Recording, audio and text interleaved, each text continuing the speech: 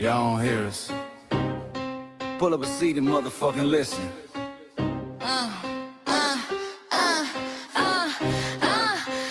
Pull up a seat and motherfucking listen.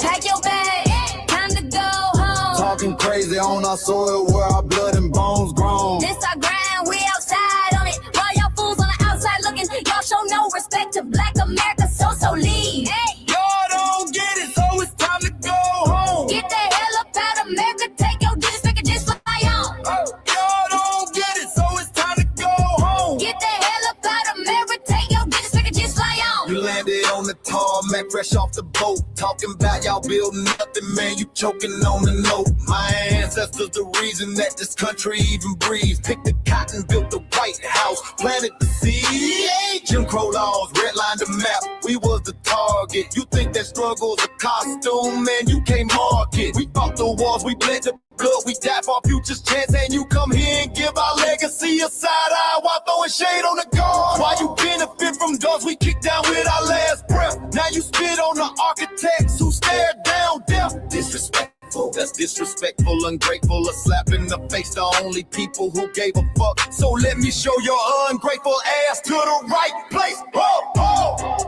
Pack your bags, time to go home. Talking crazy on our soil where our blood and bones grown. This our ground and we outside on it. While y'all fools on the outside looking, y'all show no respect to Black America, so leave. Y'all don't get it, so it's time to go home. Get the hell up out of America, take your disrespect, just fly on. Y'all don't get it, so it's time to go home. Get the hell up out of America, take your disrespect, We got just the fly on. passport, the visa, the privilege to be here. Cause my grandma didn't march for y'all, so disappear from our land. You cosplaying our pain. Think it's a trend you can borrow, but you ain't inherit the ghosts of our sorrow. We the foundation, the bedrock, the soil, and the root. You not no branch on our tree, and unproductive people always cosplaying me. Talking about we ain't do nothing, you lost your mind. We built this from nothing, time after time. From the beginning to now, we been the backbone and muscle. Why you look down on the struggle and cause a whole tussle? The energy style was discussing, it's whack. So let's make it clear, there's no turning back. This land is paid for in full. In blood, sweat, and tears, and dreams deferred. You don't get to come into a house we built from the dirt and telling Black America y'all ain't worth nothing. That's a violation, facts. Pack your bags, time to go home. It's our soil on our soil where our blood and bones grown. Show respect, this our ground, y'all just tenants on a leash. Or get the step. Show no respect to Black America, so leave. Don't get it, so it's time to go home. Get the hell up out of America, taking your business, I can just fly on. Don't get it, so it's time to go home. Get the hell up out of America, taking your business, I can just fly on. Yeah, fly little birdies. Fly on back to where you came from. This ain't for you. The soil is sacred. We said what we said, It's time. for y'all to go home. So fly a little birdies fly. So fly a little birdies fly. So fly a little birdies fly. Fly far, far away from here. So fly a little birdies fly. So fly a little birdies fly. So fly a little birdies fly. Fly far, far away from here. So fly a little birdies fly. So fly a little birdies fly. So fly a little birdies fly. Fly far, far away from here. So fly a little birdies fly. So fly a little birdies fly. So fly a little birdies fly. Fly far, far away from here. Bye-bye, little birds.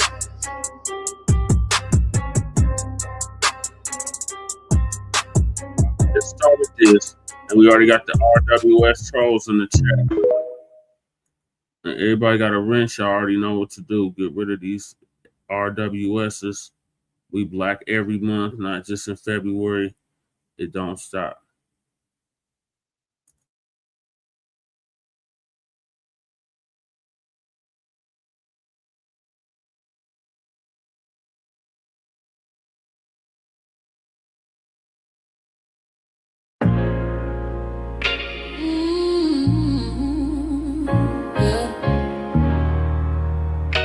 They thought we forgot, but we never forget. This one's for the root. built this land from dust and tears, 400 years, and we still here. They write new rules, but they don't see. Every freedom they got came off you and me. We planted seeds, they took the bloom. We lit the flame, they left the room. But we back now, no disguise. The spirit's woke, we realize. All we want is what we earn. That sweat and blood, yeah, that table turn. You can't buy culture, can't fake that fight. This is our day, this is our right.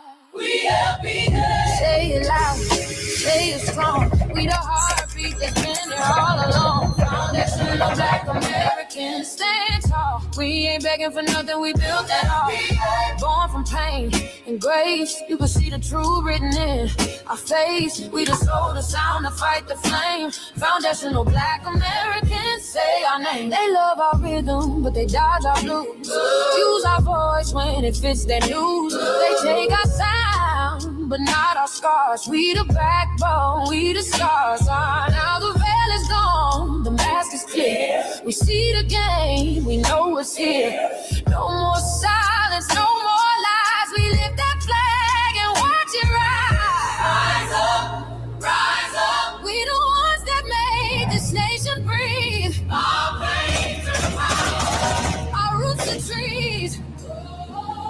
We know world is rhythm and grace shows, and now we're reclaiming our rightful place. Can't copy courage, can't steal pain. You can't inherit soul by changing names. Our story ain't done, it's the revival. We guard the gate, it's about survival. We FBA, say it proud, say it loud. The world dances on what we vow. Foundational Black Americans, still we stand, still we fight, still we demand. Every block, every song, we've been right here all along. The soul of a people strong and free. Foundational Black Americans.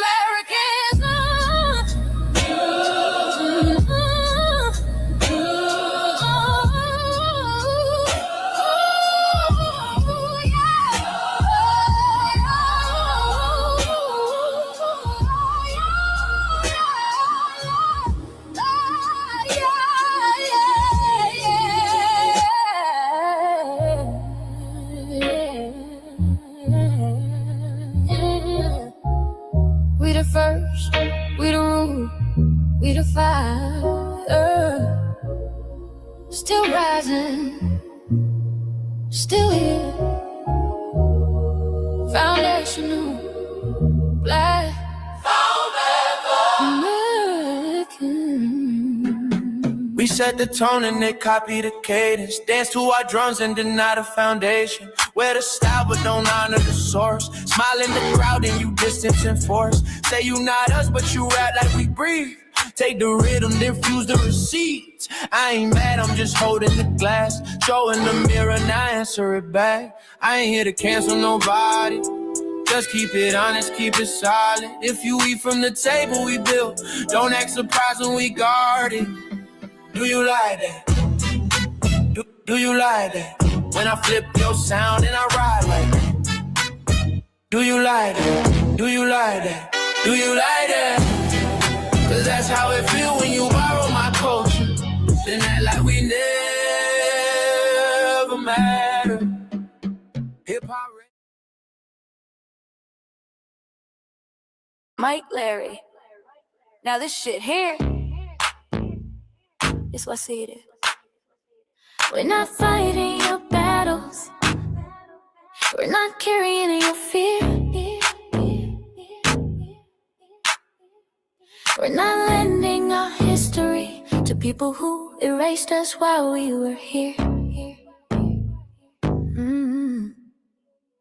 Just cause you're born here, don't make you FBA. That makes you a citizen, learn the difference today. This is lineage, not a look you can wear. Not a costume you borrow when it benefits you there. You use our culture like an access card, backstage pass, a straight facade, but now the mirror's in your face. No disguise, and you're uncomfortable looking truth in the eyes. We didn't leave our land to beg for a chance. We stayed, we fought, we took every advance. That's the separation, that's the line you cross. We paid the price, you learned the cost. You waving your flag on our soil, but fighting not to go back home. Waving your flag on our soil, building comfort on a foundation you didn't own. We waving our flag, red, black, and gold. Stood our ground, never sold. You waving your flag on our soil, but scared to build what you claim you love. Our humor, our style, the way we move, the smoothness, the sound, the things we prove. Music we birth, language we shape, innovation forged under constant escape. Warrior spirit means stay and defend, not flee your land and rewrite the end. You call it success, but don't confuse the two. Ease came after what we went through. You abandoned your land and called it strategy. You wave that flag loud, but won't return to build your legacy. That contradiction tells the story for you.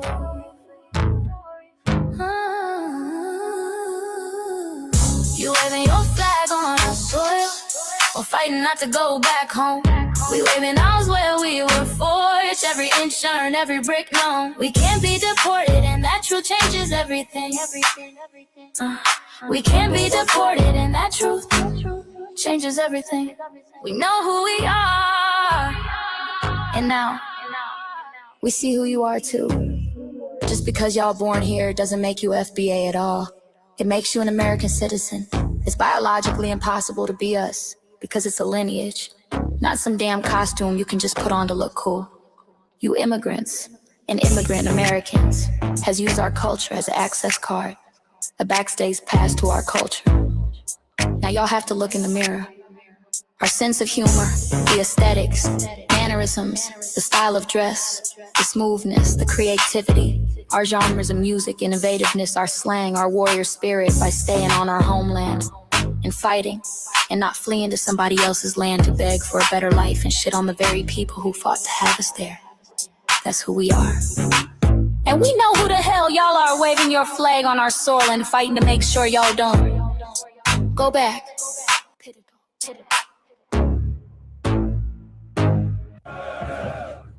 You can't leech off our culture anymore. Beat it!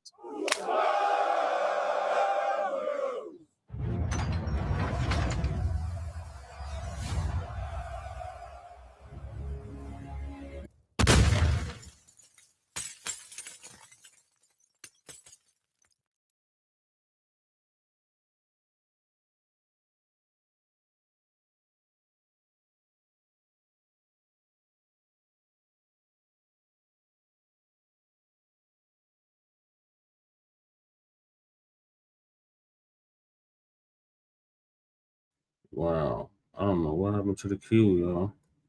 Let me tell you message. Y'all, they fucking with the string heavy tonight. Already got RWS trolls in the building. No trolling allowed, especially from the RWSs. That's right, Connie. Or Cosmic Blackie, yes, that's right. Yeah, they fucking with the stream tonight. Let me hop into the trailer.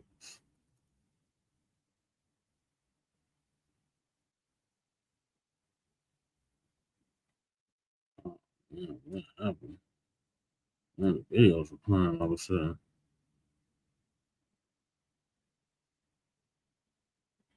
Uh-oh.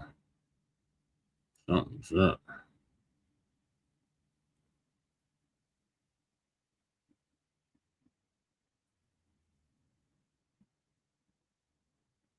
Is there others going on? Did YouTube just go out? Well,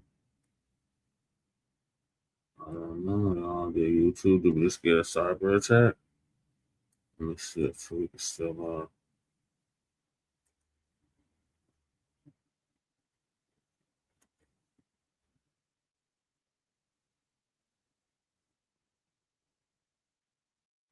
We begin today's show with the latest on the Epstein files. Former President Bill Clinton testifying today before Hey, sorry I'm late. Connections with serial sex offender Jeffrey Epstein. You're right on. This comes after Hillary Clinton denied. They are stream heavy tonight. Yeah, I don't know what's going on with YouTube.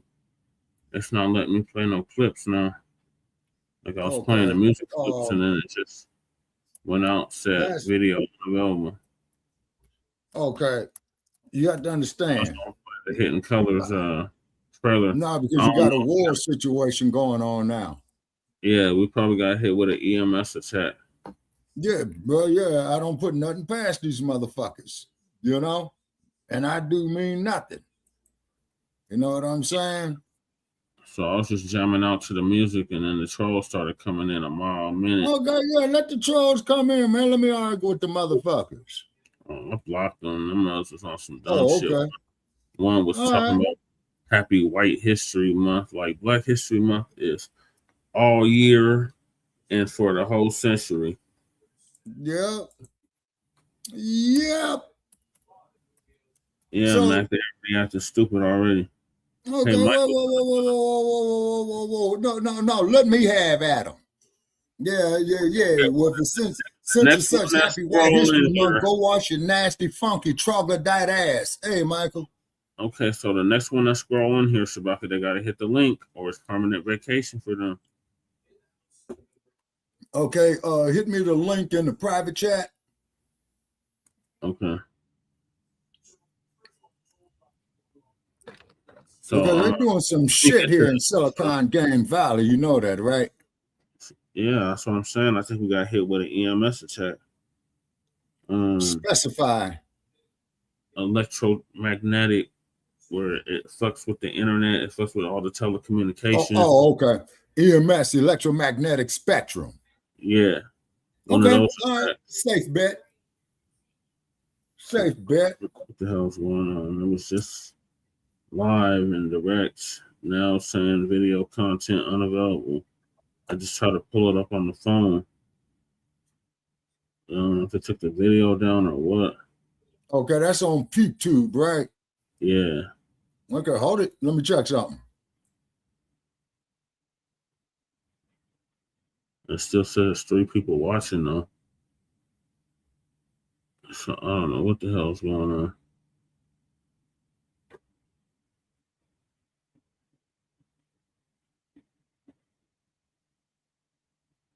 Yeah, it seems like an EMS attack.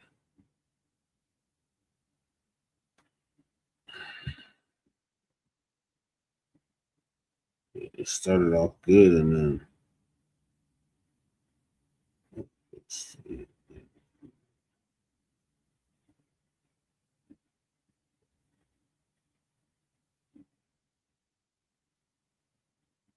Yeah, so I can't even do the damn show now. Hold on, y'all. I'm gonna try something.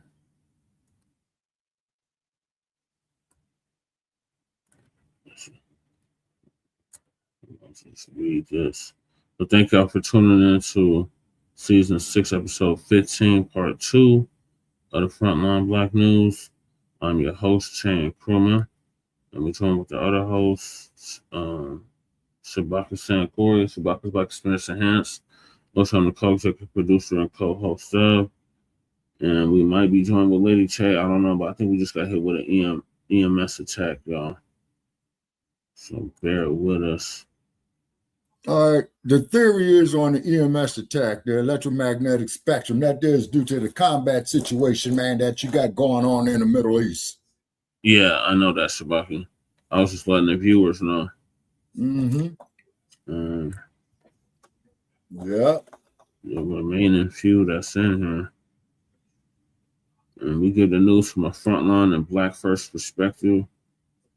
So we're going to be discussing several topics. The first topic is on this season 6, episode 15, part 2 of the Frontline Black News. You know, erasing history is something that you have to do when it comes to conquest, domination, and destroying a people. What the hell is going on, y'all? Hold on, let me get to this trailer. You see the trailer? Is it sharing? No, it says video unavailable, sir. It just started playing out of nowhere though. Like I could hear it playing, but I couldn't see it. Yeah, the Hidden Colors trailer. Yeah, let me start. Hey, Michael, please come on up and join us. Yeah, the link's been dropped in the chat. I don't know what the hell's going on. I think we got hit with an EMS though. Okay. You were supposed to be.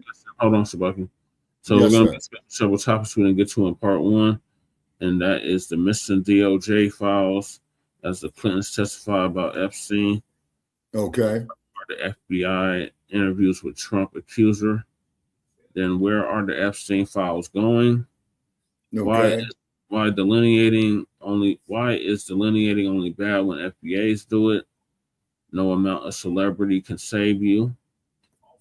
That's in reference to Jasmine box of Crockett's Crockett shit, as I call it. Representative Jasmine Crockett, or Crockett shit, is finding out how anti-Black many Democrats are toward her.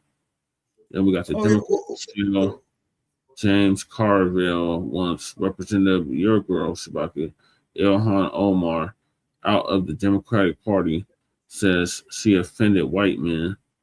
Then Representative Ilhan Omar yells at President during State of the Union. Many Americans, many white Americans, didn't like that. Then Haitian says Black Americans lack unity and are trifling. The generosity. And then are Africans talking or taking foundational Black American resources under USADF? Yes. Americans leaving the U.S. in record numbers. What's really happening in 2026? And we get a news from a frontline and Black First perspective. We are a part of the New Black Media and also the Signal Boosters of the New Black Media. We have been around for 6 seasons now, and we have several platforms that are part of the Frontline campaign. Frontline Black News is the first one. We started back in 2020, 2021, and Shabaka's Black Experience Enhanced is based on the 50th anniversary of the founding of the original Black Panther Party for Self-Defense. We started on Blog Talk Radio back in 2016 and have been around for 11 seasons now. Can you believe it, Shabaka? It's been 11 seasons. Oh, I believe it. And yeah, I got the scars to prove it. Covers the Black experience from the beginning of time until 10 minutes ago. And it's also part of the Frontline campaign. It has recently, within the last 2 years, moved from Blog Talk Radio to StreamYard. Please make sure you like and share the broadcast, family. Please join us on StreamYard, YouTube, Frontline Black News. The links to all of our channels are in the description, including Frontline Black News, Frontline Black News 2, the backup channel. Make sure y'all sub up to that. My personal page, which just got out of a strike, just a parasitic and crewman. Make sure y'all sub up to that. That's where we have all the city council meetings, the community events, and whatever I might feel like filming for the day. That's on that channel. Then we got the queen of the Frontline, Lady Che, her channel, Seduction Doll. Make sure y'all sub up to that. And her other channel, The Revolutionary Agenda, and she just covered a bunch of stuff that happened with the Iran and the immigration on the RBA. She covered those data centers too. So make sure y'all check out that. And then we got Shabaka's channel. Link is also in the description. Then we got our cousin, our Lobster out the Bay Area, Jay Militant. His channel link is also in the description. What's Cracking TV with Jay Militant. We got our certified B1 brother out the Mile High, Kukizi. He usually does our intro track for the Frontline Black News. His link is also in the description. We got our brother out of Virginia, Breeze Omega. Shout out to him. He was live earlier. I was on this live earlier, Shabaki. He just surpassed 1,000 subs. And all right. Make sure y'all sub to his channel. And then we got our brother out from Watts, California, who's now in Houston, Texas, the Church of Black Power. He was live earlier as well. Make sure y'all check him out. Sub to his channel. And last but certainly not least, we got Black Truth United, our young brother. I believe he's out the Midwest. he blocked me recently on his channel, but we're still showing love because he came up with the B1 Rolodex, which is a modern day green book for FBA and B1 businesses alike. And as far as I know, I'm in it. So I'm in it for my political work. So make sure y'all check that out. The link to submit your business is also in the description. The link to the Rolodex itself is in the description as well. Then you have the petition for reparations. Please make sure you sign that as well. The change.org petition. We got the Kickstarter link for Hidden Color 6. I was trying to play the trailer, but as you can see, we got it hidden with an attack. Kickstarter link for the Hidden Color 6 is also in the description. And Lady Chase GoFundMe is also in the description. Then we got copyright disclaimer under Section 107 of the Copyright Act of 1976. Allowances made for fair use for purposes such as criticism, comment, news reporting, teaching, scholarship, and research. And I do not own the rights to the music. And if you don't understand racism, white supremacy, what it is and how it works, everything else you do. Those are economics, education, entertainment, labor, law, politics, religion, sex, and war. And some say health and nutrition, and all 9 or 10 areas of human or people activity. And that was by the late great Neely Fuller Jr., who transitioned exactly a year ago at the age of 94, 95. Full life. ProduceJustice.com. And he also said, when you as a Black person are captured as by any race soldier, you must never fuss, fight, or flee. Comply and defend yourself in court. Also by Neely Fuller Jr., like I said, who transitioned a year ago at the age of 94, 95. ProduceJustice.com. And racist white supremacy is conscious and subconscious to maintain white genetic survival to prevent white genetic annihilation. And that was by the late great Dr. Francis Cress Wilson, who transitioned at the age of 80. And shout out to our FBA brother Tariq Nasheed for paying for her funeral. We got Ray and Kukisi in the building. Salute. Yes, and we got Brooks, Sister Brooks, Freedman fund, if you will, reparations fund. Make sure y'all hit that, sign that letter for the New York Assembly so they can pass a reparations bill in the state of New York. And what else? Okay, we got a troll here. Yeah, we're gonna get a troll who says that white people are 10% of the world population. They are the greatest race on earth. Get that son of a bitch up out of here. About you, Caucasoid. Yeah, nothing good. Yeah, get your Nabisco ass out there, man. You know what I'm saying? Get the fuck up out of here. Because I'm not in the goddamn mood tonight for this bullshit. You wanted him to come up, Shabaki. Oh, wait a minute. I stand corrected. Yeah, send him the link. Hey, Nabisco.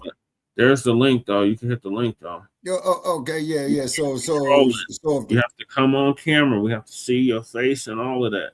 No porn woman, no none of that bullshit that you crackers do. Because I love to come on our feeds and fuck our shit up. So no. Yeah, right. Okay, this bullshit right here, Black Irish were first imported chattel slaves. Fuck you and that bullshit. Is for the simple fact you goddamn Irish borrowed own slaves too. Shabaka, that's cruel. Yeah.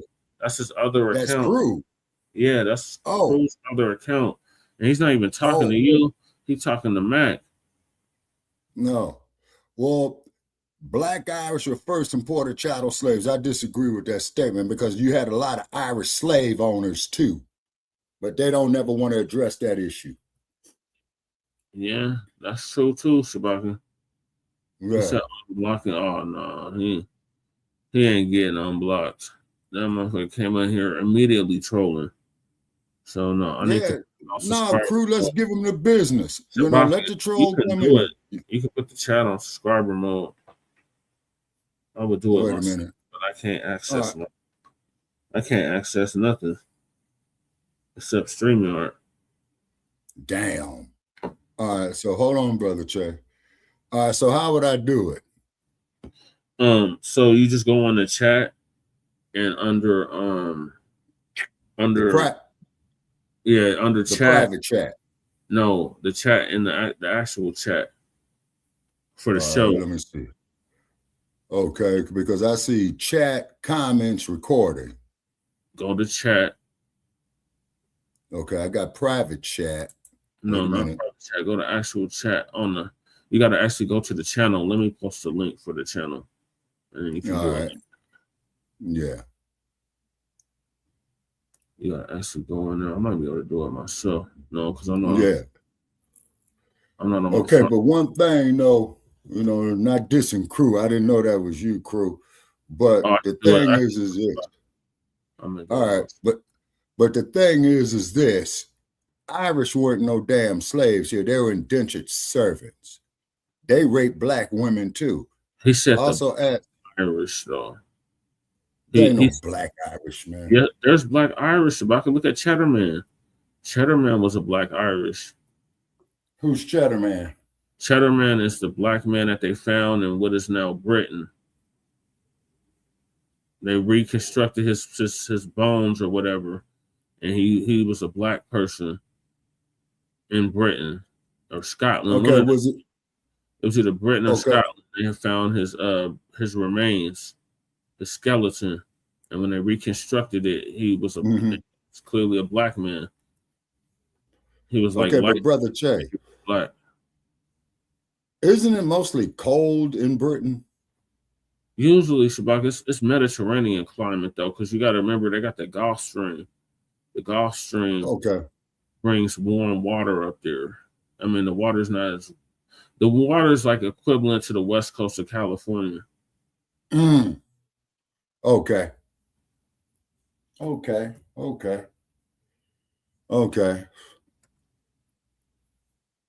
I'm not getting the studio. Why am I in the studio? It's not what I was trying to do. Hold on, y'all. I'm trying to get in this chat and make it where they have to subscribe to troll. Okay, Crew is saying they unblock him, and okay. All right, yeah, Crew, I didn't know that was you, man. I didn't know that you had another yeah, his other account is Ray Gun. That's okay. That's his other account. Okay, Crew is saying unblock him, then he got to take the link. If he don't take the link, he gets blocked. Okay. Okay, we got Chris Booker. Okay, Mr. Booker. He says this show sucks. Then why are you here? Why are you here? Okay. This is real. You hit the link or get the hell up out of here because we're done playing with you, Chris. Yeah, man. See, because we're not in the mood for dumb shit. Hit the link or it's permanent vacation, Chris. We don't have time to play these dumbass games with you. This is real. This is his other account. Okay. He said I got done modeling for Tariq. He was taking a joke for the last 10 minutes. That's off of my comment. Oh, okay, that's what's up. I seen he was live. I was watching him before I went live. And then this shit happened. I can't access nothing. I don't know what the hell's going on. Okay, and I spoke with our sister Trish yesterday.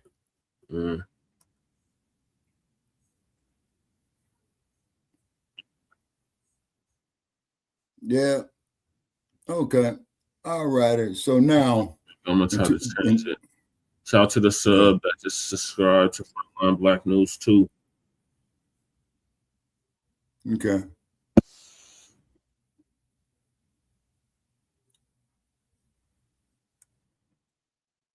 I'm trying to get in this damn chat and make this where they got to troll. I mean, they got to subscribe to troll. Right. Okay. My car is getting back in shape, so I may be able to come out that way next few months. Okay, well, don't come until May. Because if you come in April, you're going to get dumped on. Yeah, tell me about it. Well, you came in March. That's a big no. You definitely don't come in March.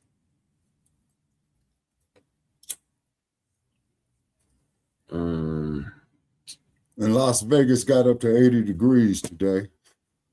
Oh yeah.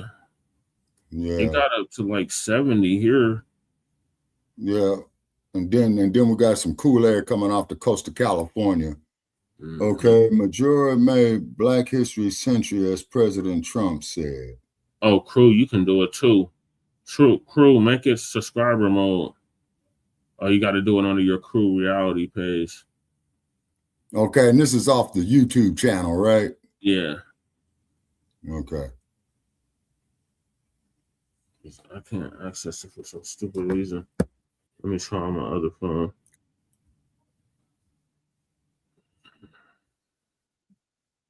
So those are the topics. So y'all hit that link. I'm gonna chop it up with us. Okay, yeah. So we're gonna give his ass, man, 2 minutes. You know what I'm saying? He get a permanent vacation. He should already been hit the damn link. Yeah. Okay, man. He don't want nothing, man. He's just talking shit, man. Talking, you know? Like, boom, boom, and saying nothing.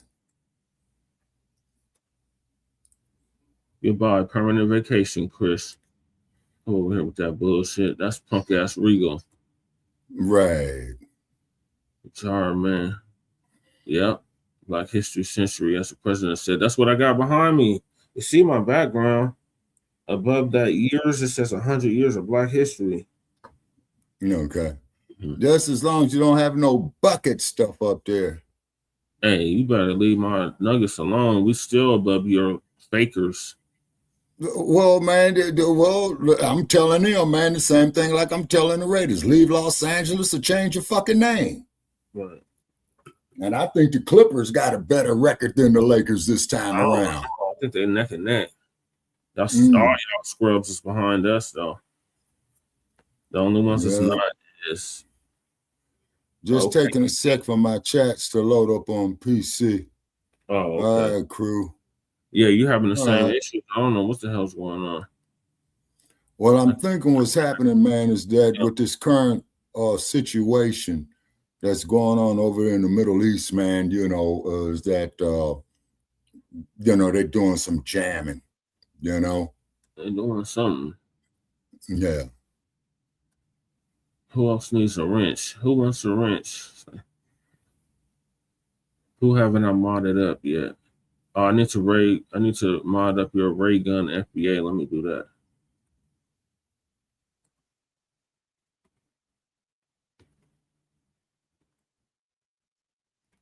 Now on a moderation, is that there through StreamYard, Brother Che?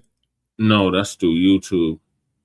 Oh, okay. You can make people mods, like I made you a mod, but there's two types of mods. There's standard mods, and then there's managing mods. Okay. Usually the managing mods, they part of the crew. Like and they can change the chat at their will. Like they can make a subscriber only, which I'm asking to do now, but he's on a different account. So I'm trying to add his other account to this one. Okay.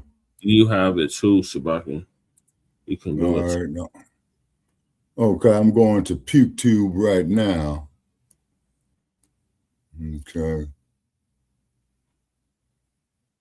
Okay. So far, it just shows here one watching. That's not letting me do it. Okay. What the hell's going on? It's not letting me do it all of a sudden.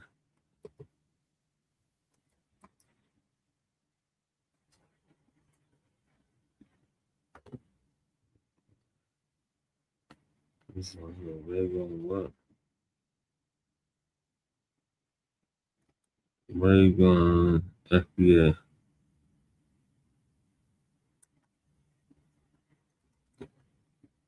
There you are. Okay. All right, you're a mod on that other channel too, cool. But it went managing mod. Okay. They put an age limit on it. Okay. Oh, that's from a month ago. Did they just strike the channel again? The fuck? Well, YouTube. Yeah, it's showing I got a strike. Damn, so they struck the Frontline Black News for what? What the hell did we get struck for? Oh, this is the one from the end of last year. Oh. Okay. Let me see something here. I don't know what's going on, Shabaka. This is kind of weird. Mm-hmm. It's just that I got the clips all lined up and it's not letting me play nothing. We just got to improv. So, what are your thoughts on the Epstein files? Okay, Epstein files. Mm-hmm. They need to release them. You know what I'm saying? Arrested. Yeah, they need to start making some type of arrest in that, man. Okay. And let me see here. I'm in my YouTube. Oh, you're welcome. Okay. Yeah, you got to trust the manager, man. It just can't be anybody. Can you hear me? Yeah, I can hear you. Oh, okay. What were we gonna say? Okay, well, I got up here past live streams. On 227, we got 10 views. 18 hours ago, on Frontline Black News, got 105 views. Yeah, that sounds about right. Yeah. Oh, yeah, you're welcome, cool. Michael said there was no coverage of the NBA. Michael, hit the link. Michael, approve. Somebody hit the damn link. Yeah. This shit is weird. I don't know what to do. I can't share nothing. So we're just going to have to improvise tonight. Yeah.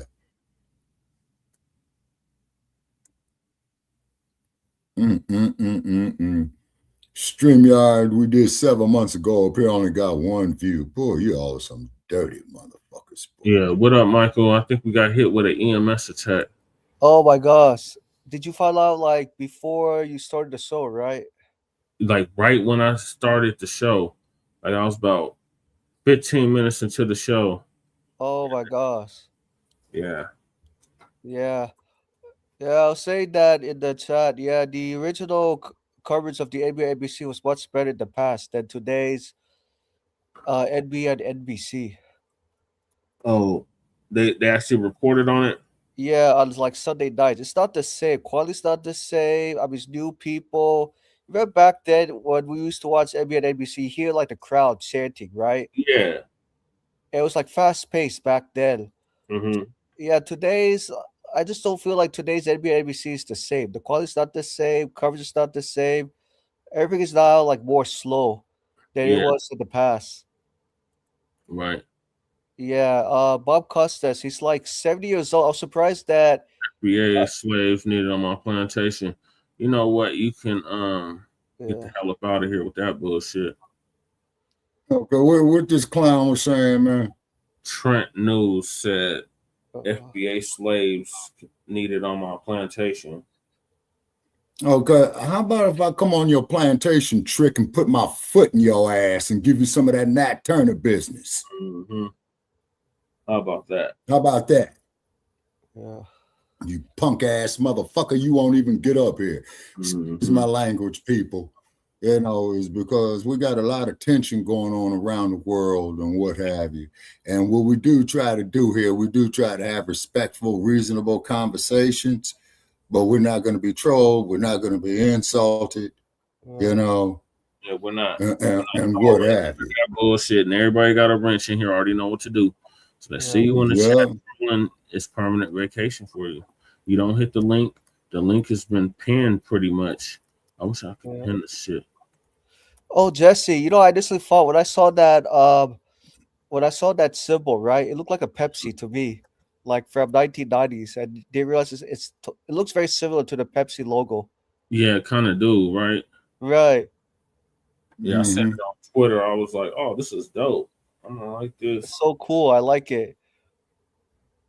Yeah. Yeah, because Black History is every month, not just one. Right.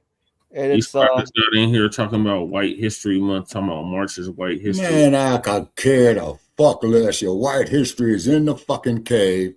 It's in the toilet. It's in filth. So go wash your ass and you might have some type of history. Okay. Yeah. Yeah. Especially and I hate to be like, and I hate to be like this here, Michael. Sir. Okay, it's because the reason being is that these damn Nabiscos know that they're wrong. You feel me? They know that they're wrong. Yeah. Yeah. And they don't want to deal with it. You see? Thank you, crew. Thank you, Ray Gun. Ray Gun just made me an editor on his channel. Oh, cool. Yeah, unfortunately, make most, me a guest speaker, crew. He does game and shit about here. He's like, right. He don't do content like that yet. Cookies, he said happy melon in March. Yes, sir. Mm-hmm.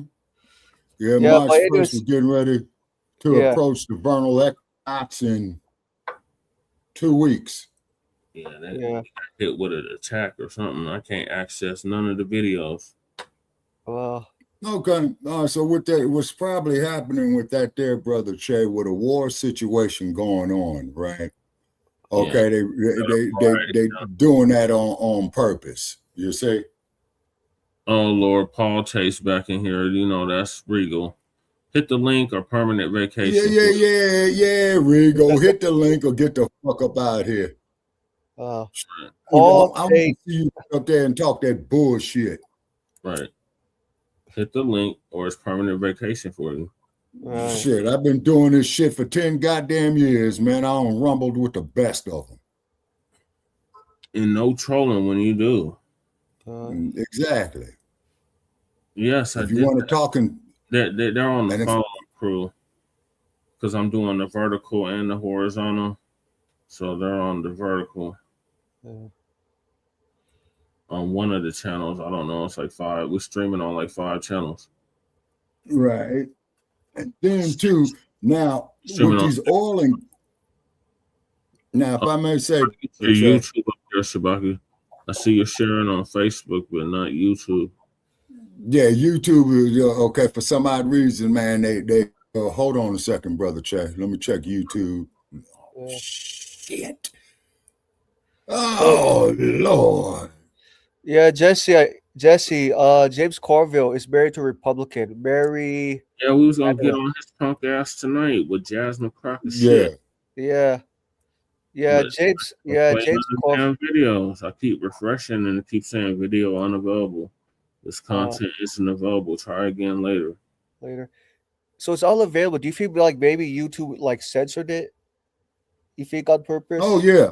That's a given. That's a given. But if there's been an attack, then we ain't the only ones that's experiencing this right now. Right. Okay, Michael, are you on YouTube? Let me see if I can find somebody. On YouTube. Unfortunately, I don't have a YouTube channel. Okay, because I was going to ask you to subscribe to me because I got 35 subscribers. Okay, wait a minute. Okay. Oh, nice. You were just at 34, so you just gained a subscriber. That's what's up. Right. Okay, Joe just inboxed me. He says he's eating dinner. He'll check back going on YouTube. Oh, you talking about Black Joe? Yes. Okay. Didn't mean to disturb the man's meal. You know what I'm saying? Okay. Yep. All the lives are fucked up too. Oh, it's Sabaka. Your YouTube channel is called Frontline, right? No, negative. Oh, okay. Genep 1. Genep 1. Got it. Okay, Genep 1. Okay. Yes, sir. G is in George, E is in entry, N is in Nancy, I is in India, M as in more, P as in power, 1 dash YouTube. Okay, that's YouTube. Okay. I'm going because I think what I have to do, brother Che, Okay, I think do I have to get up to 1,000 subscribers on YouTube? Yeah. No, it's like 500. Okay. All righty. You Okay. used to have to get 1,000 in order to get monetized, but they lowered it. It's 500 now. Okay. All right. So let me see here. Okay, wait a minute. I don't know why none of these videos are playing.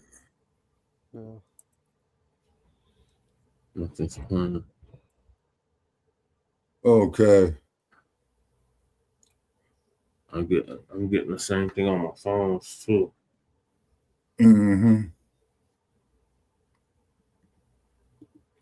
Let me see if it's just the account that's acting up. Okay, and I'm trying to get Sister Nefertiti up here as well too. Okay.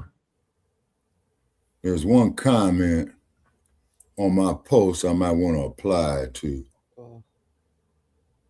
Oh, okay. He's trying to keep Americans from voting so he and the Republicans can stay in office. We need to vote all Republicans out expeditiously. Okay. They fucking with my shit. They fucking with my page that just got out of strike. Because I just went into hit you with another one? They had to have, because I can't access nothing on my personal page. Oh man. Uh-oh. It's all good. I got ways around this bullshit. Mm-hmm. Okay, so which means is they keying, man. Yeah, these jokers are keying. Mm-hmm. Okay, now Joe was saying that he had mentioned something about the black Muslim. Oh, we got White is Right before I'm taking over your FBA crap. You taking over it? How you gonna do that? You can't take over. Yeah, how you gonna do? How you gonna do that, man? And you think we're gonna let you do that? How you gonna take over a lineage? I don't even make no. White is Right. When was the last time you been in Las Vegas, man? Right. You Alabama, the link or it's permanent vacation. Okay. Hey, White is Right. Why don't you come bring your Nabisco ass out here, man, and sit in the sun with me in June? Yeah, so the White is Right. Do you think he's a white guy? Yeah. Yeah. Because no black person would say no shit like that, not unless he's been totally coonified.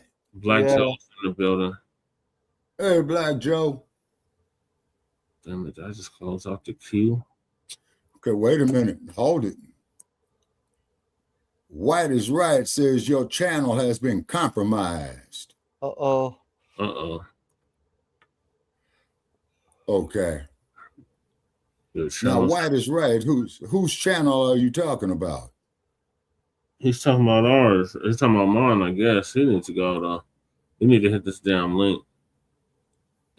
This threat has always existed, and I was warning before the Texas attack. Okay. Yeah, he's got a permanent vacation. We don't have time for that bullshit. This threat has all. Yeah, exactly, Black Zone. The black. Oh yeah, the threat in Texas. What was that shit? Yeah, in Texas, in Austin. Damn Somali shot and killed a bunch of people tonight, Shabaka. Oh man. YouTube will automatically stream a vertical stream for you anyways. Yep, that's what it's doing. Okay, so let me see something. I'm trying to get my queue up. And now my queue is clear. So Jesse, who's your favorite basketball team? The Nuggets. The Nuggets, Denver Nuggets. Oh, okay. I just thought that you like a basketball team outside the mountain area. Maybe like the Lakers. I used to be a Bulls fan. Bulls fan? I like the Heat. I used to like the Heat. Right. Who just hit the link? Oh, Shabaka. Okay. Hey, man, check this out. I just got on my board saying that this channel has been compromised. Damn. Which one? There's 5 different channels, so which one? I think it's the StreamYard. or if it's not the StreamYard, hold on a second. Let me see something. It's like 6 different channels or something. Yep, 2 minutes for permanent vacation.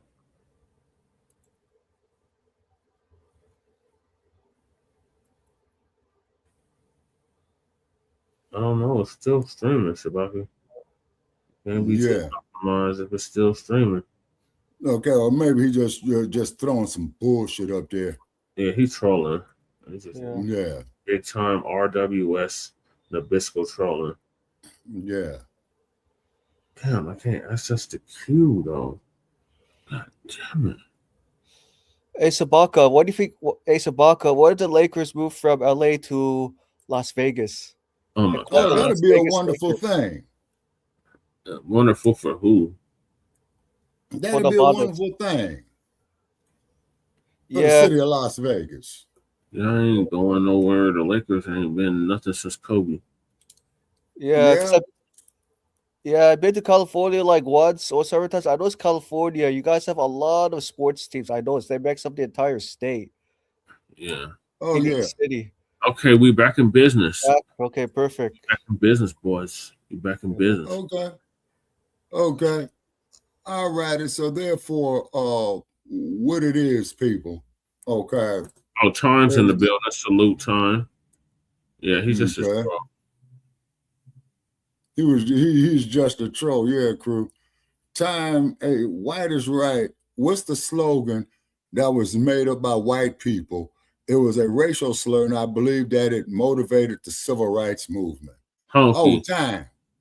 No, I think it was your boy, old frog face. Segregation yesterday, segregation today, segregation mine. Yeah, I think it was frog face Time.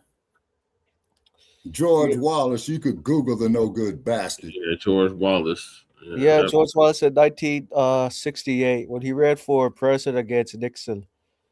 Wait a minute. In the primary, Primaries, right. Yeah. And he lost it to Nixon, but he made that segregation yesterday and he made that statement about what was that, Brother Chad, by 1962, I think. Yeah, now I got to play the Hidden Color 6 trailer first. Yeah. Okay.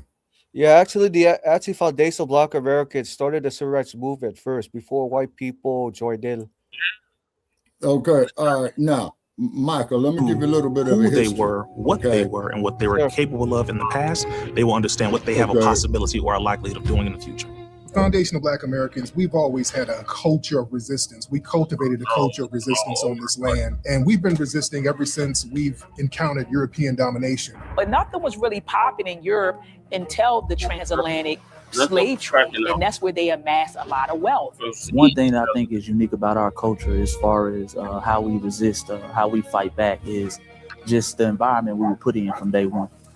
Being only 13% of the population, the white supremacists were very meticulous about keeping that population at a certain amount. Mac 285, we just got some damn haters up here, man. You know what I'm saying? We did not resist the encroachment of the white man. They have a natural behavior of authority no matter where they go. That's why they'll step up in front of us in the line at the store. We're not important. They don't even see us. We've never been able to excel. We've never been able to relax. We've never been able who's K Pons? Which means that existence. Okay, Troll, bring your ass up here. It must be something in our Let's see DNA, if you got some balls. Historical background. Bring your ass up to here. when something Otherwise, doesn't go back right and go with shove us, some spiritually in our souls and in our spirit. You just say no. We live resistance, from the moment we're born, we're in resistance. And it's handed down generation to generation. And so I think that culture of resistance is I know the word is intelligent, and then it blossoms out into the culture. And there's Dr. So there's almost nothing in America that we do. From song to dance to politics to the way we talk, the way we dress, having coded languages considered to be slang today. Everything about Black American culture is a form of resistance. Okay, of course, they want to always downplay shoot me that there in the private chat to the global tapestry. We got 26 people watching. Because they continue to act like our number one export in this country is not Black innovation. Everyone understands that our resistance has been the cornerstone of what foundational Black Americans have always done. We are the light that breathes everything into this nation. The further back you go, the further Black you go. It's just simple like that, brother.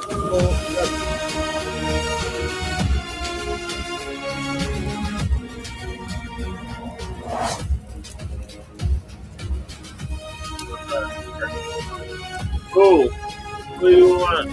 What do you want to learn how to take a joke? Stop calling. K-Pons laugh my ass off. Learn to take a joke. Hey, Cap Wins, bring your ass up here, man, and I will show you a joke. You get better material. If you're gonna troll, at least troll better than that. Come on. Yeah. Medgar Evers and Rosa Parks in 1963, MLK, and we had others. Is why that slogan "White is right" because white people singing Black people making a stand before 1968. Yeah. Okay, time 18188. I think you might have a point there, man. I think you might be referring to a crew that they refer to as the Deacons of Defense. Yep, they were in one of them videos I played earlier to start the show off before we had the technical difficulties. But we back in business now, so we're gonna get on the Epstein files. Is anybody actually gonna get arrested besides the former Prince of England? Right? Yeah, but Prince Andrew, he former President Bill Clinton is testifying today before a congressional committee over his connections with serial sex offender Jeffrey Epstein. This comes after Hillary Clinton denied ever meeting Epstein or knowing anything about his crimes during a more than 6-hour close. You know that was a goddamn lie. How the fuck your husband is best buds with this motherfucker, but you never had no interaction with him? Come on now, stop. Right, makes no sense. Yeah. Closed-door deposition in front of the House Oversight Committee Thursday. Clinton spoke to reporters in Chappaqua, New York yesterday after the closed-door deposition. I never met Jeffrey Epstein, never had any connection or communication with him. I knew Ghislaine Maxwell casually as an acquaintance. But whatever they asked me, I did my very best to respond. In her opening statement, Clinton denounced the process as partisan political theater and accused House Republicans of using her as a prop to, quote, distract attention from President Trump's actions and to cover them up despite legitimate calls for answers, end quote. Right. Democrats on the House Oversight Committee have called on President Trump to also be deposed. Hey, listen, trolls, we got room for 7 of you bastards. Y'all can hop up. Hit the link. Come on up. And as they say in East LA, what's the matter? No balls this thing? Yeah, you ain't got no cojones, Holmes.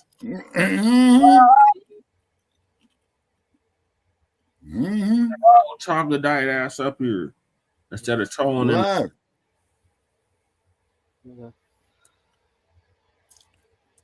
And plus that, how much you idiots getting paid for this stupid shit? Right. Mounting reports that key documents related to a woman who accused Trump of assaulting her while she was a minor, those documents missing from the Justice Department release of the Epstein files. According to an NPR investigation, the missing files include 53 pages of FBI interviews and notes from conversations with the woman who claimed she'd been sexually assaulted by both Trump and Epstein in the 1980s when she was just 13 years old. This is Democratic Congressman Robert Garcia. We want to understand right now where the missing FBI files are. These are files that accuse the President of the United States about serious accusations around sexual abuse. And the fact that they're not in the files and have been apparently either removed or discarded is incredibly concerning. And so we're calling on Attorney General Pam Bondi to immediately release those files. And lastly, I want to also add that this committee has now set a new precedent about talking to presidents and former Oh, presidents. we got somebody here. And we're demanding immediately says that could be in Biden's that we garage. ask President Trump to testify in front of our committee and be deposed in front of oversight Republicans and Democrats. That was funny. Meanwhile, the fallout from the Epstein files continues with a wave of resignations of powerful leaders in business, academia, and politics over their ties to Epstein. On Thursday, President and CEO of the World Economic... Look at all this redacted shit. Now, if a black motherfucker was in the LA County court system and did that, man, they'll hit that motherfucker with contempt of court. Shabaka, we got 56 viewers. Well, we have 56 viewers. Now we have 38 viewers. Okay, all right. Well, look like we lost 40 of them, but we got an upswing, you know. 44. We got 4. Okay. Chicken, All the right. women, the 4. Bet you racist white just won't try me no more. I'm not buckwheat, motherfucker. I'm Kunta Kinte. Gene Ray, 3919. Come on down, Gene Ray. Okay, Joe, going to it now. Kicked off the planet. Hit the link, Gene Ray, or permanent vacation. Yeah. Buckwheat. That's the best you got. Who's that buckwheat behind you? Now Joe got right on here. the forum, Porsche Brende. Oh, what did Joe say? Okay, Joe says right here, another friend was one of the many girls that had sexual relations with Donald Trump. Ooh. She confided in her that her casual quote-unquote friendship with the dump, Trump definitely seemed to have a thing for her. And she told her how he kept going on about how he liked her pert nipples, quote unquote, no disrespect to the ladies. Donald Trump liked flicking and sucking her nipples until they were raw. Wow. One evening, when they were in the shower together, she showed me it appears to be his nipples. They looked incredibly painful as they were red and swollen. I remember wincing when I looked at them. I also know she had relations with Trump at Jeffrey's New York mansion on regular occasions, as I once met Jen for coffee just before she was going to meet Trump and Epstein together at his mansion.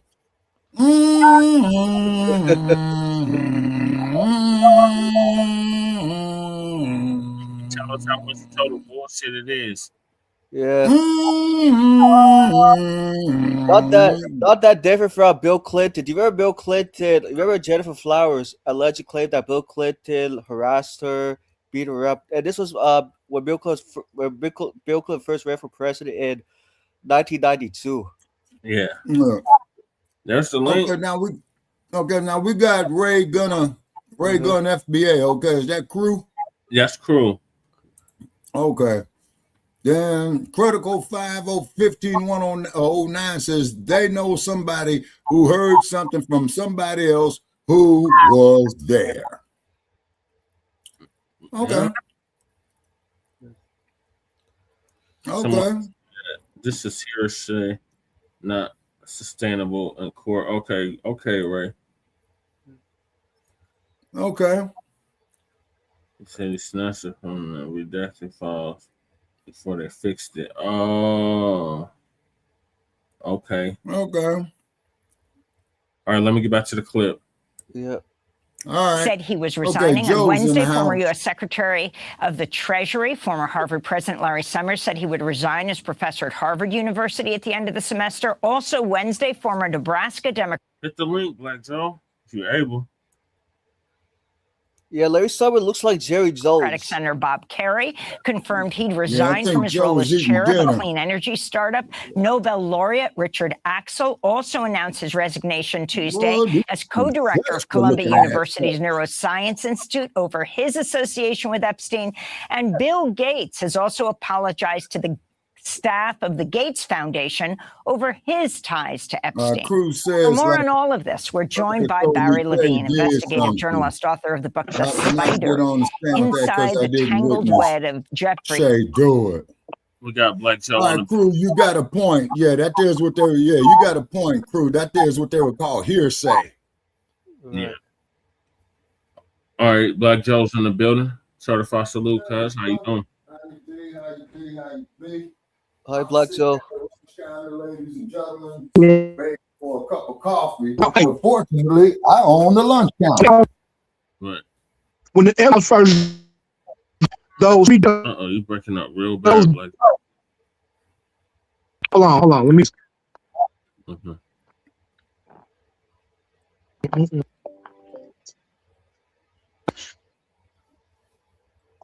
Okay, time 181 says out of the whole Epstein files, they arrested one person, and that person was Prince Andrew.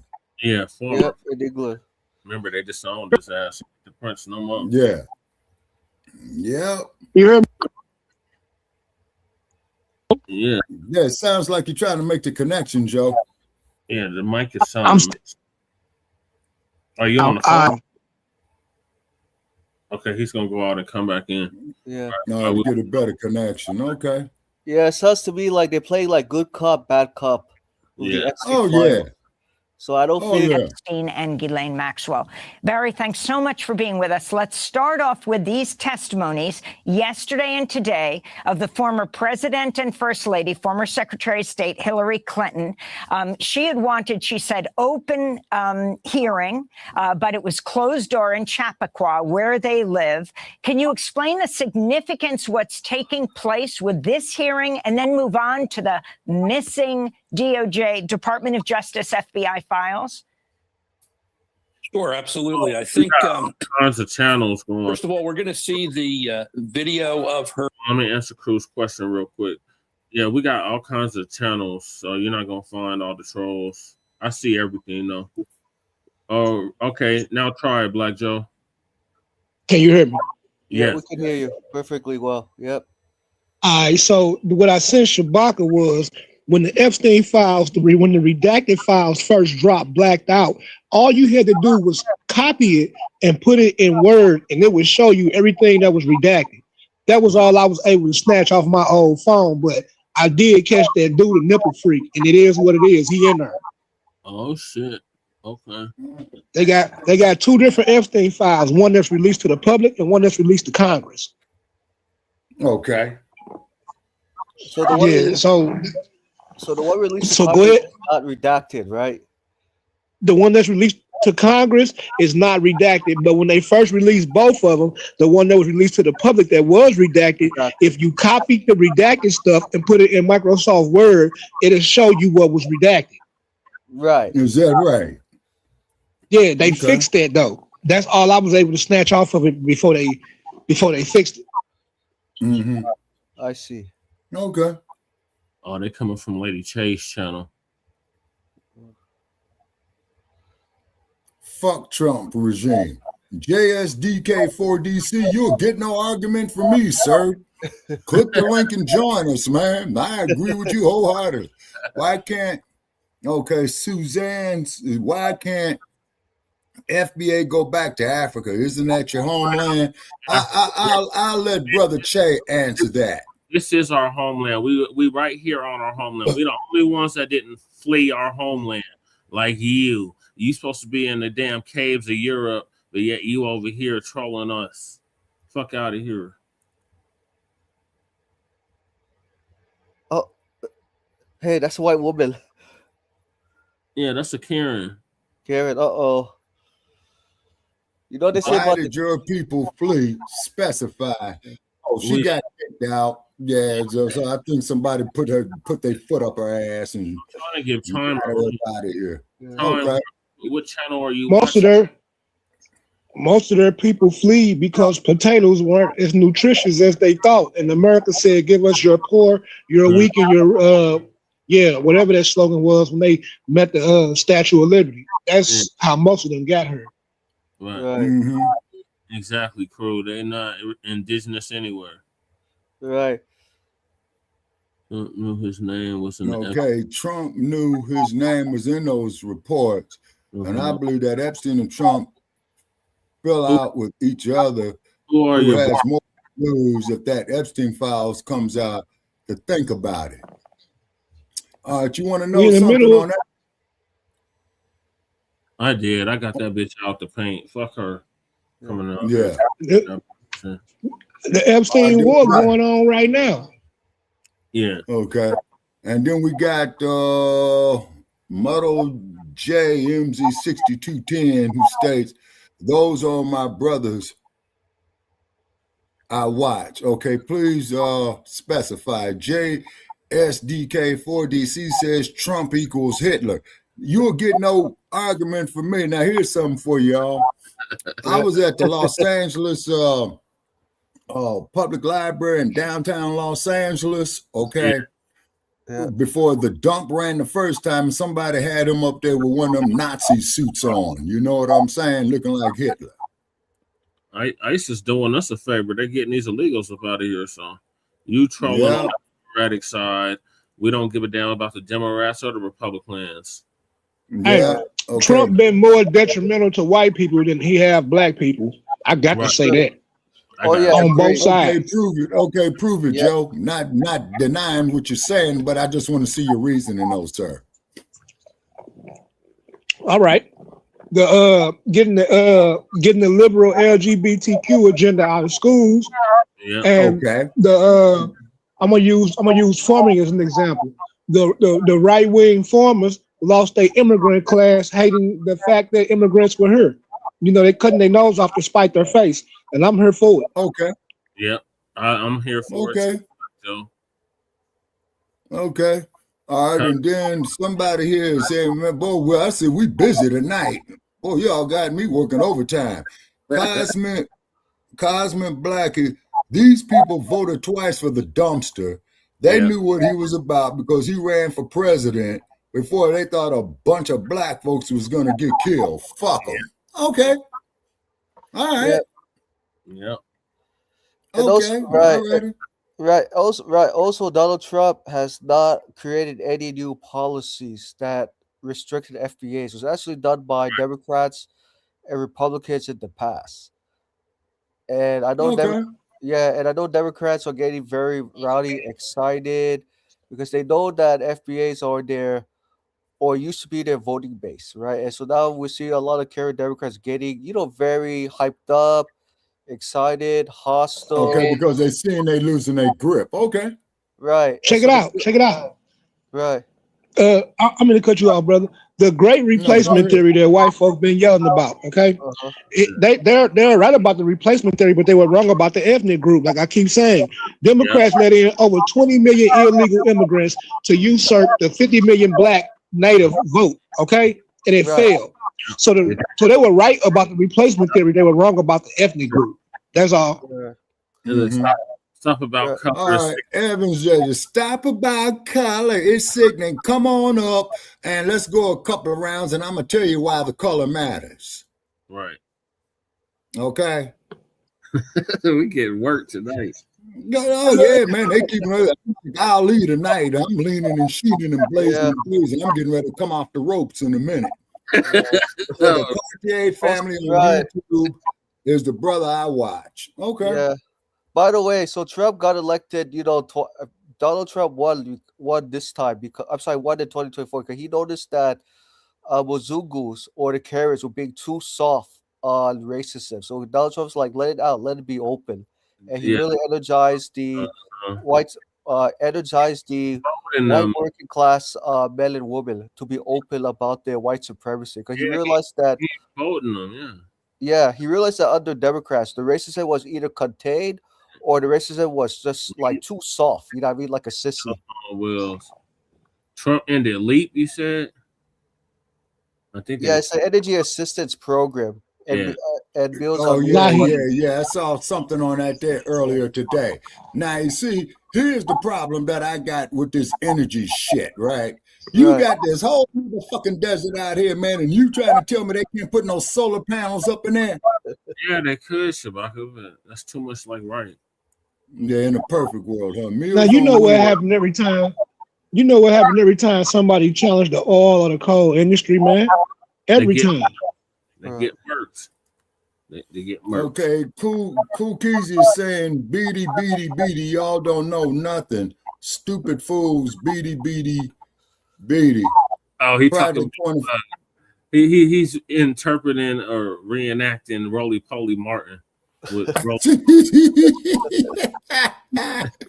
Okay, yeah, you right, crew. You got the solar panels at your office, right? Okay, now, crew, if you had solar panels out here in this desert, man, you know what I'm saying? And if you had the right solar panels, man, you back could store you for some electricity, man, probably about for the next 200 years. China already doing it. They didn't put a solar plant in their desert that they can put an artificial sun on for minutes at a time when they want to recharge. Like China already doing it. Right, China. Okay, you want to know something? I did hear about that there a few years back about an artificial sun. Talk about in the 1800s. Yeah. He said Republicans passed civil rights in the 1800s, maybe not in the 19th century.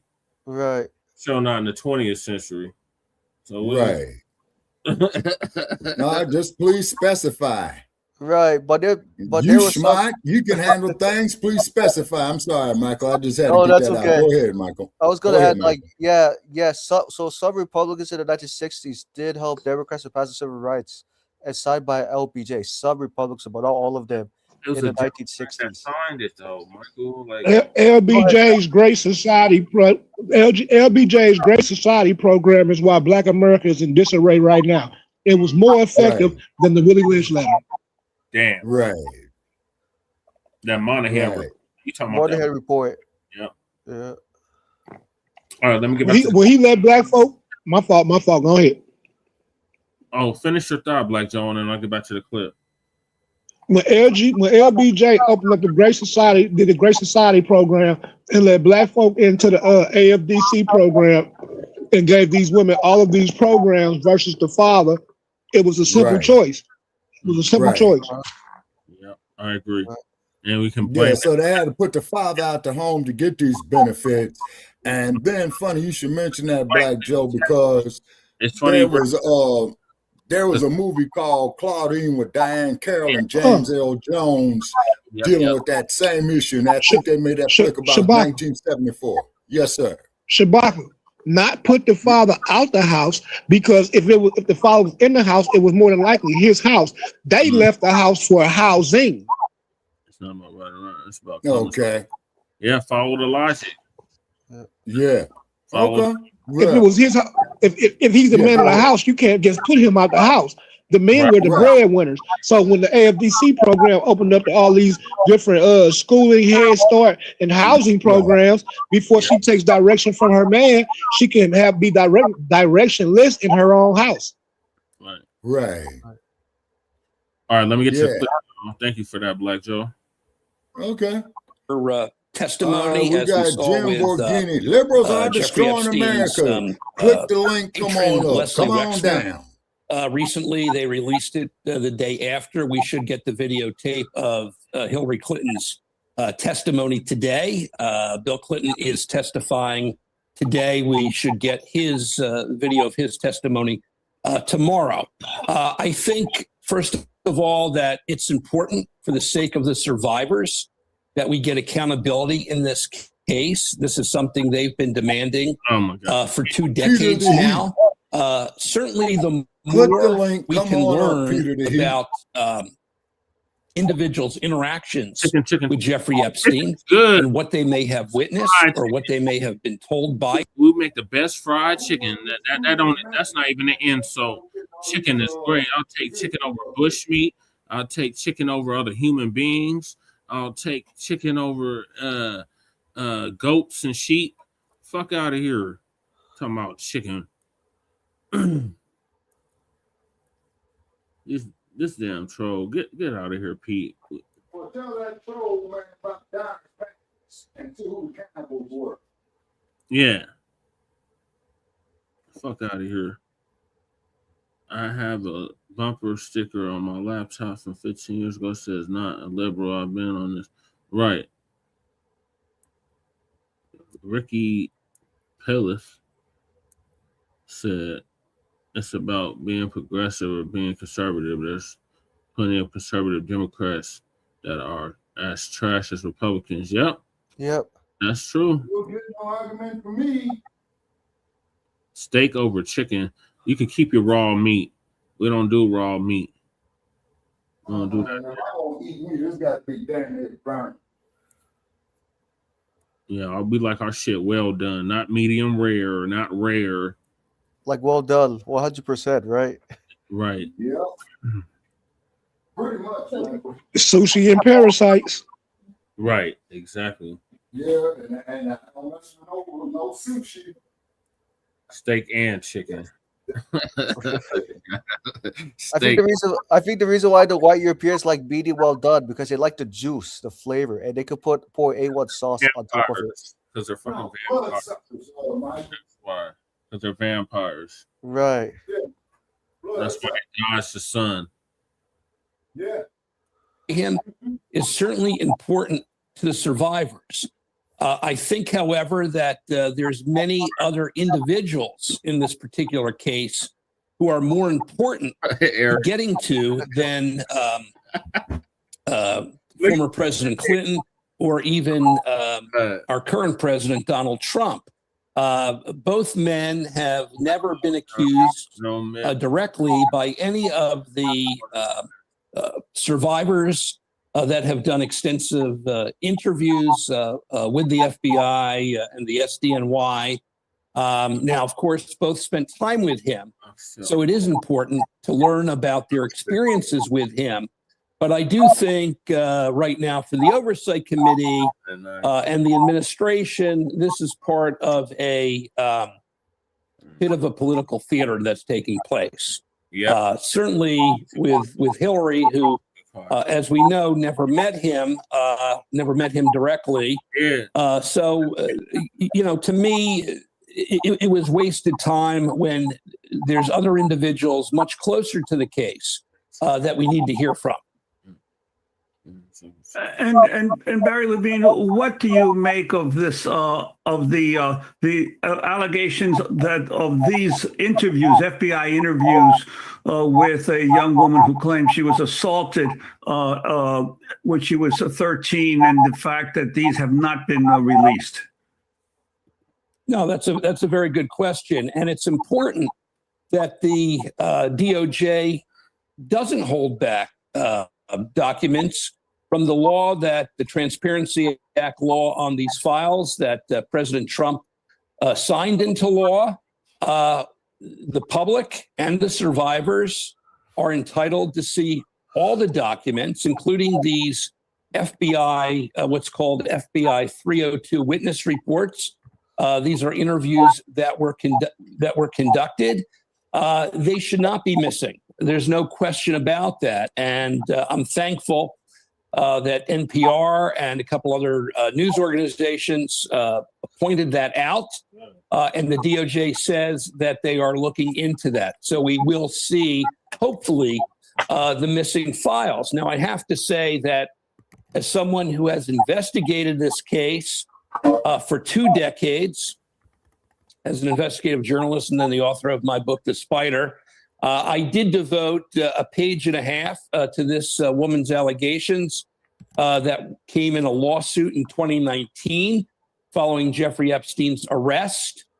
I do want to see the specifics. I think, however, that the timeline doesn't appear to be correct because the allegations center on actions that she claimed took place with Jeffrey Epstein and former President Trump back in the 1980s, specifically in the 1983 to 85 range. All of my reporting shows that former President or that Donald Trump didn't interact with Jeffrey Epstein until around 1987, both in Palm Beach, Florida, and in New York. They continued to see one another socially for the next 15 years. But Barry Levine, isn't the issue more that the I mean, all of these are allegations. We don't know what is true, but that all of the allegations against Epstein by this woman who alleges she was sexually assaulted by Epstein and also Trump, the ones on Epstein, they remain in the files. People can come to their own conclusions, but the documents around Trump were removed, and the DOJ says they're not involved in any investigation and that they released all the files. So that's the point. Why were they removed? Not whether they're true or not. Yes, I agree. I mean, we should be able to see whether these allegations are true or not. And of course, we need to continue to do fact checking, as I have started to do on this particular case, and find issues with the timeline. We still need to see the files. And there's no question that that something is wrong here in terms of the Trump administration's DOJ. If there are and the law specifically states that material related to men in these files, even if they're embarrassing to these individuals in terms of allegations, whether they're true or not, need to be made available to the public and to the survivors for the sake of accountability. So we do need to see each and every document. The only thing that they can hold back that they say could be privileged would be sensitive information related to national security. And we know that Jeffrey Epstein was involved with many other countries. There's allegations that he may have even been a foreign asset for Israel, for Iran, for Russia. However, we're talking about incidents that took place domestically involving this woman. So there would be no national security related to these documents. So by all means, we should see each and every sentence, no matter how embarrassing the statements are made by this woman against both Jeffrey Epstein and Donald Trump. And Barry Levine, based on your years of investigation of Epstein, what remains to be uncovered about his influence and his accomplices that you have not yet seen reported or gleaned from the documents so far released? Yeah, good question. There's still 2 million files that still haven't been released. I can't believe that each and every one of those files is related to national security. Why they're holding back, why the DOJ is holding back these additional documents, this is something that's been raised by Thomas Massie and Ro Khanna, the co-sponsors of the transparency bill. So we need to see everything be released. In addition to that, we learned something very disturbing recently from these files, and that is that Jeffrey Epstein hid possible evidence in 6 storage lockers around the country. He had private investigators take material out of his homes now, who's before Cal the one? police raids Cal took place. This is going 007 back talking as to. early as the police raid in Palm Beach, Florida in 2005. Material was taken out, computers, CDs, videotapes, all different types of evidence, 29 address books. We don't know to this day if the FBI ever recovered that information in those storage lockers. And it seems to me, based on my reporting, that Jeffrey Epstein was tipped to the first police raid on his home in Palm Beach, Florida in 2005, December 2005. And he had this material removed. So we don't know what's in that material. We don't know if there's additional incriminating videotapes involving any of the 20 men that Representative Thomas Massie said were allegedly trafficked by Jeffrey Epstein. Rich and powerful individuals, 6 billionaires, a political government official, someone else in politics, people in entertainment. There are men who are out there who took part in the sex trafficking that have not been brought to justice. And for the sake of closure for the victims, we need to see more by the DOJ in terms of the possible apprehension of these individuals. I mean, very interesting that the House Oversight Committee went to Chappaqua, to the hometown of the Clintons right now, to grill them. The Republicans overwhelming there. I think there were almost 60 people who went up. But it came to Les Wexner, who may have bankrolled the pedophile criminal Jeffrey Epstein. When the House Oversight Committee went to his Ohio mansion, no Republican member of Congress, may have bankrolled him to the tune of over $1 billion, went to talk to him. That's absolutely correct. Really, the money that Epstein was able to use to bankroll his sex trafficking ring for 2 decades really came from Leslie Wexner. Leslie Wexner was listed as a possible co-conspirator. He denies all wrongdoing. He says he never saw or witnessed any sexual abuse by Jeffrey Epstein with any victims. And the DOJ, the SDNY, never filed any actual charges against Leslie Wexner. But he was certainly an important individual to get to. Coming up in March, the Oversight Committee is going to depose 2 very important men in Jeffrey Epstein's life. Darren Indyke, Jeffrey Epstein's longtime lawyer, and Richard Kahn, his longtime accountant, who were with Jeffrey Epstein, worked for him for many, many years. These were men that intricately knew about Jeffrey Epstein's finances, his lifestyle, monies that were being sent out that presently Senator Ron Wyden is looking into in terms of more than $1 billion of suspicious wire transfers that took place over the years. So these men should be very enlightening in terms of what we learn from them. And as I said, I do think I think it's valid to call President Trump. He spent in 2 years, he traveled on between 16 and 27 flight legs with Jeffrey Epstein, socialized with him on these 2 trips to Africa and also Asia and Europe. As I said, he has not been accused directly by any of the victims that we have investigated. So I don't think we're going to learn any significant bombshells from his deposition today. But again, I do think that calling both of them, was really about Donald Trump going after his perceived enemies. Barry Levine, I want to thank you for being with us, investigative journalist, author of the book, The Spider Inside the Tangled Web of Jeffrey Epstein and Ghislaine Maxwell. Thanks for watching Frontline Black News, all 80 of you. Yeah. Okay, and Cal 007 says all they want to do is try to go after Trump. He was a neighbor of Epstein. 80, 72, all 72 of you. We got 72 people watching now. At least that's what it says on my end. Okay, on what? What platform? All on YouTube. You got a YouTube channel? Yes, Shabaka. I got several YouTube channels. Oh, okay. All righty. Okay. All righty. Yeah, we're streaming on like 6 channels.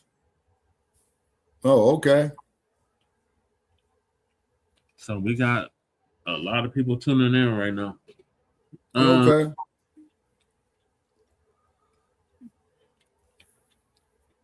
This guy, fact check the checkers. Read the files yourself to know. Oh, we read the files, so I don't know who you talking to, but you need to get up out of here. Cal 1017. No. John Jack 6682. Are you pro-Iranian? No. You guys keep an open mind and you do your critical thinking. Okay, another one says, if I just say he's lying, it makes me feel all warm inside. I'm a soft-handed liberal.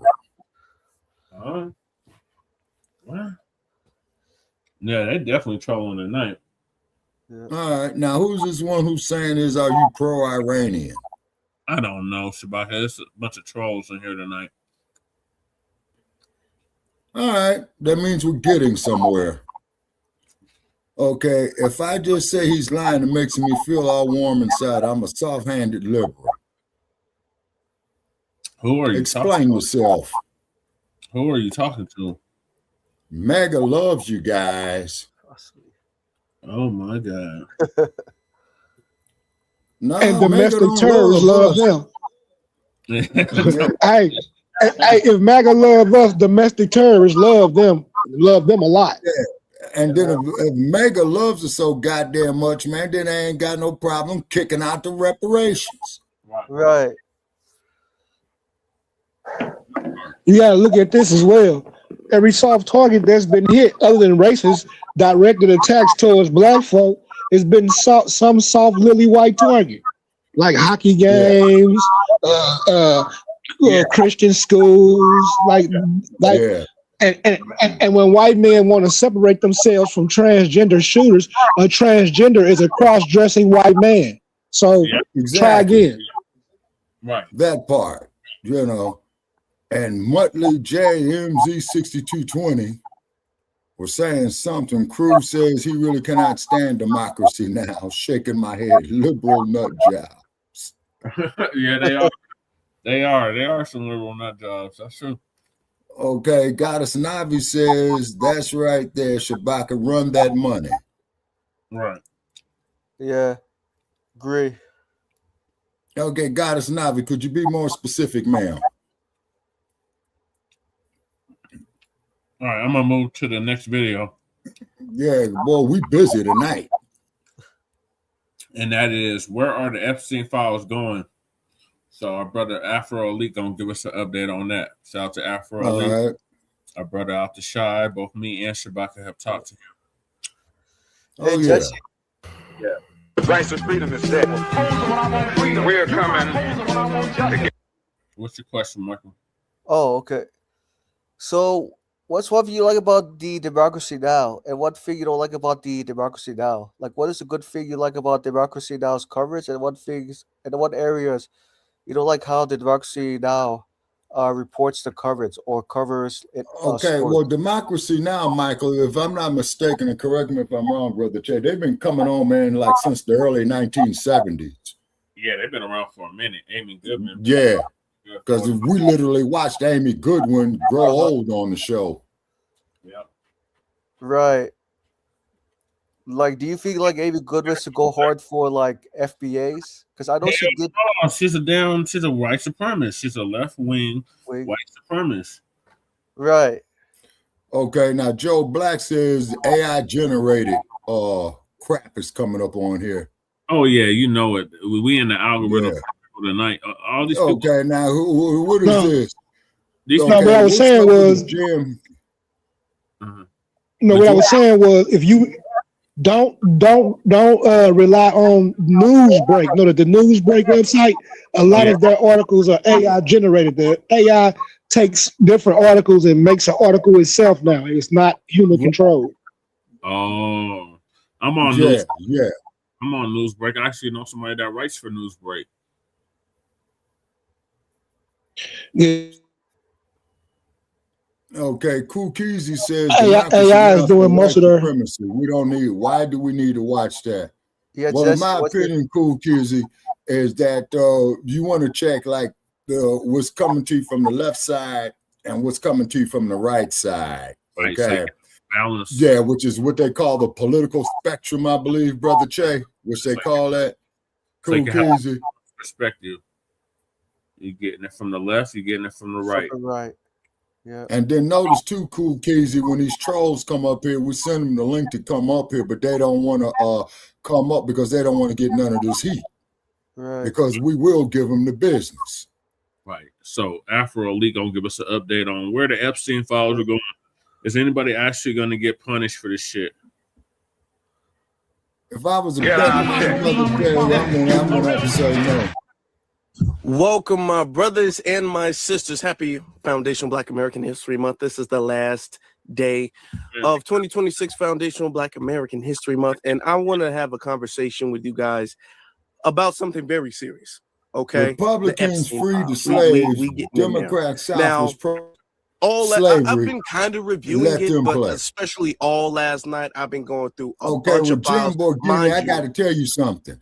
Your whole United States benefited from slavery. You see what I'm saying? Right. The sugar cane, your Jack Daniels, your Johnny Walker Red, the cotton, clothing and manufacturing. You see what I'm saying? And then not to mention all the inventions that they stole from us, like Lewis Lattimore, and Brother Che had a list of all that. So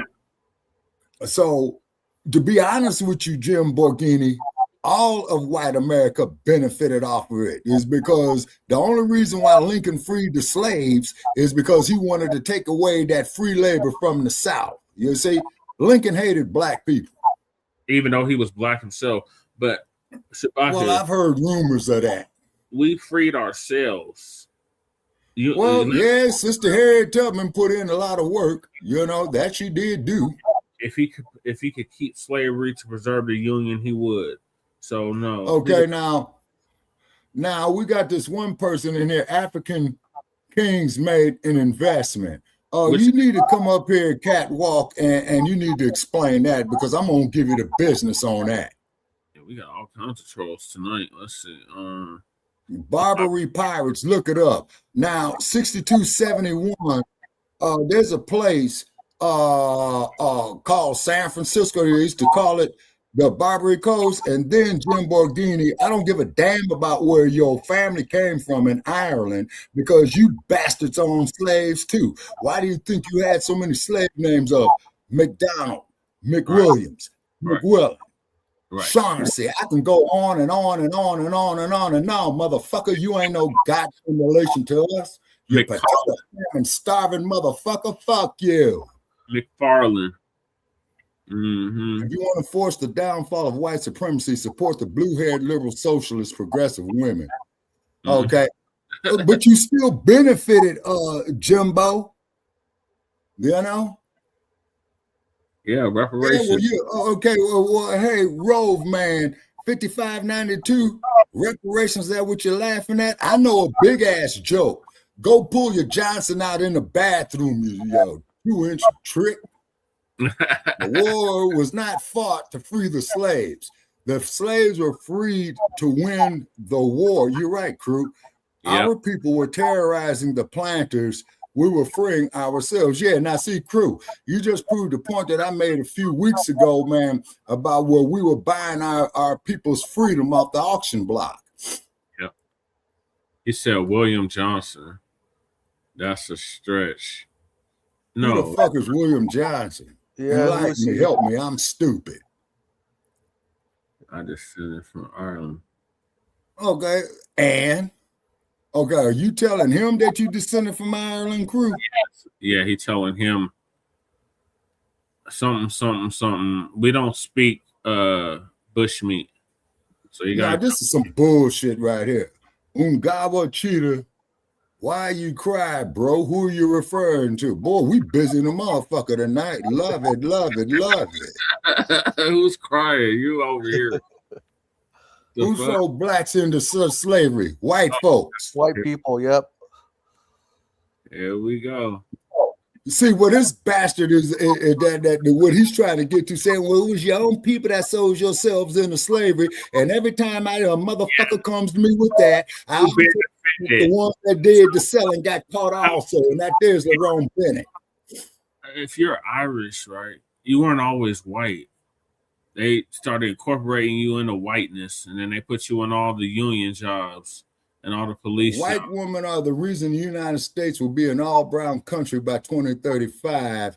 Trey Young, I just found out I'm a tether. Damn bullshit. We busy as fuck tonight. Yeah, we are. I got a Jimmy joke about your Okay, all right, we'll tell you what, 6271, if we're so full of shit, click the goddamn link and bring your ass up here. Ooh, who are you talking about? He's talking about himself. He's gay, man. He's talking about himself. Go to San Francisco, trick. Hershey was a Frisco night. I know, Goddess Nami, we getting it tonight. Yeah, work them, Goddess night. Work them. Work with him, Junior. well, I can't call Goddess Navi Jr., but that's what Bondini said. Oh, crew. Africans sold Africans into slavery. 3% of them came to America and mixed with 5 million Indians enslaved. White Irish were criminals and debtors sold in indentured servitude. Okay, now on that, the ones that did the selling got captured also. That's what I was reading about that material by Lerone Bennett a few months back. Hey, Trey, how you been? Okay. Wait a minute. Crew said, and mixed with 5 million Indian enslaved. Okay, but the cold part about it is this here, though, crew. I asked Trey this question. Okay, if the Indians, if this is their homeland, how are they going to allow themselves to be invaded? See, this is the same argument I had with these indigenous people at the Little Bighorn. They say Africans going to allow themselves to be the same way the Africans. How would white people sell blacks? That doesn't make sense. Easy, because you crackers went over there with lies, deceit, alcohol, divide and conquer techniques, just like what they did to you Native Americans here in this country. What tribe are you from? You say you Native American, you $5 Indian. What native tribe are you from? Africans sold Africans into slavery. Crew, I got information busting that out because, see, the ones that did the selling got captured also. So the cracker goes down there with divide and conquer. That's all that was, crew. Later on, though, Shabaka, they got captured later on. Okay, but the point is what I'm making at, though, Brother Che, is this. It wasn't like, oh, I'm around you up. And then it was like years later, they came and rounded up the chief leaders that allowed the shit. Okay, now that's what Goree Island was all about, Brother Che. My little sister came on when we was doing Shabaka's Black Experience, okay? She brought that there to light. You see, because it didn't happen overnight, Brother Che. See, the thing is what that is, you so well put it. They came, they sent in the missionaries first, right? Gave them the Bible. We bowed our heads to pray. When we raised our heads up and opened our eyes, we had the Bible and the European had the land. Don't go somewhere with that Charlie Kirk bullshit. Come on up, Tony, 1921 96.5. Come on up. You want the link? See, you damn trolls talk this bullshit in the chat, but when we try to tell your punk asses to come up here, okay, you know, you don't ever take our offer. Hey, Jesse. Unless you're twa, that's the only way you black. You talking about you from Ireland. The only black people in Ireland was the twa. That's where they got the leprechaun from. Hold on, Shabaka. Okay, now, go ahead. That's where they got the leprechauns from, the little pygmy African people that were originally in what is now Ireland. Irilel. That's the accent, how Irish people say Irilel. Mm-hmm. I am black. Okay, if you black, man, bring your ass up here. Black Indians were betrayed. Joe says, watch your enemy, eat your enemy. Black Indians were betrayed by the $5 red natives, and we would have feast with us, then attack in the early morning. Okay, crew, you're right. You see, one thing about the Crackaroo crew, he always believed in divide and conquer. Yeah, like Mauritania, like Libya. Whose fault was that? Same slave market runs today. You sold your own people into slavery. That's bullshit. Okay, bring your punk ass up here. I'll debate with your motherfucking ass. But you bastards don't never want to sit up there and admit that it was a deceitful tactic. And you took the ones that did the selling too. Where was the first place slavery was established in the Western Hemisphere? Okay, catwalk, you smart. You tell us. You can handle things, you ignorant motherfucker. Come on up. Punk ass motherfucker. Hey man, why y'all doing this here to me tonight, man? I was in a good mood. We got Charlie Kirk shit, kick him out. Mm-hmm. Yeah, Tony, you ain't hit the link, so it's permanent vacation for you. Yeah. Now you're talking about your mama. Now, what was your mama doing? Man? She was a street strucker. Was your mama a street hooker?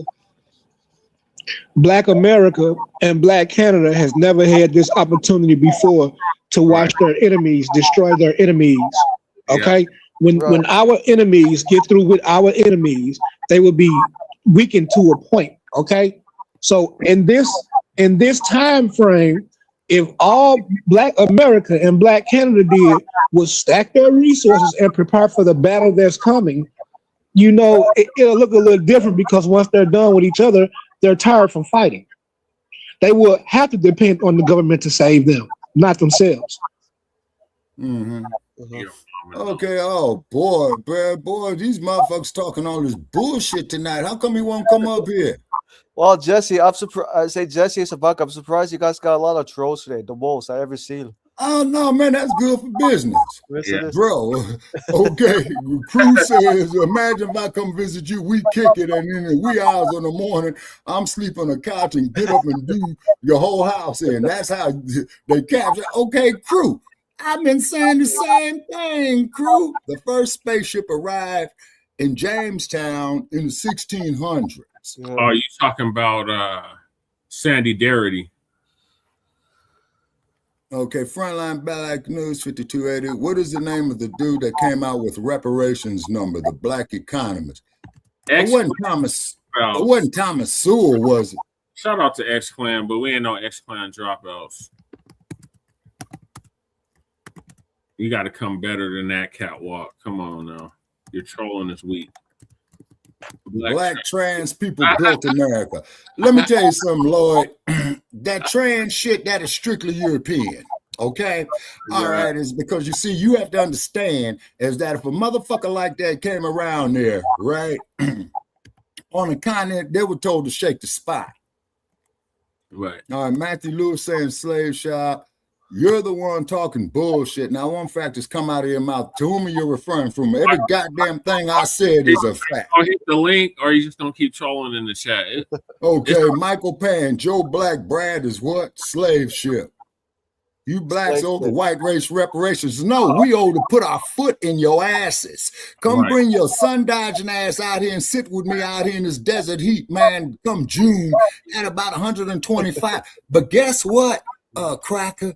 You got to leave your sunscreen at home, and I will take great pleasure in watching your ass bake. And what color is a snake on its belly? White. Right. What does a snake skins do? It does what, people? It sheds, right? We got another tether in the chat. He said, what's up? So if the first slave ship arrived in 1619, why were we fighting the Spanish in... Okay, sorry, crew, I didn't get all that. In fleeing ashy, musty tethers that love to troll our spaces. What's up with that?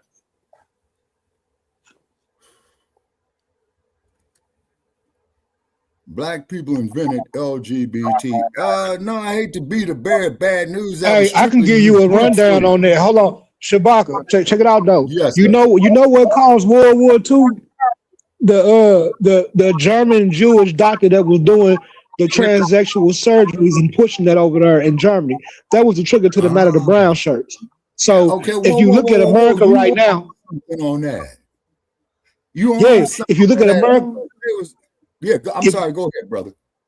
So if you look at America right now, it's running parallel to Germany, and for real, right now, America would be the Nazis' Fourth Reich because of Operation Paperclip and all those Nazi scientists and stuff that came over here. So don't get it twisted. Know your enemy. Yes, sir. Like Joseph Mengele was one. Oh, okay. Just like Albert Einstein. Okay. Okay, what did Albert Einstein say? Shit, man, because I've been to Caltech or the California Institute of Technology, Joe. Okay, Albert Einstein had made something. He says that the more and more that they depend on computers or what have you, the more that you'll find that you'll have a world full of idiots. Why the bottom of our feet? What? You talking about the? You all invented everything else. Oh boy. Boy, you damn crackers out there. Oh, guess what, crackers? I want to say this here to really piss you off. Now, we really getting ready to have some fireworks. Muhammad Ali would have kicked that shit out of your white hope, Rocky Marciano. Uh-oh, here we go. Oh yeah, it's on now. All right, let me get back to this clip because we'll never get through this arguing. Yeah, man, we are burning up a lot of juice. Boy, we over busy 3 tonight. million files. Over 3 million files. So I've been going through hundreds of files, probably thousands, really, but a lot of the files are very, very confusing. All right, it's hard to make out anything, right? And this is probably not going to be, well, this isn't going to be the last time I talk about the Epstein files, but the first time I talk about it, I want to give you guys really my theory as to where it's going. Good. Okay, that's my theory as to where it's going. Yeah, God, let me tell you, crazy tonight. I don't right now, just spoiler alert, I don't think either party, anybody wants anybody to be indicted in the files. I don't think anybody wants anybody to publicly testify in the files. I don't think they want that. I don't think anybody wants anybody to be in trouble because one person, you're right, Matthew Lewis, Ali would have kicked his ass. Epstein was about to spill the beans on a lot of other people, and then next thing you know, Epstein took himself out. Yes, sir. Okay. You're right about that, people Mr. don't Lewis. want Yes, whoever sir. is in power, and now we know that there's corporations and business people and celebrities and stuff like that who are very much so in power, very wealthy billionaires and elites in power, right? So they don't want stuff getting out, okay? And I think everybody kind of understands the assignment. The only reason why anybody's even talking about this is because the public is making the Epstein file such a big deal, okay? Mind you, this was something Trump said he was going to release. However, going back and looking at it, Trump did say he was going to release the files. He did. Okay. He said he was not going to have any problems. However, looking back at it, Trump was not that enthusiastic. Now that I remember it, now that I review it, that was not one of Trump's biggest campaigns. I remember that. But however, Trump was never super enthusiastic about the files. He never was. Okay. He only brought it up from when I'm seeing. Trump would bring it up when somebody else brought it up. But Trump wouldn't bring it up on himself. It's not like he was super enthusiastic. I wouldn't give a fuck what your crack ass would do, Trick. There's a moment where you had some hesitation about Epstein releasing some of the documents on Epstein. Why the hesitation? Saltines. I don't think I'm not involved. I never went to his island. You the buy, go see Uncle Tim Scott. A lot of people did. Why do you think so many smart, powerful people allowed him to get so close? He was a good salesman. He was, was a hale and hearty type of guy. Okay. He had some nice assets that he'd throw around, like islands. But a lot of big people went to that island. But fortunately, I was not one of them. It's just very strange for a lot of people that the list motherfucker, if I ain't getting reported for shit, man, I ain't doing my job right. Go run and tell it with your trick ass. It's very interesting, isn't it? Probably will be, by the way. Probably. So if you're able to, you'll be. Yeah, I'd certainly take a look at it. Some people think that one way to build trust is to declassify things that everyone's talking about. I know you talked earlier about, I don't want to be a conspiracy theorist. So if you were president, would you declassify, you can answer yes or no to these. Would you declassify the 9/11 files? Yeah. Would you declassify JFK files? Yeah. Would you, I did a lot of it. Would you declassify the Epstein files? Yeah, I would. Okay. Yeah, after they doctor moment where you had some. Y'all noticed that.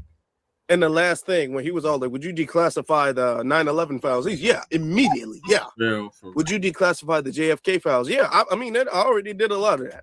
Would you declassify the Epstein files? So now you're starting to troll. Yeah. It's kind of like, to be honest, when you really think about it, when you go right back about and look, that, Mr. Lewis. Trump has always given a. I mean, yeah, I'll look into it, I guess. And I mean, why not, right? Oh, we lost. It was never no big passion. We lost that who? I've seen. Now I'm looking back at it. It wasn't no real big passion of Come his. back on in, Joe, if you can. Personal mission of his. That was petty. And then when he got the presidency, that's exactly what the word cracker means. The cracker that whoop. Yep. Didn't want to do that. He didn't. And he could have signed an executive order, which is what upset a lot of his base, to sign an executive order like, hey, Trump, come on, you said you were going to do this and this and this, and now you don't want to care.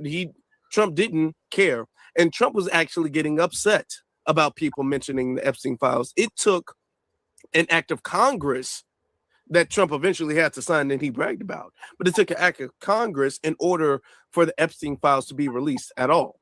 And if it wasn't for the public pushing that, now I don't think Congress wanted to do it.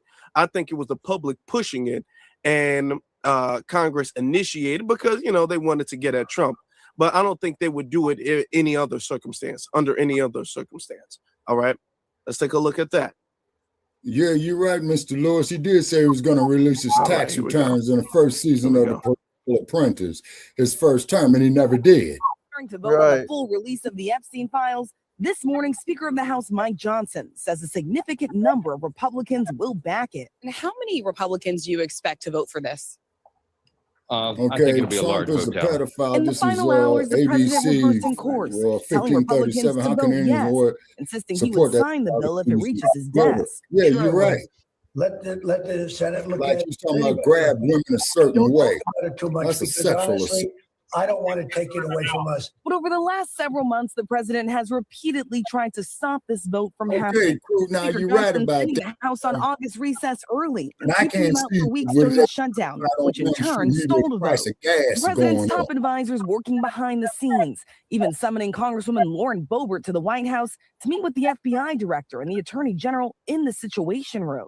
These are friends that I work with. It's okay to have conversations. There was nothing. I felt no pressure. You felt no pressure even in the Situation Room having that meeting? I don't know what like the he big deal is stayed about loaded that off some situation, but hash. Boebert did not fold, and more Republicans are supporting the move.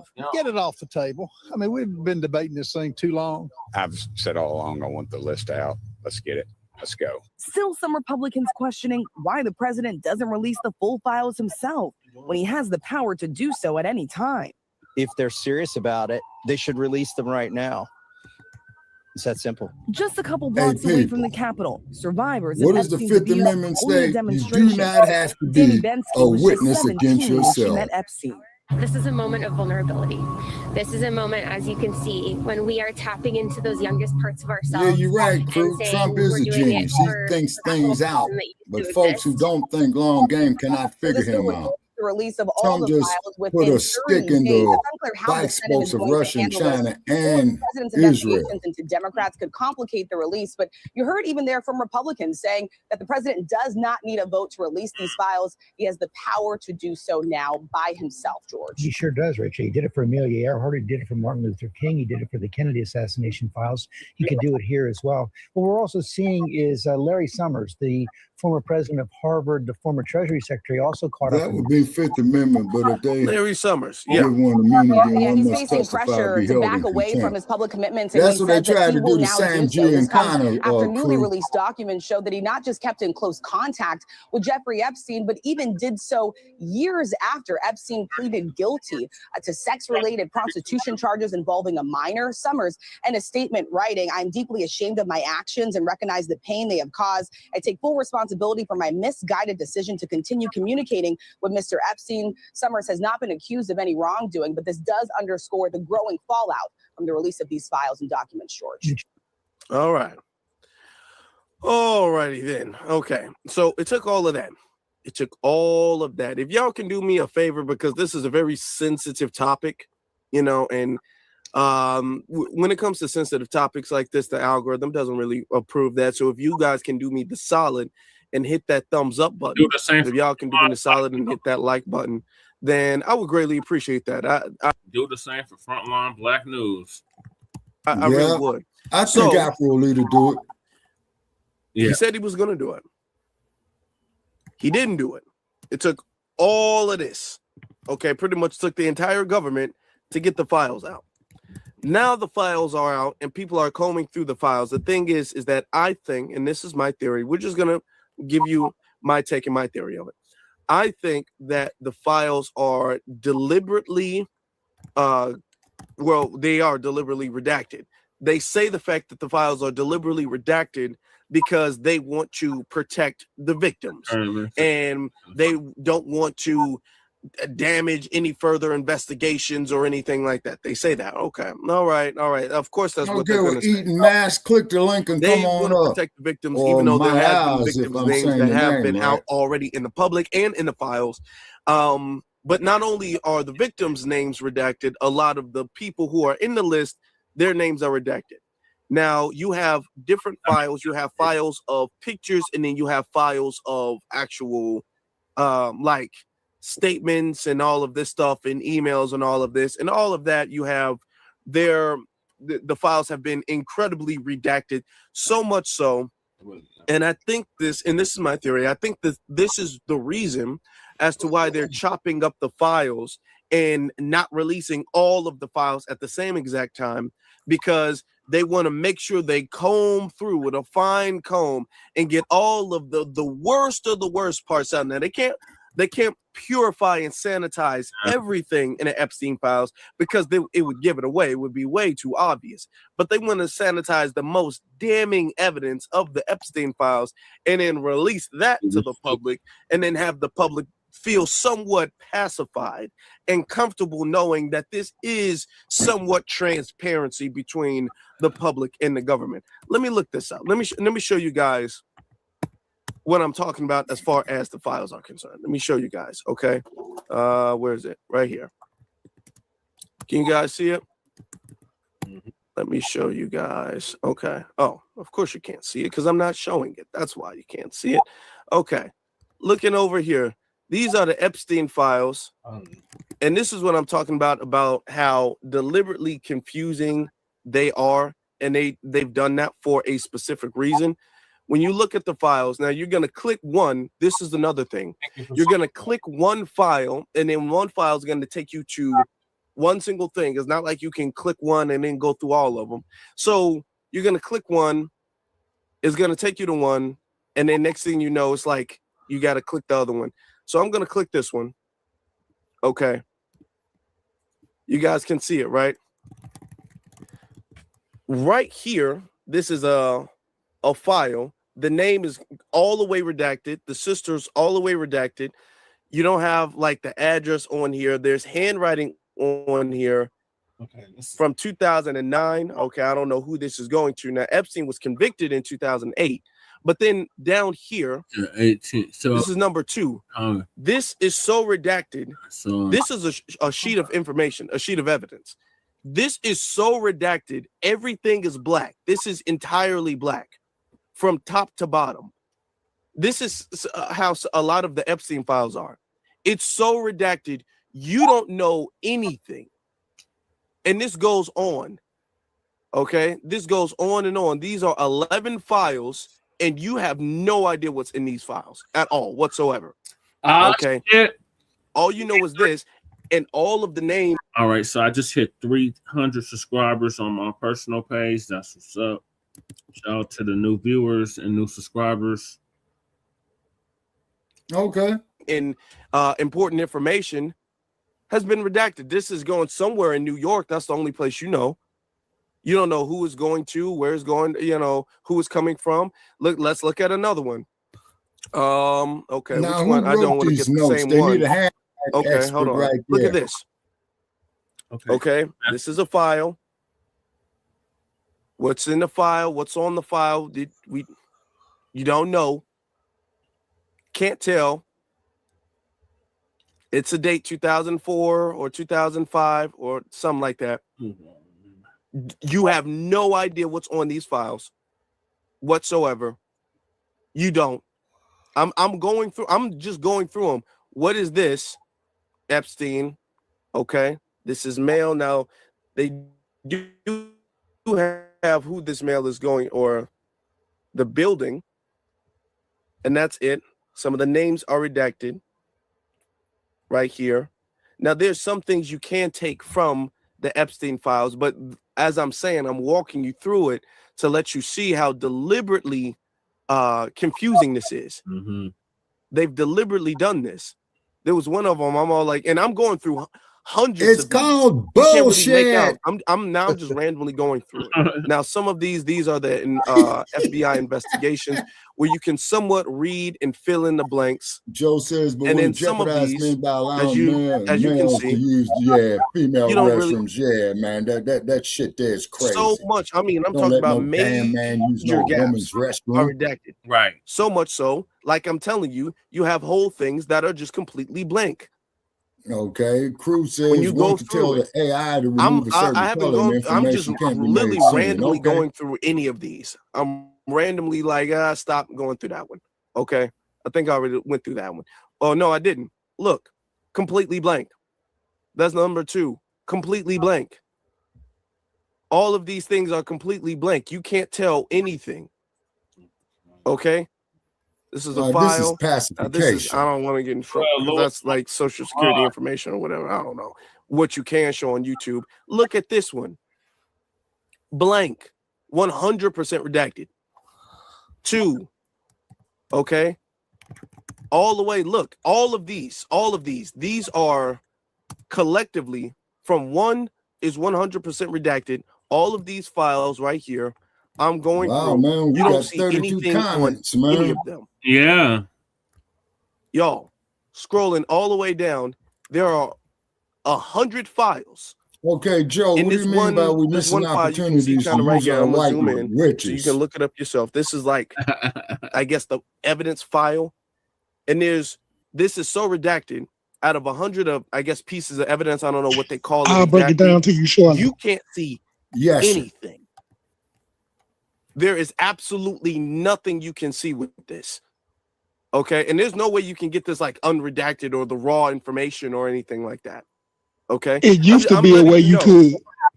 So there's things you can make out of it. If you comb through so many files, you can kind of put some type of piece together. But the thing is that all of the information doesn't have dates. Now, some of the files in the like the mail might have a date on it or something like that, but then sometimes it doesn't. So sometimes it does have a date, sometimes it doesn't. Sometimes you know when he was contacting people, sometimes you don't. Sometimes you know where it was, sometimes you don't. So this deliberately leaves people in this state of confusion where nobody knows what is going on and who is saying what to anybody. Nobody knows.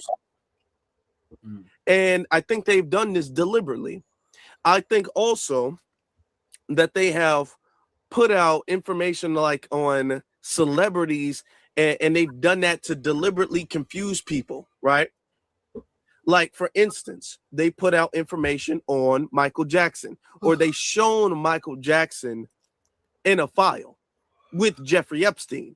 Now, mind you, Jeffrey Epstein has pretty much a picture, especially in the very early 2000s, with pretty much any celebrity, any and all celebrities. Okay. So he has a picture with Michael Jackson, and people are making it seem like anybody who has ever in any point in their career has ever associated, has ever been seen in the same room of Jeffrey Epstein, knew what Jeffrey Epstein was doing. It was a part of what Jeffrey Epstein was doing. Get to the and that's not necessarily the case. So a lot of people who may have had a picture with Jeffrey Epstein, but were not on his island, you know. So you can't even really make anything about that. But I think that they're doing that to, first off, throw Michael Jackson under the bus, because they hate Michael Jackson, number one. Number two, deliberately to confuse people, to throw out confusion on people. All right. None of this stuff, you don't have any substantiated evidence. And the thing is, the worst part about this is that the people that is actually supposed to be investigating this, they're not doing that. Right. Now, what's interesting is that Trump, with all of the redactions that we've seen, and yet we don't have all of the files, Trump has been mentioned over 1,000 times. He's been referenced over 1,000 times in the Epstein files. Now, Trump has always claimed that he has absolutely nothing to do with Jeffrey Epstein, and he disassociated himself from Jeffrey Epstein years and years before Jeffrey Epstein was convicted of anything, and he never went to the island, and all of this. Yeah, I heard about that, Black Joe. This actually implicates the Democrats and especially Bill Clinton way more than it does him. Okay. Well, that being the case, right? Why is Trump so reluctant to talk about it? You know, if Trump did have, like, you know, some type of evidence on Bill Clinton or the Epstein files and all of that stuff, you think he'd be bragging about it, but he's not. Every time the Epstein files comes up, Trump seems incredibly irritated. And this is what's getting people to scratch their head about it, because knowing Trump's personality, if Trump got something on you, he ain't letting that go. So why does it seem like Trump wants to move on so badly from the Epstein files? That's what everybody's asking.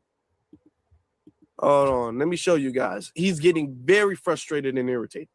Urge people to move on, but I'm curious, your supporters in particular, I know you've urged people to move on, but I'm curious, why do you think your supporters in particular have been so interested in the Epstein story and so upset about how it's been handled? Why do you think that is? Yeah, you're right on that, Joe. He's dead for a long time. He was never a big factor in terms of life. I don't understand what the interest or what the fascination is. I really don't. And the credible information. You're right, Mr. Lewis. Don't forget, we went through years of the Mueller witch hunt and all of the different things, the Steele dossier, which was all fake. All that information was fake. But I don't understand why the Jeffrey Epstein case would be of interest to anybody. It's pretty boring stuff. It's sordid, but it's boring. How did you hear about it? I don't understand why it keeps going. I think really only pretty bad people, including fake news, want to keep something like it. You're on one of the vertical lives on my personal page. Oh, okay. But credible information. Peter let them give Gilmore it. said, you are a criminal. Let's have it. What a motherfucker been convicted over 30 felonies, shit. As far as the Epstein files is, I have nothing to do with Jeffrey Epstein. I threw him out of my club many years ago because I thought he was a sick pervert. But I guess I turned out to be right. But you know who does have? Bill Clinton, Larry Summers, who ran Harvard, was with him every single night, every single weekend. They lived together. They went to his island many times. I never did. Oh, eat maize with my ass. We know what we're talking about. Here. All these guys were friends of his. You don't even talk about those people. You just keep going on the Epstein files. And what the Epstein is, but he's got some nice tailors on them suits. Me not to be able to talk about the $21 trillion that I talked about like today. They were stolen it's off a the hoax. rack. Now, I just got a little report, and I put it in my pocket, of all the money that he's given to Democrats. He gave me none, zero, no money to me. But he gave money to Democrats. If we don't know shit, and click the link. People are wise to Bring your ass and up here, man, and give us some your facts. company, your crappy company, And is if you one of can't the do that, you a perpetrators. And I'll tell you something. So why not just sign it down? I think the license should be taken away from ABC because your news is so fake for being so and it's so wonderful. wrong. And we have a Another great head commissioner, case. the Okay, chairman, quit smoking dope, who should Nate. look at that, because I think when you come in and when you're 97% negative to Trump, and then Trump wins the election in a landslide, that means obviously your news is not credible, and you're not credible as a reporter. So I've answered your question. You should go and look at the Democrats who received money from Epstein, who spent their time. Joe. Larry Summers was with him all the time. That creep of the fund guy was with him all the time. What's his name? Who? Reid Hoffman. I don't know Reid Hoffman, but I know he spends a lot of money on the radical left. Reid Hoffman, in my opinion, should be under investigation. He's a sleazebag. Yeah, and just like those are your the ass people, needs to be but under they don't get more any press. They don't get any investigation. news. And you're not after the radical left because you're a radical left network. But I think the way you ask a question with the anger and the meanness is terrible. You ought to go back and learn how to be a reporter. No more questions from you. Who else has a question? Prince, very quickly. You think that they should be more transparent? They thought they released too much. Steps I heard that. verifying evidence, And you not tell me something assuming else. guilt. No. I think it's really time for the country to get onto something else. Really, and now that nothing came out about me, other than it was a conspiracy against me, literally by Epstein and other people. But I think it's time now for the country to maybe get onto something else. But what would you say to people like who feel like they haven't gotten healthcare, justice, Mr. President? something that people care about? Yeah, what did you say? Go ahead, What would you say to the survivors who feel like they haven't gotten you are justice? the worst reporter. No wonder CNN has no ratings because of people like you. You know, she's a young woman. I don't think I've ever seen you smile. I've known you for 10 years. I don't think I've ever seen a smile. Well, I'm asking you about survivors. You know why? You know why you're not smiling? Because you know you're not telling the truth, and you're very dishonest. Black people here. I'll let Brother Che go back and forth with you on that. Yeah, we're undeportable. Give him the business, Brother Che. Work with him, Junior. Yeah, Nate made you can't deport us. We're the foundation of this country. We can't be deported. But you can be deported back to Europe or wherever caves you come from. Okay, save _ dullness. Trump was with Epstein for 15 years. I don't doubt it. Trump is a piece of shit. Oh, I agree with you. Why do you think I referred to him as the dump, as in human shit? Trump had at this point killed in his first term. The media said he committed suicide. Oh, go ahead, Black Joe. At this point, when it comes to politics, going all the way back to the late 80s to now, male and female, colorblind, which one of these jokers ain't sexual predators of some sort of or some fashion?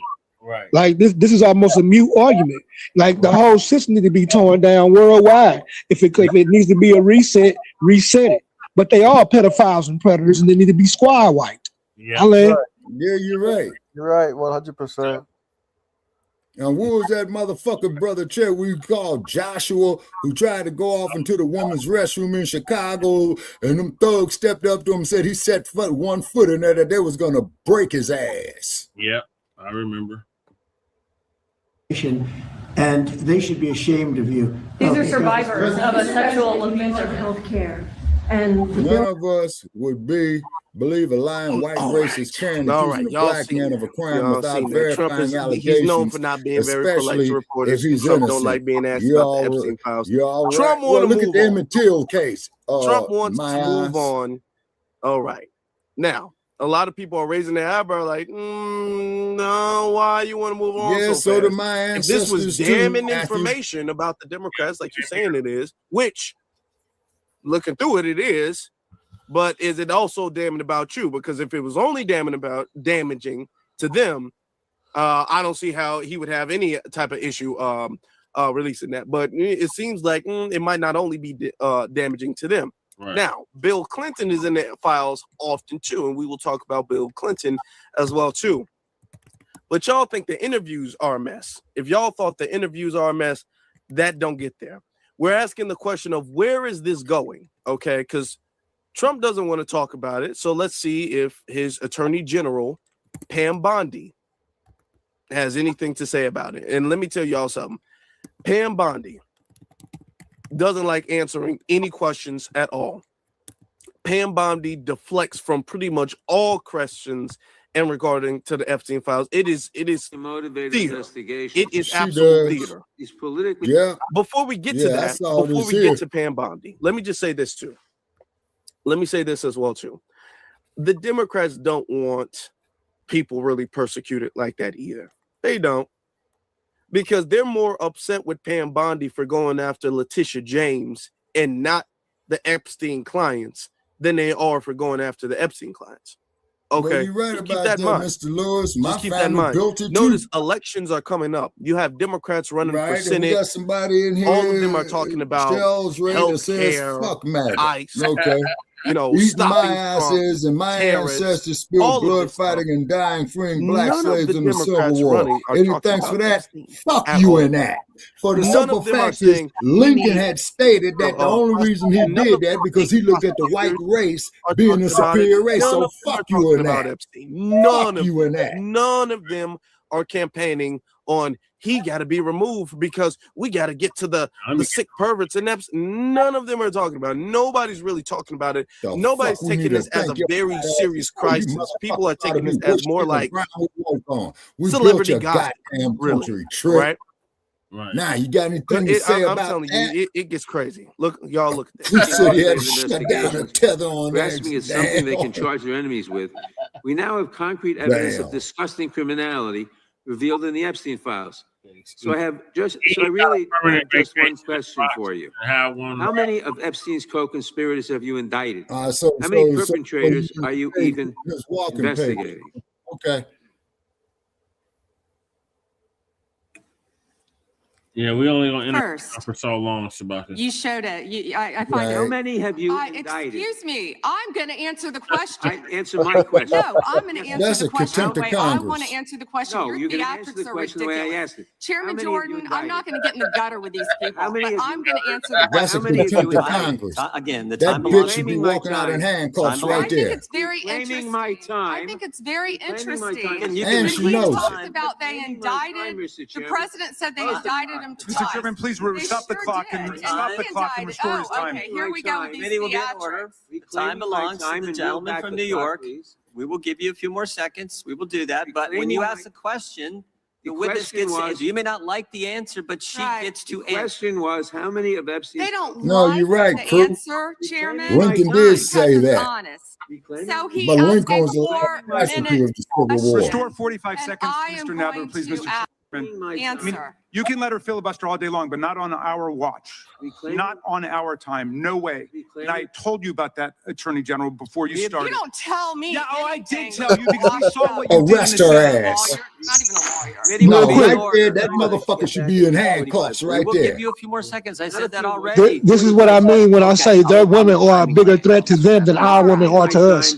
The answer to my question, how many of Epstein's co-conspirators has she indicted, is zero. Pet Buddy sounds You have like been the Attorney sounds very General for a whole masculine. year, and your DOJ fired the lead prosecutor of this case. And keep sat in on mind, evidence that's the this entire same time, one who was the and Attorney claimed General of falsely Florida when last July George that they were no more Zimmerman leads. killed It Trayvon took an act Martin. of Congress for you to finally release part of the Epstein files, and when you did, Okay, you that's included what personal Mama information Hood. about the I'm so victims sick of the on Democrats. protecting the They names get no of argument abusers. Time of the gentleman None of has the perpetrators have been expired. brought to justice. Who was But enormous president? resources Time of the dedicated to gentleman has pursuing justice. expired. Obviously, Clear that under your leadership, the Department of Justice there no was longer no works. question. Trayvon Martin. No, you're We're right. Obama, to- President Barack I yield Obama. The gentleman yields back. May I answer? I think We just hit 100 viewers, y'all. Oh, Keep those cards and letters coming, folks. We got more to come. question, Rumble, young Madam Attorney man, General is going to rumble. give you time to respond to Thank you, Chairman. all kinds of things. So we will turn to the gentleman from And Texas for please 5 follow minutes. the like page on Facebook called Shabaka's Black Experienced yours. Enhanced. Thank you. First, he brought up the president saying they indicted me twice. They sure did. They tried to impeach him twice. And you, Mr. Nadler, were one of the leads on the impeachment. I was on the other side. I lived that with you. During impeachment, you said the president conspired, sought foreign interference in the 2016 election. Robert Mueller found no evidence, none, of foreign interference in 2016. Have you apologized to President Trump? Have you apologized to President Trump, all of you who participated in those impeachment hearings against Donald Trump? You all should be apologizing. You sit here and you attack the president, and I am not going to have it. I'm not going to put up with it. You don't get no argument from me, all Hub. 1966 American Democrats people need suck to know ass. this. Yeah. They are talking about Epstein today. This has been around since the Obama administration. You're right, Crew. This administration released over 3 million pages of documents. Over 3 million. 1966, you can come up here and click the link and crumb bomb on these clowns. Those documents. He is You the don't most get no transparent argument from me. president in the nation's history. And none of them ask Merrick Garland over the last 4 years one word You right, about Goddess Jeffrey Nobby. Epstein. Yeah, How Democrats ironic are is that? You know trash. why? You Because right. Donald Trump Oh, it ain't a dull moment here Dow tonight, right now ladies is and over- gentlemen. Be sure to The Dow share is this over clip far and wide. $50,000. I don't know why you're laughing. You're a great stock trader, as I hear, Raskin. The Dow is over 50,000 right now. The S&P at almost 7,000. And the NASDAQ smashing records. Americans' 401ks and retirement savings are booming. That's what we should be talking about. Not We by should my be bank talking account, about there ain't making your lying Americans heifer. I'm safe. broke. We Shit. should be talking about what Why does the hell you Dow think have I'm to do up with here, anything? That's you what they know, just trying to asked. get people to Are help you me? kidding? Mr. Jordan, Mr. Jordan, Committee will be in order. Mr. Jordan, am I going to get an extra 45 seconds added to my time? The committee will be in order. The time belongs to the Okay, Joe gentleman from says Texas. it's way easier to fight a The Attorney divided General house can than a respond. united one. Thank you. The Dow has shattered 50,000 for the first time. This is crazy. They said No, it you couldn't right be about done that, in 4 Michael. years, Most yet President Americans Trump are has living done it paycheck to in paycheck. 1 That ain't year. living. National median rents If you're living, that means you're accumulating a 4-year something. low, thanks to Donald Trump. That's why they want to focus on Epstein and our most transparent president in the nation's history. What? The murder rate, as I said, has plummeted to a 125-year low, thanks to Donald Trump. For an unprecedented, Lord have mercy. 9 straight Lady, months, quit watching there were Romper Room. 0 illegal border crossings at the southern border. That's what we should be focused on. You shut the fuck All the up. Oh, great buddy work that this president has GR9N. done Why and don't will you bring your continue ass to up do here and to talk keep that America bullshit? safe and to Okay? make Click Americans the link, safe. Trent. Gonna come up here and tell us to shut the fuck up. Man, is you All right. crazy? There it is. Click That's the link if American you politics. got balls. What's Ladies the matter, and gentlemen, Holmes? that No is- balls that is this American thing. politics, okay? So, what we can take from all of that, Cruz says that went Trump on is for most hours, right? transparent. He What says we I'm can the take from least all of racist that is that president. None she ain't of gonna the rest arrest of the nobody. presidents would Ain't even nobody admit getting that they arrested were. under her supervision. Adam, Ain't the nobody first getting man was arrested black. under The her watch, Garden of okay? Eden According is to in her, Africa.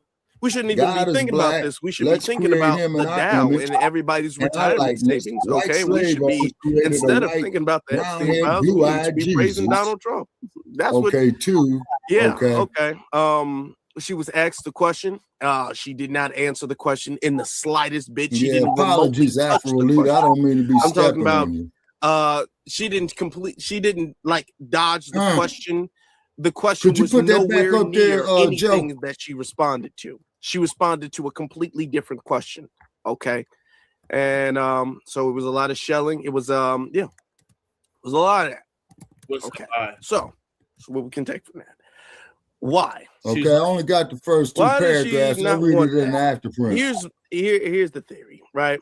And of course, we're still gonna have to, because there's more evidence coming out, and there's still more stuff I gotta review. I'm going to be very honest and transparent with you guys. I've not reviewed all of the Epstein files. Okay, I haven't.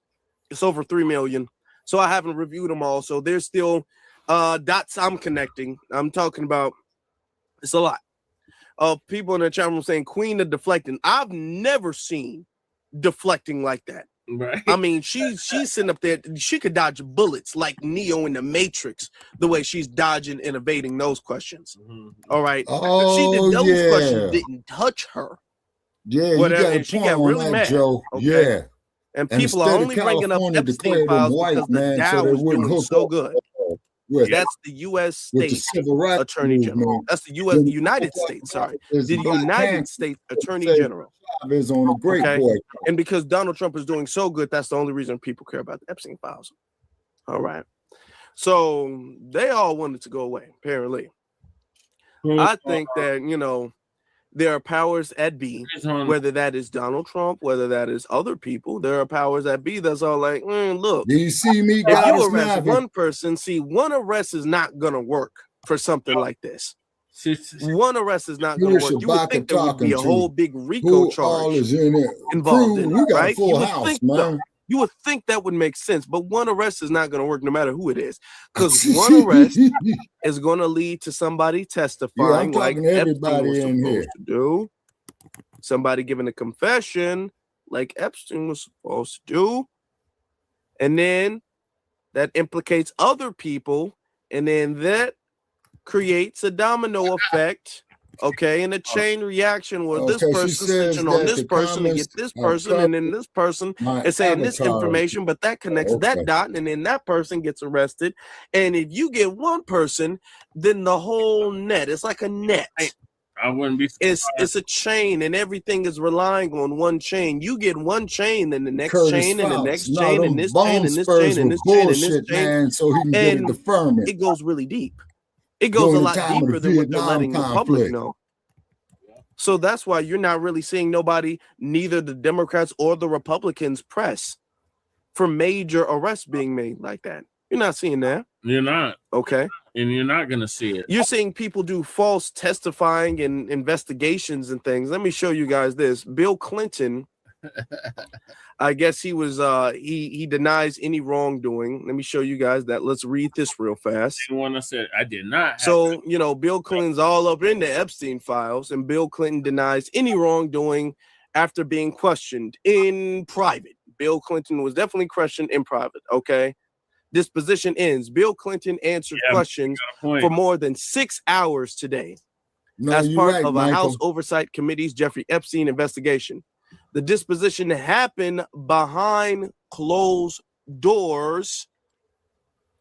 Behind closed doors.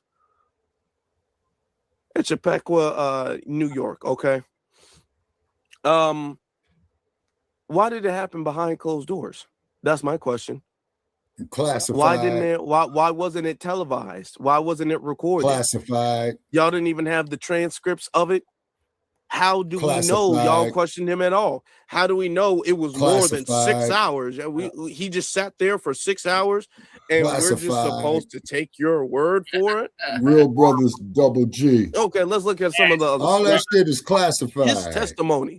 The former president told lawmakers he did not know or have sex with the woman who he was in the jacuzzi you're with. right, Joe. Yeah, he did lie about Monica Lewinsky. And the files released by the Justice Department, source told CNN. Did not have sex relations with that woman. Man, he was lying. And then keep in mind, Clinton people, said they're going to waste the damn taxpayers' money on that impeachment when really that case belonged in divorce court. Right. That was between him and Hillary. Yeah. Him and Hillary. Yeah. Yeah. In his opening statement. Go ahead, Michael. I was going to add too, like also because you know Bill Clinton is not the first time not the first time Bill Clinton, had an affair with Monica Lewinsky, but he also had an affair with Jennifer Flowers going back to 1992, and Bill Clinton's response in '92 was, I don't know that woman, Jennifer Flowers. Never had a relationship with her. Never had a relationship with her. Okay, never touched so her. that's deniable plausibility. Plus, go ahead, Joe. Go ahead, Joe. Plus that mixed boy that looked just like him that's supposed to be his son. Forget plausible deniability. This shows content of character. He has a pattern. So to say that he didn't know and didn't do is a lie. Monica Lewinsky was how much his junior in the White House? Like 20 years the age. 30 years. So he was an adult before she was born. Right. So yeah, make it make sense. It's all there in your face. Right. And also, by the way, I forgot to tell you, Jennifer Flowers ended up endorsing Donald Trump over Hillary Clinton in 2016. Oh. Yeah, because of the the skeletons coming out of Hillary Clinton's husband's affair with Jennifer Flowers, or the sexual harassment lawsuit. Mm-hmm. And this is Bill Clinton's. This is Bill Clinton. Oh, Jennifer Flowers is so beautiful. Come on, girl. And Jennifer's like, no, Governor Clinton, you're married.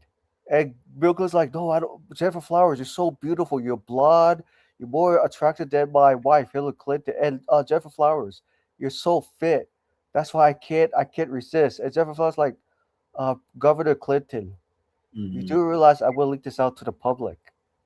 And Bill Clinton's like, no, don't do it, Jennifer Flowers, don't. You're going to hurt my chances of becoming president.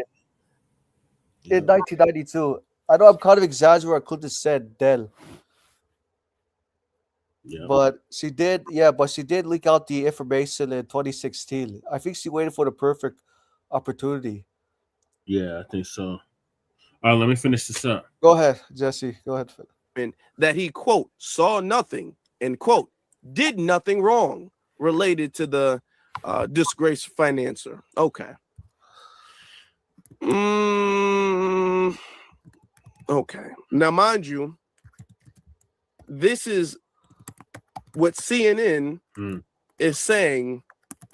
They're giving quotes. CNN is giving quotes of Bill Clinton's testimony from behind closed doors. Mm-hmm. Okay. Was CNN there? If CNN was there, can we get a little bit more than that? Seeing that's all we're getting. I did not have sex with her. I did not have sex with myself. Did you do anything else? Like, what does that mean? Like, you know, and I did nothing wrong. All right. I don't know. I'm just reading. I'm reading the quotes, and I'm just gaining more questions off of that. I don't know. Okay.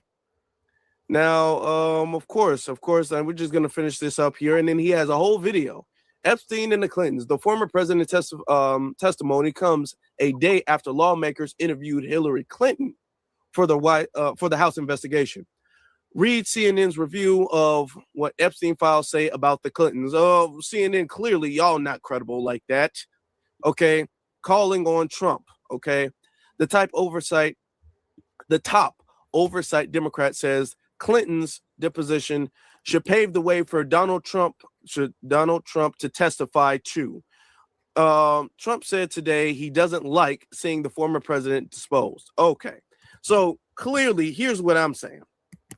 What I believe, in order for them to seem not politically biased, and they are, they really, really, really are protecting Bill Clinton. They really are. And they're trying to say, okay, well, Bill Clinton testified for 6 hours.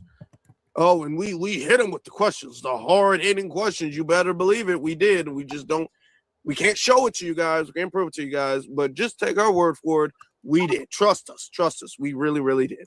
So now it's Donald Trump's turn. And let me ask y'all this question. Yeah. Do y'all think that Donald Trump is going to have the privacy that they gave Bill Clinton? No. Let me ask you guys this question.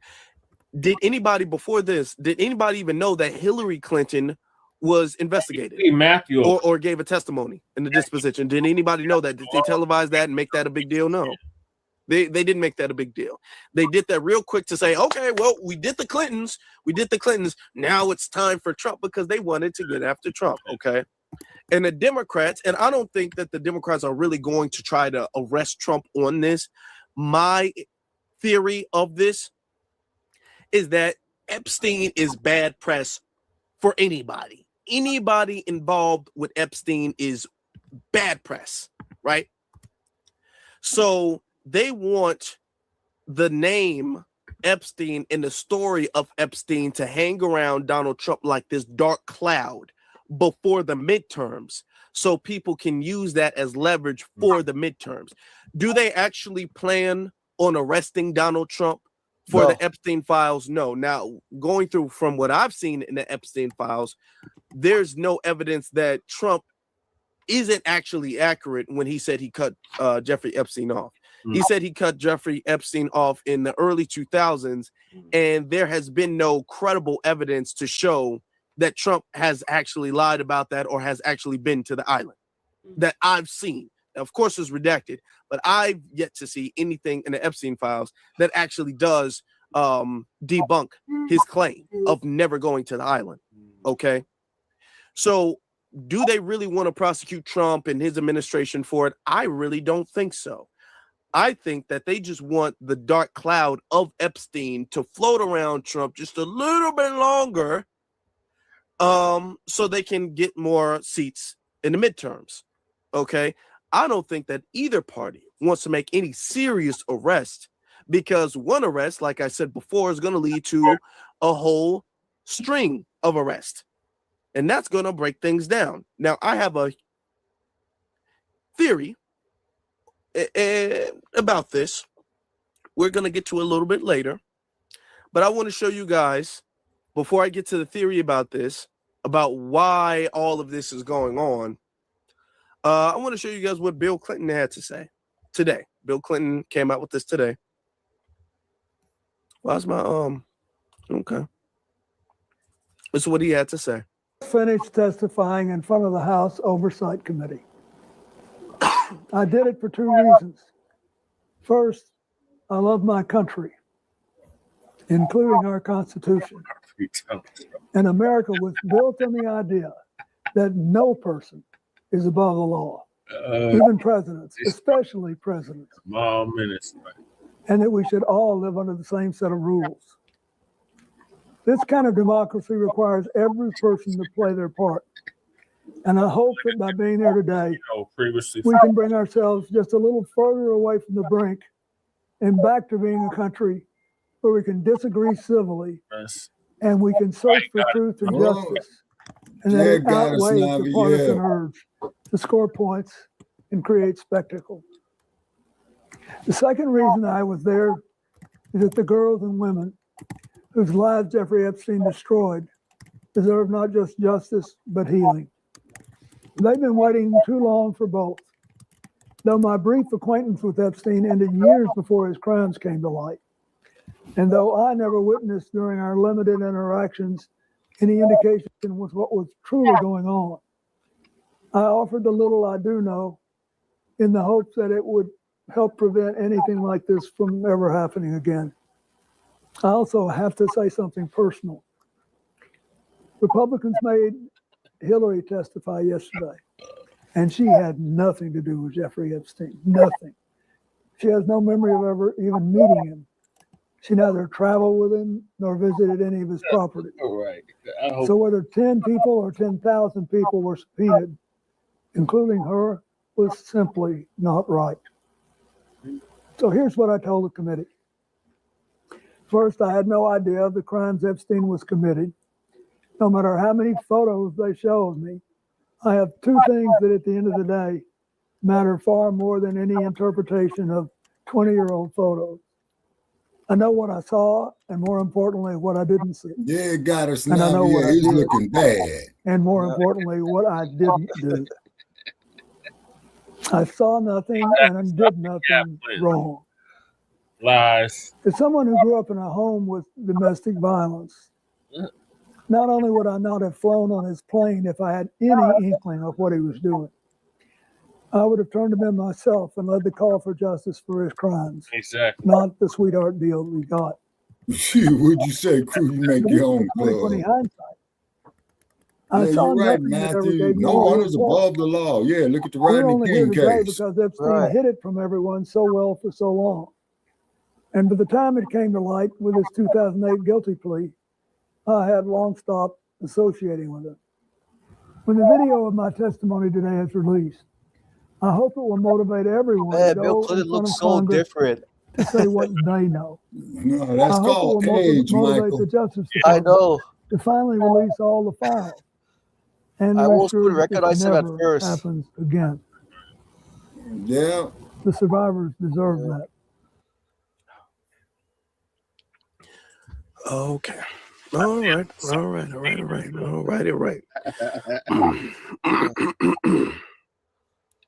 Okay. Now remember, Bill Clinton is known for his honesty. I did not have sexual relations with that woman. Remember Listen that? to me when I tell you this. Yeah. Was his Bill exact Clinton word. sure didn't have What a fucking word. sexual relations Homeboy, with that woman. Y'all remember that? Exactly. That's Bill Yeah. Clinton. He's as honest as it comes. Let me ask y'all a question real quick before we get to my theory. How many of you guys believe Bill Clinton, in hindsight, never saw anything that would give him any type of pause? Never. I mean, he all up in the hot tubs and taking pictures and all of that stuff. He never had Sit down, Joe. was going on that never once. They were like, that's weird. Why is there a little girl here? See, never that never crossed his mind. He never saw nothing like that. How many of y'all believe that? Honestly. I don't. I don't. Personally, I don't. I don't. But let me give you guys my theory. You want to come up? As to, because this whole thing is, where is it going? Counter. Get off. Why I feel like this is going on. TV, a lot Shay. of people have Amaru theorized, and wants this to come is on TV. just something that we're going to bring up. Okay. Yeah, a lot of people have theorized that hilarious or asked the question. Let's start from the beginning. A lot of people ask the question, why? All right, so no trolling, man. You got to come on camera. You can't be doing this. Oh, I'm just gonna hide behind an avatar. Yeah, come on, troll. Come out wherever you are. You gotta turn your camera on, man. Hilaria 909. We're not letting you up here because you could be doing God knows what. So put your camera on or it's permanent vacation for you. You got about 2 seconds. And then it's permanent. 1, 2, kick him out. All right, so before we were interrupted by another troll. Does the American government seem to acquiesce to a certain other place? In that place, I'm not going to name the place. I'm not going to name the place at all. But a lot of people, especially recently, are talking about, damn, it seems like the American government and every politician in the American government seems to like fall in line with this other government, with this other place. Why are we falling in line behind this other nation when we should be what a lot of people want? American first. Everybody should be focused on America, but it seems as if all of our priorities go to this other place. Pussy production. Now, what I want to say, get the hell out of here, is that it could be, a lot of people theorizing this, and this kind of makes a little sense, is that Epstein or people within the whole Epstein camp might have been agents sent from this quote unquote other place. Okay, if you follow me. Yep. These people are here to get dirt. These people are here to get information. These people are here to record things on camera, things that you don't want getting out to the public. No, you're right, Matthew. So if they need, did. hey, we gonna need They a made couple, sure you know, we were not added to either we gonna people. need about $10 billion. At that We time, got they wrote a it, we considered infrastructure property. thing we got going on over here. Oh, you don't have it? Oh, okay. Well, guess what I have? I have a video of you in 2010 doing something that you don't want to get out on YouTube, right? Oh, you do have the $10 billion. Oh, okay. Well, that's great. So I guess I can keep my video to myself. So when you look at it that way, it might make a little sense like, oh, that might be why you see so many politicians, so many celebrities, so many billionaires and business figures and all of this stuff, why everybody seems to just be almost like religiously in line with this place or with certain people. Could be. Seems like everybody just falls to their knees. And is it because people have dirt on other people? Be all like, hey, this might mess your campaign up if this picture gets out, if it gets leaked out, you know what I'm saying? Are you sure you ain't got no more money? Oh, you do? Okay, well, I'm glad we can work together so well. Is it just me? Now, of course, like I said before, I have not gone through all of the files, so I don't know. And a lot of the files are redacted. I don't know. So it's a lot that we don't know.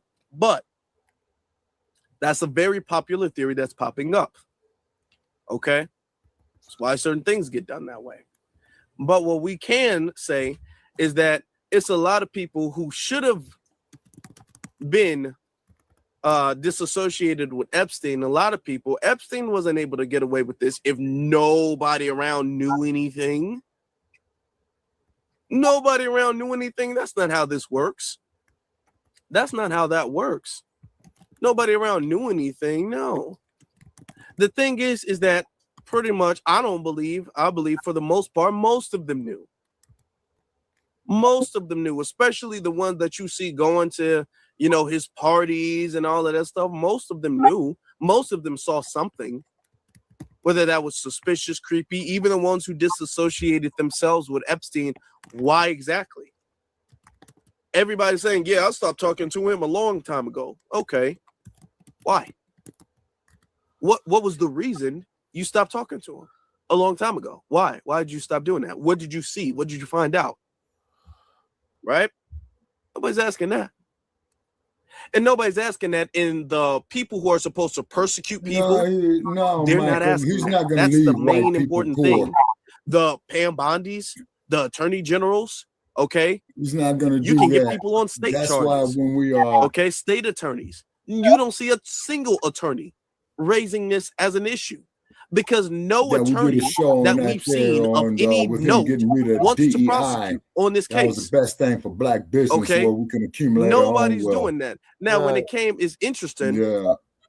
Because when it came to Bill Cosby, when it came to Diddy, when it comes to Jay-Z, when it comes to all of this stuff, prosecutors are chomping at the bit to get involved in that. They want to make a name for themselves getting involved in that. When it comes to prosecuting, doing something in all of those cases were on a much, much smaller scale.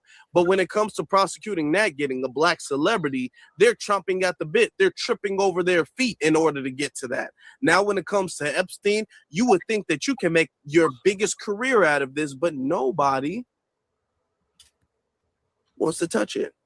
Nobody wants to say anything, right? Well, nobody wants too to touch real it. for you. Okay. The Native Americans it's had kinda had a interesting. picture where they are saying Now- they've been fighting terrorism since 1492. What does this mean? What does this mean? What does this mean? Where are we going? Tell you right now, it doesn't look like I there's saw going that to be shirt any in type of Colorado, prosecution, at least Trey. anytime soon, Yeah. based off of what it looks like, any major things. But one good thing we can say is that there are a lot of people who were involved in the Epstein files who are now, because the Right. dark cloud of Epstein is still lingering around, despite the fact that they don't want it to exist anymore, it's still lingering around. And because of that reason, you have people resigning, right? So we're going to take a look at this real fast. I'm just going to give you a brief view of all of the people who were somewhat involved and are now resigning. Come on now, why is it doing that? Okay, so it says a number of high-profile figures have resigned from their positions after new details about their ties was white to the women. late You're convicted right. That benefited greatly offender. from I'm just going to say offender Epstein were revealed in a last batch of so-called Epstein files. Okay, released by the Justice Department. So we're going to say it includes all of this stuff, business, all of this. So we're going to get some of the names, right? World Economic Forum president, Burge Brend, okay, he resigned. The World Economic Forum announced on February 26th, that was a couple days ago, that its CEO and president, Burge Brend, will be stepping down after the latest document dropped by the Justice Department made public, okay? Corresponded between Brend and Epstein from years, okay, after the financier's 2008 guilty plea to soliciting prostitution of a minor. So this person right here, first off, did y'all know that Jeffrey Epstein did plead guilty in 2008 for messing with a minor, for prostituting a minor? And he was still talking to him. He was still buddy-buddy with him. Okay, so he stepped down. He should do more than step down. He should be thoroughly investigated. All of these people shouldn't have the opportunity to step down. First off, their assets should be froze and they should be on house arrest and they should be investigated. They all should. But okay, we're gonna just go through some of the names. Dumb as a bunch of rocks. You're hearing this Summers. You're hearing that name around. Harvard University professor Lawrence H. Summers. Lawrence H. Summers, former president of Harvard University. That's a big title, big name. Will step down from his current position at the renowned university at the end of the academic year. Okay, so he's not even stepping down right now. He's not being fired or disowned. They're not going to shun him. They're not going to remove his credentials. Now, if he was black, you know, they would be making an example at him. They would remove his credentials. It'd be left and right. All of this stuff. I want you guys to think about what would happen if these people were black. Right. If these people were black, you'd be seeing the news talk about them nonstop. They would want all their credentials removed. They would want to scrape the internet of any type of good thing they've ever done. They would want that. They would all of that. Scrape the internet. Okay, remove all your credentials. You're not a doctor anymore. You're not a professor. How dare you? That was what they would be doing. But he gets to step down after the academic year. So once the year is over, then he gets to quote unquote step down, which is really an early retirement. Okay, that's really what that is. Okay, scrolling through more names. Okay, hold on, click that. Okay, Columbia University Neuroscience Institution co-director Dr. Richard Alex. Okay, Dr. Richard Alex is a Nobel Peace Prize, really. Nobel Peace Prize winner professor at Columbia University, okay, announced a few days ago, February 24th, that he will be stepping down from the leading university at Mortimer B. Zuckerman Mind Brain Behavior Institute. Yo, that is such a mouthful. Who says all of that? Mortimer's B. Zuckerman Mind Brain Behavior Institute. Y'all couldn't have found a way to shorten that up a little bit. Did y'all need to say mind brain? Oh my God! Stop it! Okay, that was okay, man. Get the hell out of here. All right. I mean, okay. It says after the documents released by the Justice Department showed his years-long relationship with Epstein, which continued after Epstein's 2008 conviction. Okay, and he's stepping down. They're not talking about stripping his Nobel Peace Prize away. They're not talking about that. If he was black, they'd be talking about that, right? Yeah. There's another one, ABC or CBS News. Okay, coordinator Dr. Peter Ataya. Okay, a physician and influencer who has become a prominent voice in the field of longevity medicine. Okay, has stepped down. All of these people get to step down. All of these people get to step down because they've been on caught. All right. Now, why are they not making? Why are they? I mean, it's a lot of names, y'all. Why are they not making no big fuss about this? Okay. Billionaire here, Thomas Pritzker, okay, and he runs the Hyatt hotels. You know who else is a part of that? J.B. Pritzker. He also is a part of that family. Okay, yeah, he's the one who owns the governor of Illinois. But okay, yeah, okay. Their heir, Thomas Pritzker. What did J.B. Pritzker knew about his family member? Okay, in 2016, February 16, resigned from his position. I hate these ads. Resigned from his position, okay, as chairman. All of these people, and I'm just saying, I mean, we can go down the list, but all of these people, you know for a fact, that's what's up. If they were black, they would be talking about prosecution, all of this stuff, but this is complexion for the protection. Yep. Okay. Exactly what it is. They don't really want to get all of these people. Okay, they don't. Are you talking? They don't want to get all of these people because if you were still talking to him in 2008 after the conviction, then you knew what he was doing. Exactly. Okay. If you knew what he was doing, it didn't bother you. All right. So they want to step down because they don't want to be in the limelight. Because when they're in the limelight, they're going to be questioned like, okay, who else knew? Who else had contact? They don't want to be slipped up and they want to get the spotlight off of them. That doesn't mean that they're getting their assets froze. Nobody's saying that they should be ostracized from society. Their money should be seized. They should never be able to fly overseas or anything like that. Nobody's making no big fuss about them. Okay. Why is no prosecutor trying to prosecute these people? Why? And this isn't a Democrat or Republican issue. You would think that this is the most, this right here is the most bipartisan issue. You would think, but it's not. Nobody's after these people. They're not even after their credentials. They're not even after that. None of the banks are talking about where his money went, all of this stuff. So what's going on with it? They have no intention of doing anything. They honestly don't. And I hate to say that, but they don't. Now, what we can do is we can continue keeping the pressure on them. Right, Michael. Okay? We can continue keeping the pressure on them because right. evil Like lurks saying in the good dark cop and and it bad shines cop in the that dark. Epstein And file. when people shine a light on it, it makes it more difficult.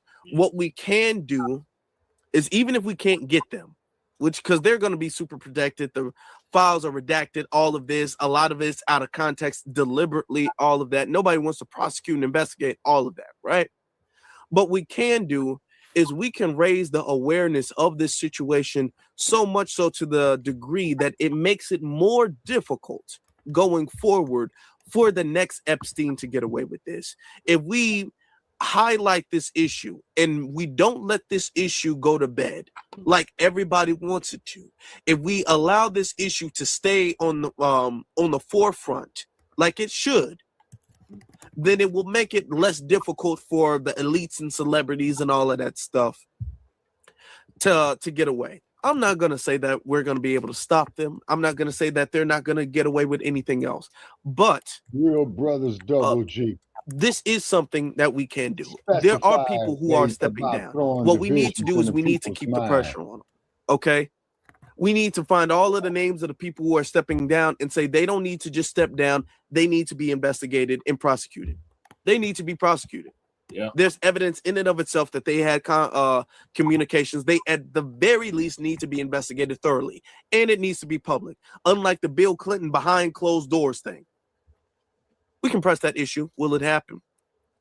And that's an unlikely scenario that it will happen. But the fact that we can show that we're just not letting the government, and this is the biggest thing that we can take from this, that we're not letting the government run us around in a circle.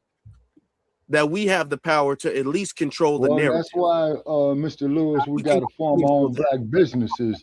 And by raising the awareness of this, hey Daniel, raising the social consciousness of this, hopefully. Hey Daniel, long time no see. How you be? How you be? We can hope that. All right.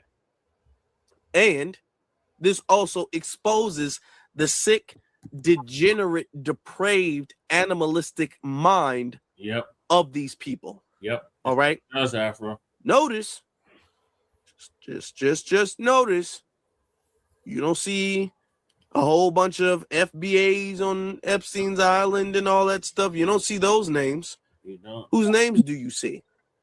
Why they want to call us the criminals? Whose names do you see? Yeah. White supremacy, though. White people. Uncivilized. Whose names do you see? Caucasian. Whose names do you see covering it? Whose names do you see involved? Still emailing them, still sending them money, still doing all of that. Right. They're doing damage control. This should really motivate and highlight us to really make sure that we change everything.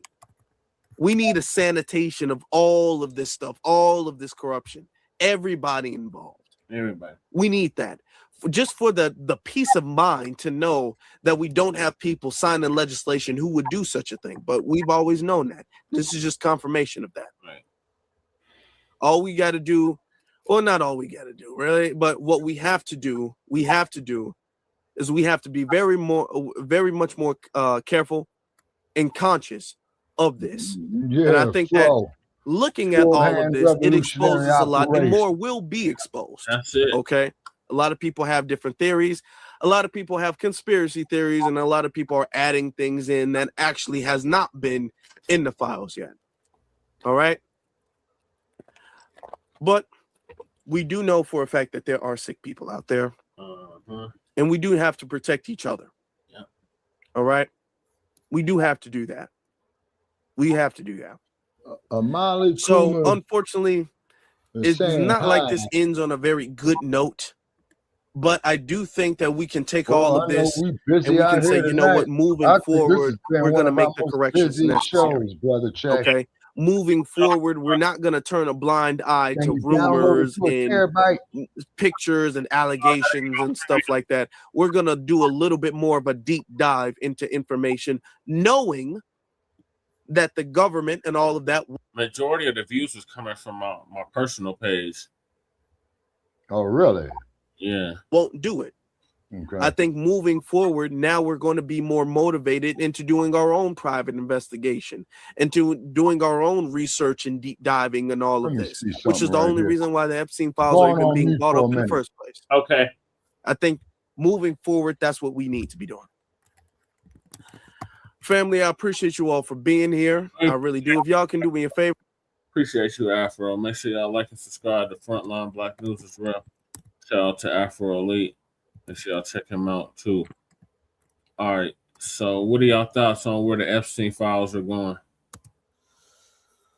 I think the Epstein file. I believe the Epstein files are not going to go, anywhere. It's just going to be used for public. I mean, it's basically going to be preserved as public record, but it's not going to really, prosecute or go after white supremacists, regardless if white supremacists are Democrats or Republicans, because they're always going to play good cop, bad cop. And it's just really it's just really meant for, elected officials, politicians from the past to come out, recant their stories, and basically smoke Cuban cigar and move on and say, yeah, it's time to move on. And nothing, and no charges have been filed against. Right. Nothing to see here. Keep it moving. Right. But then they tell but it's interesting. Also, they tell Foundation Black Americans, you guys gotta move beyond slavery because of the past. But slavery is not the thing of the past. It still continues. Okay, but that's just it though, too, Michael. If I want to interject on that. Yeah, go ahead, interject. Yes. Okay, because many of idiots that are argued with that. Okay, Michael, you know the concept of a reinvestment, right? Yes. You also know the concept of the power of parlay, right? Parlay, not so much. I definitely can research parlay myself. Okay, what parlay means is that they was generating revenue, off the slave market, which contributed greatly to the gross national product. And the byproducts that were made from the free labor of Black people's ancestors in this country, right, was from whiskey, sugar, which makes alcohol, okay, the intellectual property of the slaves. You see what I'm saying? Yeah, right. Matthew, I visited Black Wall Street, Matthew. Yes, I did. Okay, and that's where he's right. That's where the Gap Band got their name from, the street on Black Wall Street. You are absolutely right. Okay, Greenwood, Archer, and Pine, I believe. Yep. Okay, so what happens is, Michael, they kept reinvesting the money, and then they kept spreading the investments out. You say that kept drawing revenue. Okay, we lost somebody. Yeah, I think we lost Joe Black by accident. Okay, all right. Okay, so therefore, they keep reinvesting. Now, keep in mind is that one of the main things that was harvested on the plantations, Michael, was sugar. What is the main ingredient for alcoholic beverages? Sugar cane, right? So that means we should be owning I.W. Harper, Old Granddad, Johnny Walker, Jack Daniels, and other drinks as well too. Now, cotton that went off into the manufacturing, mainly clothes, right?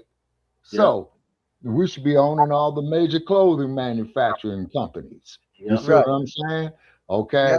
Then, not to mention the fact of the brutalization on the plantation system, as Brother Che and I, we have done when we had Shabaka's Black Experience up on Blog Talk, was the buck breaking. Okay. Then the what would they call there? The sex farms. You see, in other words, slaves was breeded like how they do race horses.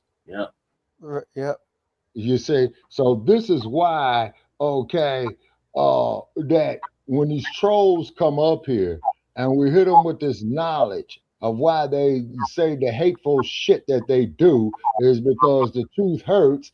They can't countermand it or counterpunch it, okay, is because this is why they come with the insults. Now, Right.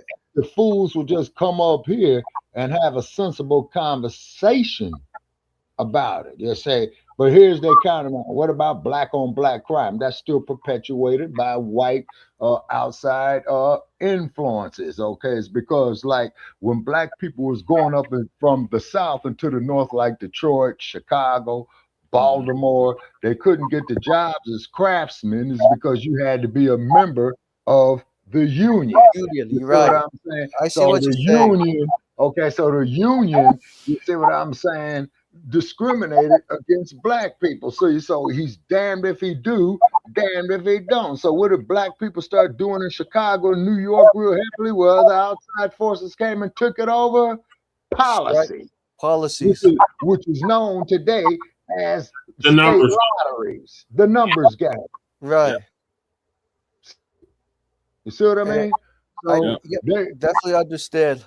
Yes, because Okay. even right. Joe to said this he day- got Go ahead. booted. He needs a link again, brother Che. So therefore, man, that there goes to show to the contribution of the gross national product of the United States. You see, so this is why reparations are owed. You see what I'm saying? Reparations is not a handout. It is a debt owed to American freedmen. repair. Right. That's it. And I will get up here and I will argue with any of these damn white supremacists, these damn Yasa bosses, the Uncle Tim Scotts, or any other brain dead motherfucker that want to come up here and try to go some wits with me on that shit. Come out wherever you is. Right. Especially like and I want to make that perfectly clear, by the way. Right. 100. You are 100% correct. All right. I dropped the link again, Black Joe, so you should be able to get back there. Goddess Navi. Okay, Goddess Navi is saying, what is she saying? Shabaka, she's got stars. She agrees. Fire. Okay. Yeah. Oh, okay. Now I see it. Yeah. Okay, Goddess Navi, that is it. It's the law of mathematics. Mathematics is the language of science. When our ancestors built the Great Pyramid, to quote Dr. Ashwa Kwesi, and Dr. Kwesi, if you hear us, man, I've been trying to get in touch with you to explain it.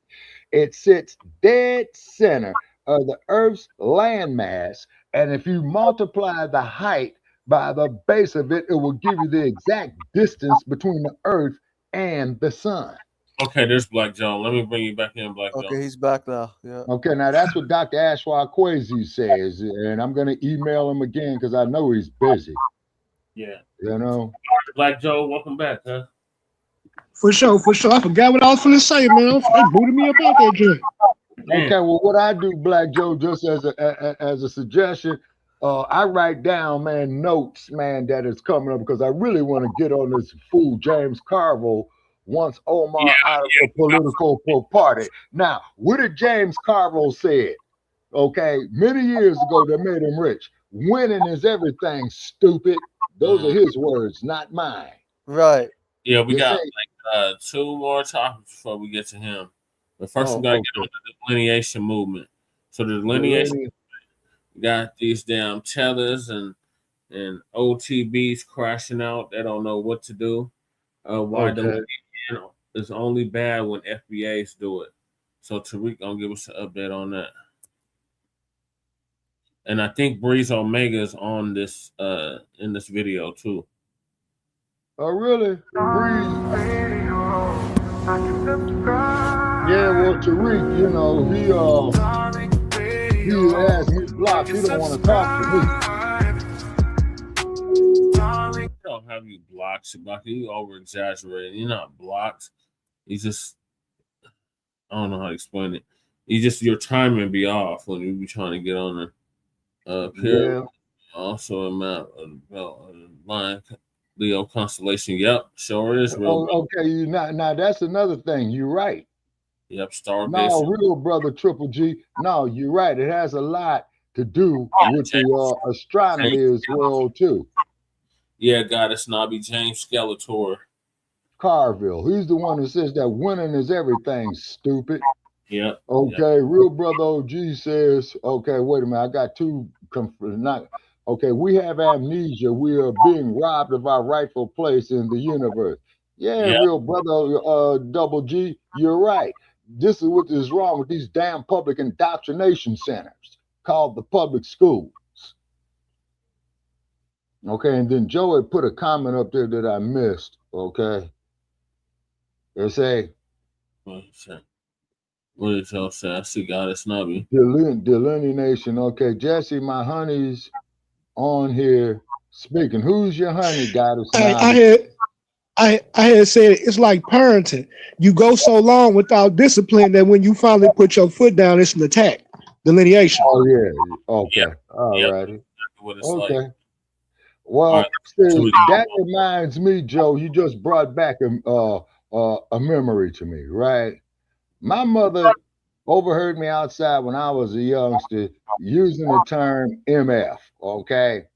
All right, so she brought me in there, and after a left hook followed by the right hand, she washed out my mouth with soap, okay? And then she went there and told me what it was about. You say, so basically, it was the precursor to the, what is that there? The sex farms, Brother Che, that we was talking about. That was SpongeBob. Yeah. That was Punch Bowl. Yeah. Oh, no, the Devil's Punch Bowl. Okay, was also too where they had killed all the former slaves down there, and they buried them there in that mass grave. That's why don't nobody eat the peaches down there. Yeah. Yeah, but the breeding before the mass killing, mother on sons, brother on sister. Yeah. Yeah. Right. Yeah. You see, you know, and then I already know that James Carville is against the reparations because he's parroting neoliberal talking points from Wall Street. Okay. Now, Matthew is saying the school system teach brainwash to believe in his story, which is not real story. So it's about our story, not his story.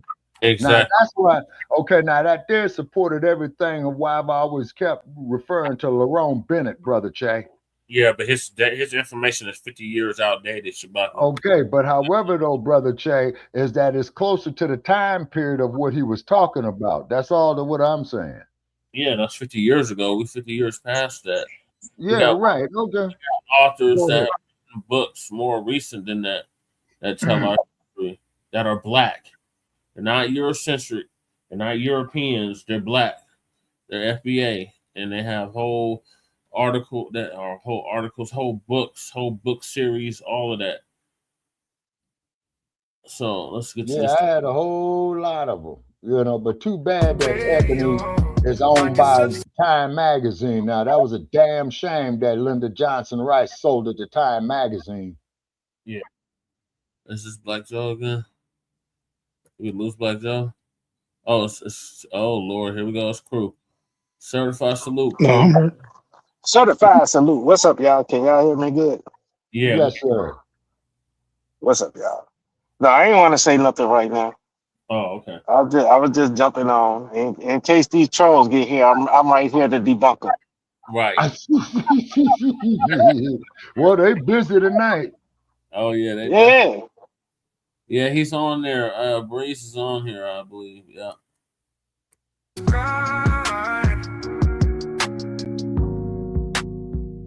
Now you know we're slowly inching up. Right? We need everybody to get involved. We cannot, ladies and gentlemen.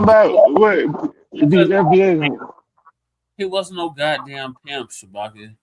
Stop believing what them Democratic shills and them pan goofies is telling you. They don't even know what the hell they talking about.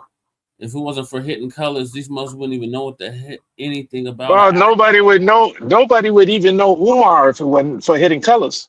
Right. Okay. Have you all checked out his Black History Museum over there off of Arlington and 3rd Avenue? I want to when I go to LA, but no, I haven't yet. Okay. I just don't want to go to California at all. Okay, well, see, California's a state, Los Angeles is a city, but I don't blame you. Fuck the whole state of California. That's why I'm in Nevada. Yeah. Yeah, and Nevada got just as bad gun laws as California too. No, well, Nevada, man, this is Mississippi of the Wild Wild West. Man, Nevada got some stupid, crazy gun laws. Man. Oh yeah, hell yeah, they do, and they will Yeah, shoot almost, your ass. they trying to get like Colorado. Colorado trying to get like Illinois. Yeah. Or California. Yeah. No, but I refuse to pay $500 for auto registration in the goddamn state of California, where I pay less than $100 for my auto registration here. Yeah. That's crazy. Yeah, it is. Goddess Nabi says she don't blame you, crew. Okay, we got Well, at the office and 6 done without and they tried to jump on the Wi-Fi. ladies and gentlemen. We need you to be involved. We cannot Man, get it done. Umar need his ass beat. Please go to Yeah, Hidden you're Color right, God. California is the 6.com. land of That's Hidden Colors, bullshit. the number 6, hiddencolor6.com. Contribute to the making of Hidden Color 6 so we can get this thing popping. Hopefully we get it done by the summer so we can have some nationwide rollouts. Cali is my home state, man. This is all from land, East Oakland, Black history. okay? All right, I'm very right. familiar with East Oakland. FBA all day. We up in here deep. You know, people in here on TikTok making their daily spaces about us. Where people stay. When I randomly get on TikTok, I was just scrolling earlier today. Dude, all people do is sit on TikTok making spaces about our damn lineage. Boy, our lineage has people triggered, man. Yeah. And they try to act like we're sitting around discussing them, but not really. News, Yeah, these people are obsessed. We're not. All of these spaces are FBA, just all on social media, just nonstop FBA spaces. Oh, Vermont's in the house. Okay, Sal. And then they try to hop in here. Why do you talk about us all day? That's a projection. We're not. No, brother, no. Oh, okay. Ray G says mom has 3 advanced degrees. She was raised on STEM. Okay. Why are people tripping on us delineating? Let's be very clear. We're just delineating. Delineating is not a bad thing. We're just recognizing our own unique ethnic group, ladies and gentlemen. That's all. I'm very familiar with East Oakland. All of these other groups that's whining about us, I want to really unpack this thing. I want to really unpack 73rd and Bancroft. Because these people be whining and lying. I mean, they just got 24-hour smoke for us, and we're not doing anything to these people. I want y'all to understand something. Yeah, you're right. These people who are whining about us online, in their homelands, they're getting beat up, smacked up by every damn body. Dude, you go to these people's homelands, they're getting decimated by everybody else but us. Yeah, Michael, when he was the governor of Arkansas, you're the right. Haitians, like we had a Haitian dude called the other day, the Dominicans are whooping on them in this homeland. You go to these African countries, it's the Asians and the Arabs and the Lebanese, and these people are running them in the ground. No smoke. But all the smoke is on us by simply us saying, hey, we're focusing on our lineage. What is this shit? What is this divisive shit, nigga? Divisive? All this divisive talk? Hey, I swear the burden of unity dwellers like that has always been placed on us, and this is the proof. He does. You just never catch the clips when he be doing that. But he go in on everybody. He don't discriminate. He goes in on everybody. Anybody come up here with that bullshit, he tears them down. But family, let's unpack it. Why do everybody else get to delineate and recognize their unique ethnic groups and nationalities? And their delineation is not only encouraged, it's praised. Grew up in the You Black praise the Panther movement. encouragement My of all mother of used to work the at the Oakland delineation of PD. all these other Okay. people to We used to see recognize the Panthers protest their with shotguns in front of uniqueness. the police departments. But we're the Yeah, only people who get Bobby Hutton was up there with criticized. that. You right. Down Now, there off why of is that? Broadway and about Because 3rd see, every Street, if group is I'm not allowed mistaken. boundaries. Correct We're me if I'm supposed to be wrong, Mac. denied boundaries because, Right. let me be very And I real. did check out pass by Foundational the Black Black Americans, we were Museum over never there. meant to Yeah, be that's seen as a some nice people. architecture there. Yeah. Do y'all follow me? Can we get deep for a minute? See, other groups are recognized as ethnicities with lineages. We have historically been positioned as an extractive labor caste where culture, moral currency, it's supposed to be given to other people. Yeah, yeah, crew. We're not supposed Exactly. to have a sovereign My daddy identity. was a World War II vet. So now that we've delineated and recognized we do have a very unique identity and lineage outside of other groups. So now that's disrupting a whole little old school arrangement that people have been benefiting off of for a long time. Y'all got to start pausing it when y'all talking, because it don't come off good on the other end.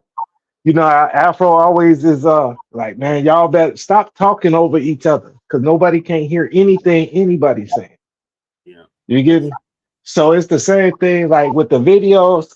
Like you got to be on it, Che, if you playing the video. So if somebody's talking, you got to stop the video or turn the video down or something, or tell the person stop talking. Yeah. Well, You get me? Or see, you know, commenting. no, it's not just Sabaka. It's the whole thing. You know what I'm saying? Like that's how we do over here. Yeah. But that's just my opinion. You can run it how you want to. I'm saying that's just my opinion from just sitting here watching. Like I'll be watching you on my computer. Yeah. I'll be watching you on my TV. And you know I got sounds in here. You know what I'm saying? Yeah. I got sounds so I can hear anything. Right. Or I can get rid of anything down there I want to.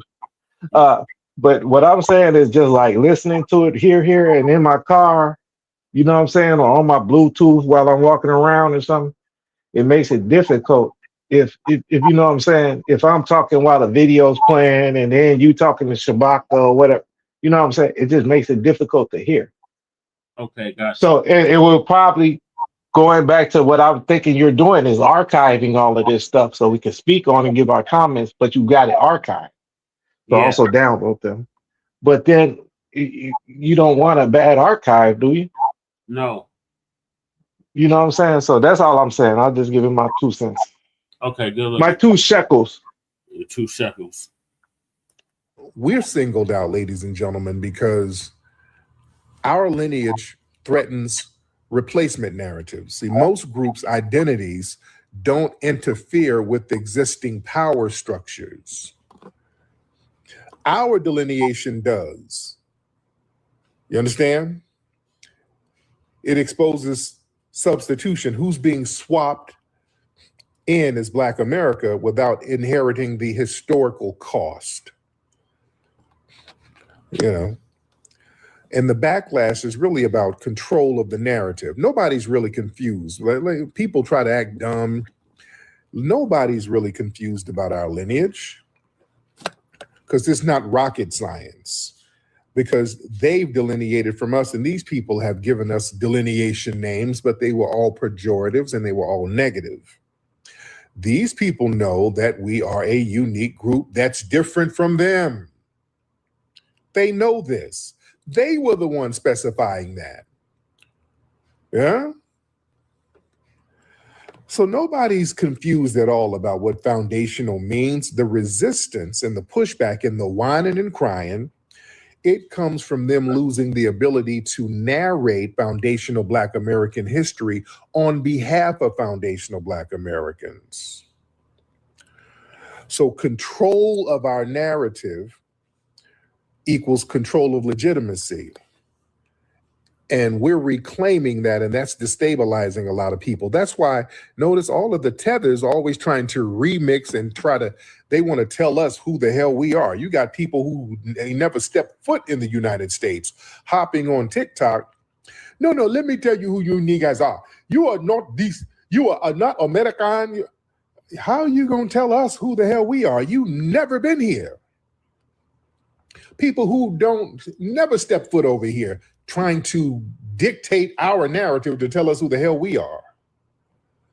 That's that colonizer mindset.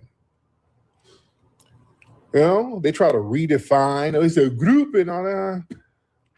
See, they want to preserve access to FBA achievements while dodging responsibility for specific harms done to us. Yeah. And the reason why we get a lot of criticism for us delineating, because our contributions, ladies and gentlemen, to the world and to this nation, it's central. It's not peripheral. A lot of these other groups, they try to act like they're important. You're not really needed, to be honest. Can we be real? That's why they always trying to take credit for some shit we did. We created hip hop too, nigga. No, you didn't. No, you didn't. The hip hop game was fine before you got here. You know what I'm saying? Our contributions are central to this culture and this society. Foundational Black American history is inseparable from the building of America itself. And us being that central, that makes delineation dangerous because, see, once recognized, it demands special recognition, special respect, special redress. Other groups, they can delineate safely because their identities don't really move the needle over here like that. I'm not trying to be mean, but shit, they just didn't have nothing popping. So everything rests on us. Everybody has to leech off of us. And we're expected to absorb others, but never in the reverse. See, there's an unspoken rule that assimilation flows into foundational Black American culture, not outside. So other people can maintain their distinct identities while tapping into our legitimacy. You understand? When we say, hey, we're not cool with that little one-way bullshit. Now they want to, oh, y'all divisive. No. Because when y'all do other people do their stuff, they gatekeep it. That's fine. We don't need to claim none of your stuff. If you got something that's Caribbean or African, we'll pop our collar to it. We got our own culture. We don't have to latch on to your stuff, and y'all won't let us do it anyway. We saw that with Michael B. Jordan and that Jorvay thing. Oh, they made sure, oh, no. That's Trinidadian, Michael B. Jordan. You can't touch that. You see? But they're supposed to dip and scoop up all of the things that we created culturally. Yeah? And the thing is, man, foundational Black Americans, we get targeted with a lot of vitriol and hate for delineating because we model self-definition without domination.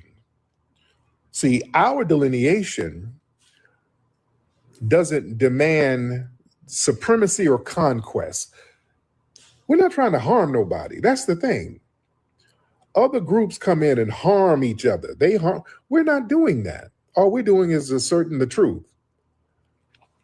You know, that's why people can't attack our lineage honestly. That's why they have to sit up and lie all day. They have to lie, make up shit. Is a head group. Y'all got to sit here lying all damn day because you can't argue with the truth. We are from a lineage that's foundational to this nation. We are a foundational ethnic group. That is a fact. That's not really up for debate. You can't really argue that. We are a foundational ethnic group that has a long continuity on this land. We were here at the very beginning. We were pivotal to the building of the United States. That's either a fact or it's not. Notice they can't argue that. So when you say that, you know what they do? They start playing dumb and getting into straw man arguments. They start saying, well, are you saying you are a pretendian? Are you a Native American? They start that dumb shit. You know what I'm saying? They start acting like they don't understand what you just told them. You see? So yeah, all of the lying and tether babble, that just further reinforces why delineation is very important. Do you understand that? That enforces why. When they get online doing all that damn lying. You see? Lying shows that, hey, you can't honestly refute nothing. So you have to make up straw man arguments. You only do that when you're threatened. Yeah, people do that when there's a threat. You see? Well, let me talk to the family. Let me get some of the folks on here. What's up, Tierra Dynamite? I see you, beloved. All right, let's see who we got up in here, because I see a lot of folks in here. What's up, FBA Maryland? I see you, beloved. Let me see. What's up, Fawcett? I'm going to just get random people up here. Let me see what's up. Let's get Gorgeous B, Colors, just a bunch of people up here. Just see what y'all talking about. Let me see, Purpose. All right, who's that? Hello. What's up? Who's this? Oh, that's Huey. What's up, Tyreek? What's up, Huey? How you doing, brother? Chilling. I just got a quick question. Yeah. What do you think about Trump investigating specifically California and how that would impact like the immigration? Because it's hard for Black people to get loans out here, but it seems that immigrants don't have a problem. Yeah. Now, what is he investigating exactly? He's just investigating fraud. He recently investigated the LAUSD, the school district, and he's just cutting down on like a lot of these fraudulent businesses in California. Oh, good. Okay, yes, I'm all for that. I'm all for that because it's janky as hell out here. Yeah, the Black business. Are you in California, by the way, Hugh? Yeah, I'm in Riverside. Okay, yeah. So you know how it is, man. You know how they do the Black businesses out here. It's corrupt as hell. It's majorly corrupt. That's why you are all the way out there in damn Riverside. Because they're out here like in Central, because I'm in the main part of LA, man. It is janky, but they're so damn corrupt and scandalous. They do things behind the scenes to undermine Black businesses out here. And I was just driving down Crenshaw the other day. There's taco stands and corn stands all over the place. I was on Jefferson. I went to the grocery store when I was at the museum the other day. It's just a line of Mexicans on the streets selling stuff. Now, the brothers who were selling stuff on Crenshaw, selling barbecue plates and all that, they got all of them out of there. So you ain't gonna tell me that them brothers couldn't get the right permits, but all of these people who don't speak English got the right permits? No, they're being assisted. They're being assisted. And they're systematically sabotaging the Black people. Yeah, it's like Tijuana. Y'all, you know what I'm talking about. You out here. Man, I went to, we had an event at the museum the other day. Somebody had a party up there. There were a beautiful FBA family up there too. Real good folks. And, I went down to the Food for Less right down the street from the museum. Dude, it was taco stands, corn stands. Dude, man, it looked like a Tito Puente concert out there, dude. They were selling corn, mango slices, just all types of shit. Churros. I'm like, I know these folks.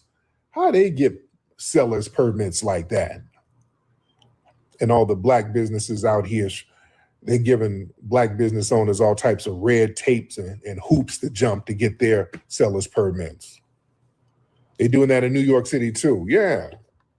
Yeah, so I hope Trump investigates that. I hope he does. Yeah, they've done the Black businesses dirty. Chef Maryland, she's going through some stuff. Chef Maryland, her business is in jeopardy right now. Y'all know Chef Maryland on Crenshaw, very good soul food, FBA sister, and I've had her cater for the museum several times. So she's going through some stuff. Grill Fresh they got them out of there. They went out of business. Doolin's, I think they're struggling now. So yeah, it's funny style, man. It's real funny style out here. And it's some of these people behind the scenes sabotaging folks, man. Let me get some folks in here. Let me see who we got in the building. Let's see. A lot of people in here. Shout out to people in the building. Let's get Elise. I'm going to just get random people. I'm going to get random people in here. Let's get Tether Project. All right. Elise, Tether Project. Purpose Wells. All right. All right. Somebody say something. What's happening? Hello. Hey. I'm sorry. How are you? I'm good, Elise. How are you, ma'am? I'm well. Thank you. So what's on your mind, dear? I was just listening, trying to fill the conversation out. Okay. And I heard you speaking about what's going on in California. And yeah, if that's the case, I agree with you. I'm in Atlanta, so it's a little bit different dynamic here. Yeah, how long you been out there in Atlanta, by the way? Well, I'm from Atlanta. I was in the military. I just moved back about 3-4 years ago. Oh, cool. Yeah. Well, you're in the Navy, Air Force, where were you? I was in the Army. My husband was in the Navy. Oh, cool. My dad did 28 years in the Army. So we moved around a lot all my life, really. But, my family's from Georgia. We've got some things going on here that we're trying to do. I have worked kind of with my cousin on Love and Hip Hop. I'm a nurse. And then, I've got some other little side hustles that I do. Oh, yeah. Yeah, Mama D, Scrappy. Mama D is my first cousin. Oh, wow. I love Mama D. So we're working to get, she's supporting some projects that I have. And then I have a friend that's out there in LA. It's 3 people that are co-founders of I Am Movement. And the president, I'm vice president, he's out of LA. And we've got some great things going on. And you'll be hearing about this national project that we have. Okay, I can't wait to hear it. Yeah, so I'll tell you about it on the back end. Yes, ma'am. Okay, well, thank you so much, beloved. Let me know what's going on with that. Purpose, what's up, Purpose? Miss Purpose? I'm sorry, I didn't mean to come up. It's okay. All right, let me take you down. Y'all watch the button. When y'all hit that button, I'm going to bring you up if you hit that button. Let's get Born King in the building. Born King. Then we'll get Hustle Blood. We're going to just get a bunch of y'all in here. Dion Jones. A lot of y'all in here. Okay, who we got? Hustle Blood. Yo. What's up, Hustle Blood? Hey, what's going on? Can y'all hear me? We can hear you, man. What's happening with you?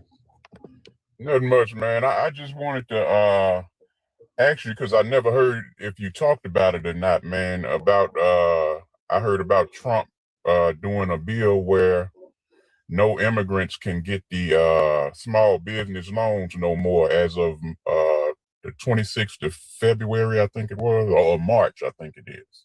Okay, yeah, I did hear something like that. I don't know all the particulars in it, but so is that going through? Is that something that's going to happen? Well, I don't know. That's why I really wanted to see that you know anything about it, man, because I heard somebody else talk about it, but I hadn't heard nothing official. Oh, okay. Yeah, because I heard what you heard. I don't know all the details, but yeah, from what I'm understanding, because they've been kind of fighting because Trump is trying to shut down a lot of that stuff with all these people coming over, just getting our tax dollars and business loans and all that stuff. And then all of it is dried up by the time we go in for it. So I hope that goes through. I hope it goes through. I absolutely hope it goes through. Yeah. So let me get some more people in here. Let me get some more folks in the building. Let's get Tommy Hitman. Let's get Tommy Hitman in the building. Mr. Tommy Hitman. What's up, man, Tyreek? How you doing, listen, Tyreek? I'm doing great, man. I'm from the DMV area, and I live down here. I moved down here. Had to be about 16 years ago. I moved down here in Atlanta. Okay. But I love what everybody is saying. I've been following you. You know the whole thing. But I need to know, where do I find your stuff? Because I've introduced you to my lady, and I wanted her to know, but I don't know what to do. his stuff is out there. He got a lot of stuff out there. But I'm talking about the you know what I mean, the Hidden Colors. I want the whole series and all that good old stuff. All you gotta what do I need to look, do to go get it? All you gotta to do order is it. there's a link tree in my bio right here on TikTok. You see my bio? Okay. Click that. Everything is there. The movies, Okay. the books, everything. Buck breaking, a microphone check, Hidden Colors, American Maroon, all of it. That's why I got that link tree. Y'all hit that link. If y'all want to get my stuff, click that link in my bio, the link tree. Y'all can get, it'll take you to my book, my last book, Foundation of Black American Race Beta. Very good book, by the way. Yeah. So that's what it is. Yeah, bug breaking, all that stuff. Yes, indeed. And we're working on Hidden Color 6 now. Well, we're working hard on that, man. We want that. We're trying to come out hard body with it, man. We really need the family to get involved with it. We need that energy on it. That's very important. We need the family's energy on that one. We need your energy on that, man, because right now, man, what we're having, and a lot of people have been mentioning this delineation movement, there's a spiritual component to it, and people can feel the spiritual component to it. People always talk about the feeling of a spiritual component, which it is there. There's a spiritual component there. Very much so. Because when you delineate, man, that restores spiritual alignment through truth. You see what I'm saying? Spiritual power begins with truth and order. You understand? When the truth gets out there, like Dr. Welsing, she said, truth is like an energy. Truth is like a power source. Truth always makes its way to the top. The truth will always reveal itself because the truth is a certain level of energy. So it's going to always reveal itself. That's the spiritual nature of truth. And for a lot of generations, man, foundational Black Americans, we were forced into a false identity framework that blurred lineage. It erased specificity. It demanded constant spiritual compromise. So delineation, man, what that did, that realigned us with who the hell we really are. That clarity alone produces a felt spiritual awakening, ladies and gentlemen. You understand? Every civilization, the ability to name yourself is tied with sovereignty and divine order.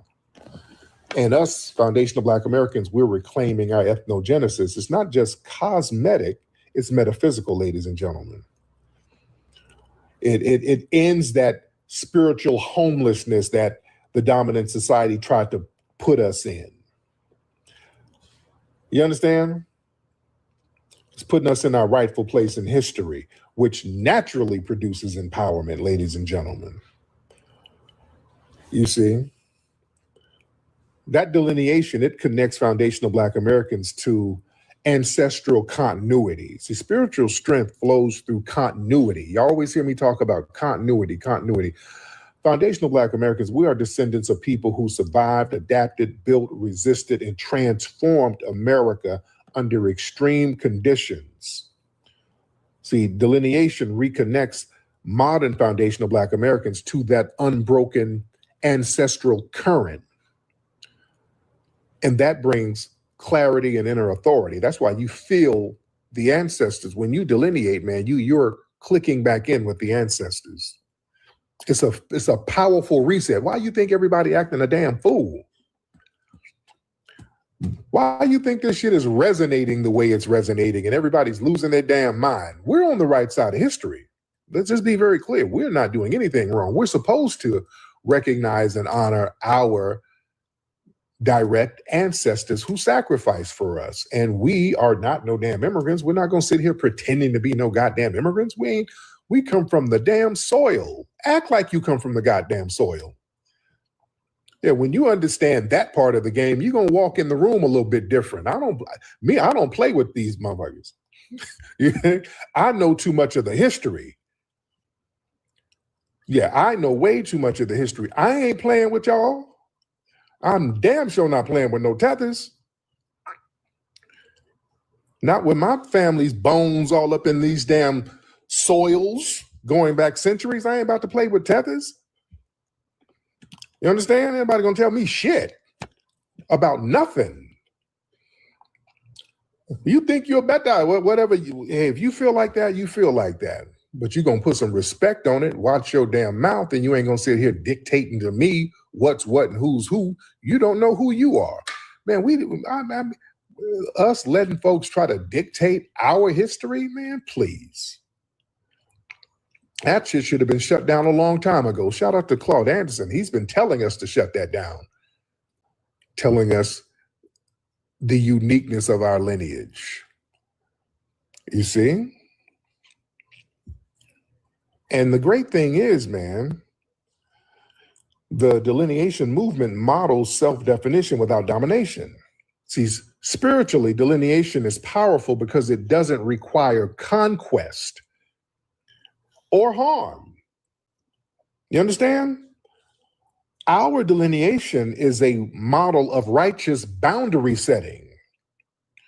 You understand? So the world needs more examples of groups defining themselves clearly without trying to erase other people or absorb them. So this is a lesson people can learn. Y'all need to be learning from us how you can recognize your unique ethnic group without harming people or trying to dominate other people. We're not trying to do anything to anybody, yet us recognizing our unique lineage is so devastating and traumatic to so many damn people. That shows how powerful it is, ladies and gentlemen. You see? So we got a spiritual purpose, ladies and gentlemen. This delineation is about balance. When each group carries their own history, their own responsibility, their own spiritual weight, the exploitation declines and then cooperation becomes honest. So that balance, it benefits the entire world, ladies and gentlemen, because they can learn from that. You see, instead of trying to exploit us. Because yeah, those days are over. So your son's a senior in high school, he's paying attention? Absolutely. Absolutely. Let me get some more of the family in here. Let me get y'all in here, ladies and gentlemen. Let's get AV the champ. Let's get AV the champ in the building. Hey, AV, how you doing, man? What's up, AV? How are you? How you doing, brother? I'm good. How are you, bro? Yeah. What's on your mind, AV? I just want to call. I just want to check in and say, bro, I've been watching your lives, and like I appreciate everything you're doing, G. Yes, sir. I'm from Orlando, Florida. Okay. And I like one thing is like I've observed, right, is that why they all in our face? Because I claim FBA too, you know, like descendants of slaves. One thing that cracked me up about them is like why they all in our face trying to explain to us what we should do, and in their people face trying to check them about what they say about us. Right. Yeah. That's the thing that gets me, man. These folks sit up here and we've been called everything but children of God by these people, and they sit here and ignoring it. They don't make a peep. All of these different groups have so many pejorative terms that's directed at us.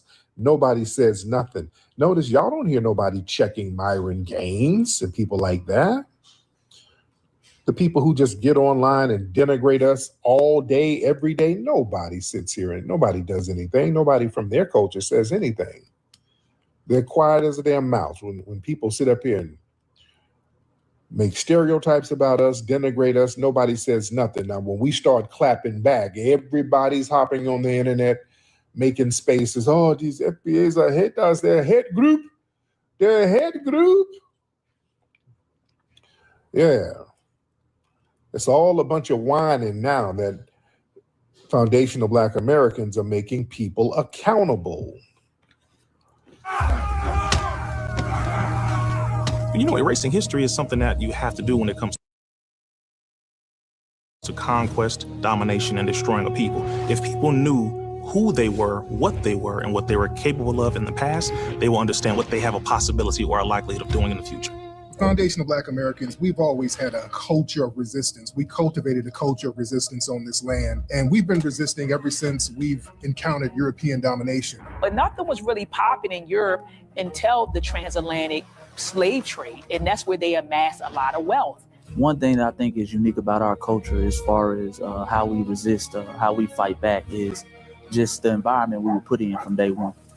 Being only 13% of the population, the white supremacists were very meticulous about keeping that population at a certain amount. There's never a period when we did not resist the encroachment of the white man. They have a natural behavior of authority no matter where they go. That's why they'll step up in front of us in the line at the store. We're not important. They don't even see us. We've never been able to excel. We've never been able to relax. We've never been able to just be, which means that existence is resistance. It must be something in our DNA, our historical background, to when something doesn't sit right with us, especially spiritually, in our souls and in our spirit, we just say no. We live in resistance. You know, from the moment we're born, we're in resistance. And it's handed down generation to generation. And so I think that cultural resistance is actually in our DNA, in our epigenetics, and then it blossoms out into the culture. So there's almost nothing in America that we do, from song to dance to politics to the way we talk, the way we dress, having coded languages considered to be slang today. Everything about Black American culture is a form of resistance. Of course, they want to always downplay our contributions to the global tapestry because they continue to act like our number one export in this country is not Black innovation. Everyone understands that our resistance has been the cornerstone of what foundational Black Americans have always done. We are the life that breathes everything into this nation. The further back you go, the further Black you go. It's just simple like that, brother.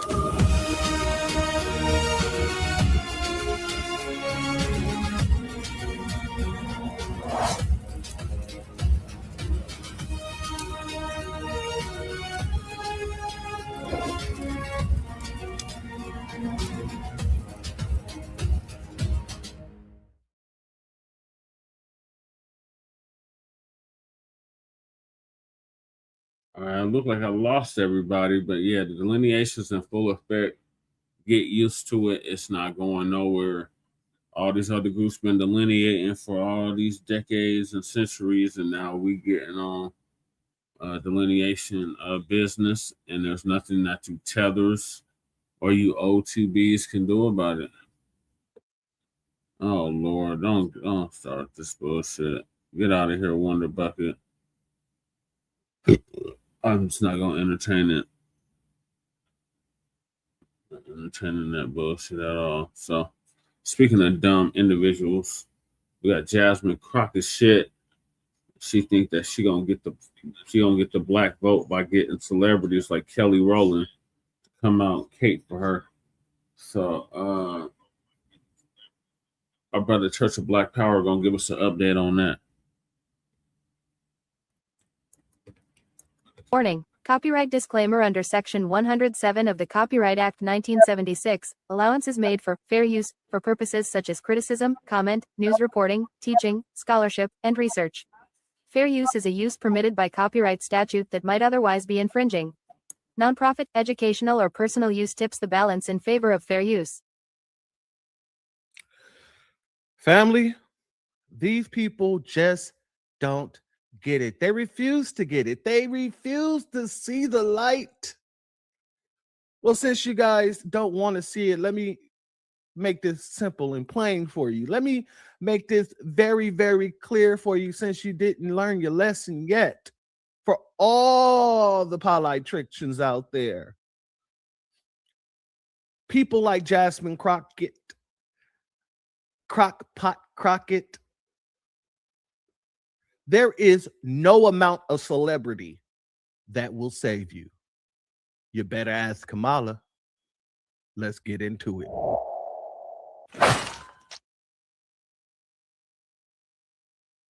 What it do, family and friends? Welcome back to the Church of Black Power. If you're not subscribed, go ahead and hit that subscribe button along with the notification bell so you can be notified whenever videos like this drop. Please make sure you hit that like, share, and hype button so we can beat up the algorithm. Make sure we get this message out to the ears that need to hear. And if you have not done so yet, please click the link in the description, go to change.org and put your signature on the petition for reparations, as well as hitting that other link and joining the Telegram group so we can help circumvent the shadow banning that, PewTube has been doing to the new Black media. With that being said, family, I don't know what's wrong with these people.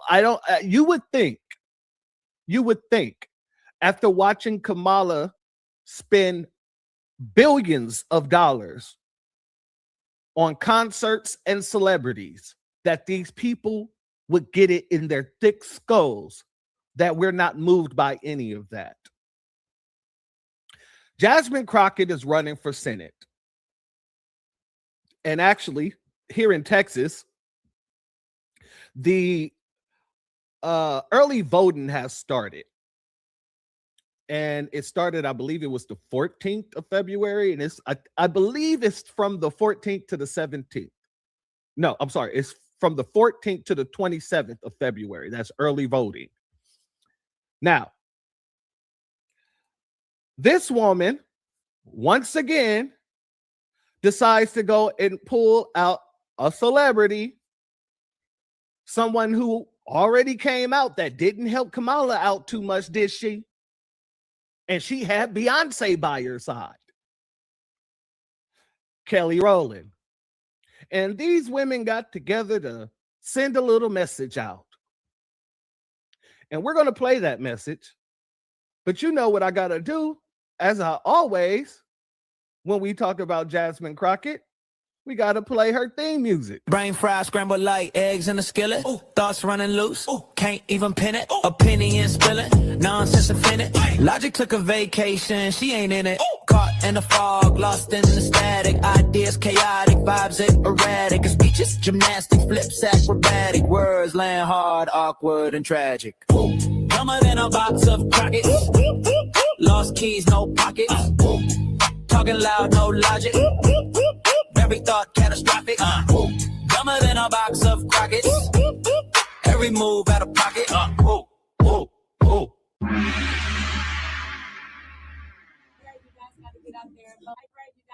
out there and vote. You know what to do.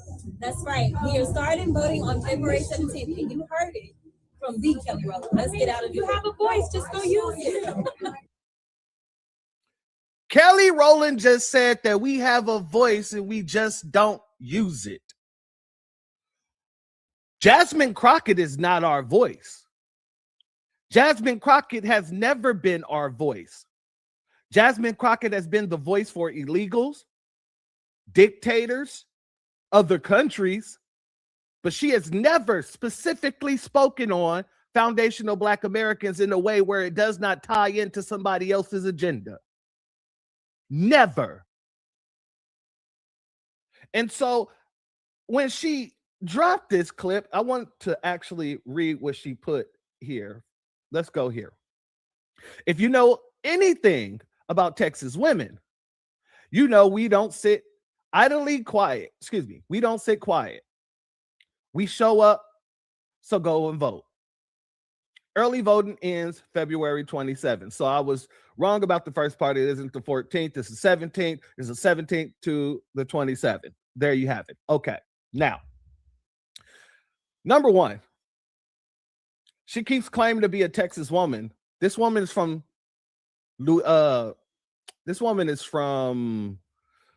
Missouri, St. Louis. That's where she's from. As a matter of fact, she didn't move to Texas until 20 years ago. So while she's talking about being a Texas woman, you're not a Texas woman. You are quite literally a St. Louis woman, if anything, if not a tether. But let's go back here. How are you Texas tough if you're from St. Louis? Now, family, I've only lived in Texas for 7 years now. I moved here in the end. Well, really, it's 6 years because I moved in at the ass end of October. Yes, I moved out here in October of 2019. So technically, I've only really been here 6 years and 3 months. Well, no, 6 years and 2 months because it was the ass end of October. Anyway, I will never say, as long as I've been here, and it ain't been as long as her, I would never say I'm a Texan because I'm not a Texan. I'm a transplant. I moved from California. I'm a Californian in Texas. Now I get on the phone from time to time, and my brothers, they like to play with me, and they be like, you a Texan now, this, that, and the third. You talking like a Texan and all this other stuff.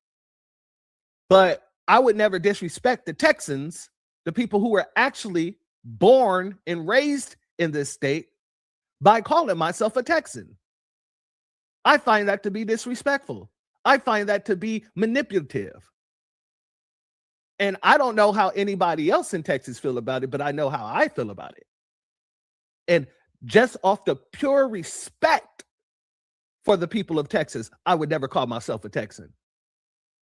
Now, you will hear me talking about how much I do enjoy Texas, but that doesn't make me a Texan. We started there. Let's move forward. Another thing. Bringing these celebrities out only shows your lack of policy. You've really never told anybody exactly what your platform really is while you're running for Senate, except that you're trying to balance out the Senate with more Democrats. Except that you want to make sure that you go against everything that Donald Trump does, whether good or bad.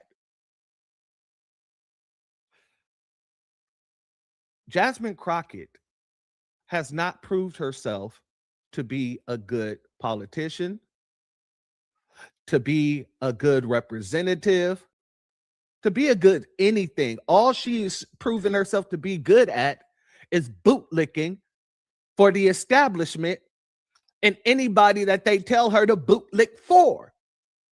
Whether it is illegals, whether it is Zelensky, Canada, Mexico, or the dictator from Venezuela. That's all she's good at. And really, she's not even good at that, because good would mean that you're able to pacify people into believing your stance. Yeah, nobody really rocks with you like that. And the people that do are Shills, S-H-I-L-L. Shills for the Democrat Party. And I want to make sure before we get up out of here that I read to you guys what I just put. I just wrote this not too long ago. I'm going to vote tomorrow against you. The fake ratchet experiment is over. I lost love and respect for Kelly when she came out supporting Cop Mala, looking like a Dick Tracy villain. You're done here. And that's what it is. And that's what it's going to be. There is no amount of celebrity that will and can save you. Kid Gravity says it the best. Shout out to him. These people don't want to be, or excuse me, these people don't want to save the country. They just want to be famous. But with that being said, family, if you're not subscribed, go ahead and hit that subscribe button along with the notification bell so you can be notified whenever videos like this drop. Please make sure you're hitting that like and share button so we can beat up the algorithm. Make sure we get this message out to the ears that need to hear. And if you have not done so yet, please click the link in the description. Go to change.org and put your signature on the petition for reparations. And with that being said, family, please let me know what you think of this situation in the comment section. I look forward to reading it. With that being said, the doors of the church are now closed. Peace, family. My grandfather built this country, man. He fought wars for it. And most places he went wouldn't let him sit down and get a cup of coffee. I can't even catch a cab in New York. You know, it doesn't matter how many degrees I get. All you people see is color. Your grandfather was an immigrant. You're American. My grandfather was born here, Duke. And you people still look at me as just another nigga. I know that the government, whatever can't stand us black people, he doing everything in the world to make black man be extinct. But I'm going to tell you one thing, us black people going to survive. Yeah. So fuck everybody. I'm out.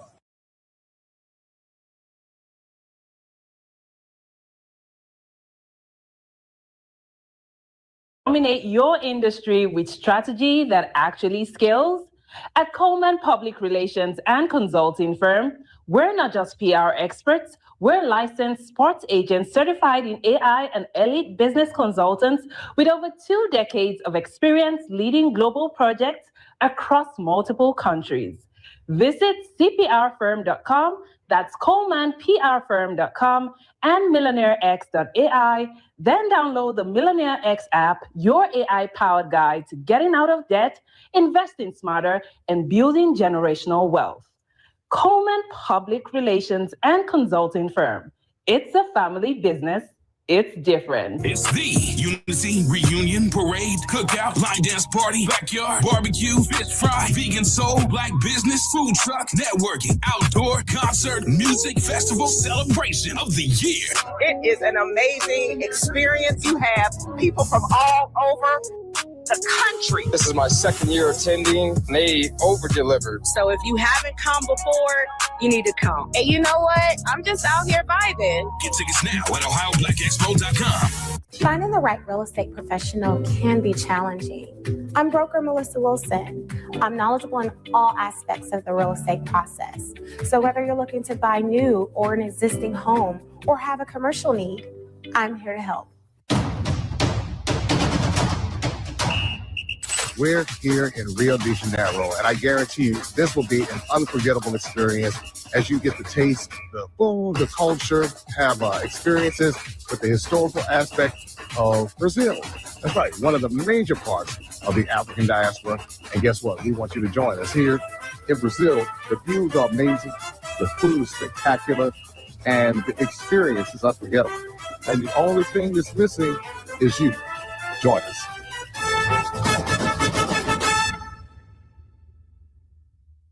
Listen up, because I'm only going to say this once. You walking around thinking you're free, but let me ask you something. Are you really, or are you still running on somebody else's programming? Philip wrote 2 books that are about to flip your whole world upside down. I'm talking about Passive-Aggressive Racism in the System of White Supremacy and 7 Steps to Decolonize the Mind. This isn't some soft, feel-good reading. This is the manual on how the system keeps you stuck and exactly what you need to do to break those chains. Philip laid out the game they're running and the blueprint to take back your mind. Because once you see it, you can't unsee it. So stop making excuses and go grab both books right now on Amazon. Your mental liberation is waiting, and it starts with these pages. Don't sleep on this. Get them now. After 13 years of exposing lies in the media, I discovered the biggest lie of all. They want you to think racism is random, accidental, just bad people doing bad things. But what if I told you anti-Black racism was engineered, programmed like software, marketed like a product, and designed to survive across generations? That's exactly what I prove in my new book, Us versus the Machine, how anti-Black racism was programmed, marketed, and made to survive. Get Us versus the Machine on Amazon today, because once you understand the system, you can beat the system. Hey, baby, if you're tired of watered-down news that don't speak to us, then it's time you download the African Diaspora News Channel app. You can get it right now on Google Play and the Apple App Store. Stay informed, stay empowered, and support media that speaks truth from our perspective. Now, here's Brother Phil with today's message. All right, ladies and gentlemen, boys and girls, I'm going to get the sister off the screen. Thank you for joining us. We greatly appreciate it on this Friday evening. And we are happy you are here with us. We are happy to see you on Facebook and the app, definitely the app, and here on YouTube and other places. Let me just copy something real quick. So tonight we're going to talk about Jasmine Croccett, ladies and gentlemen. There was a video that went viral about a voter here in Texas. and what she said about Jasmine Crockett, and a lot of people feeling a certain kind of way about what this lady said. For me, it's to be expected, but we're going to put a different twist on some things tonight, give you a different visual. It took me a little bit to get these visuals ready, but I feel it's worth it. That's why I took a little extra time to get these visuals together, ladies and gentlemen. With that being said, let me click my button here. Give me a second. I'm sorry. Make sure everything is right. Boom. Everything is right. Levels are good. All right. You said no. This has nothing to do with the lead. No. I'm not talking about her leading. This is not the issue.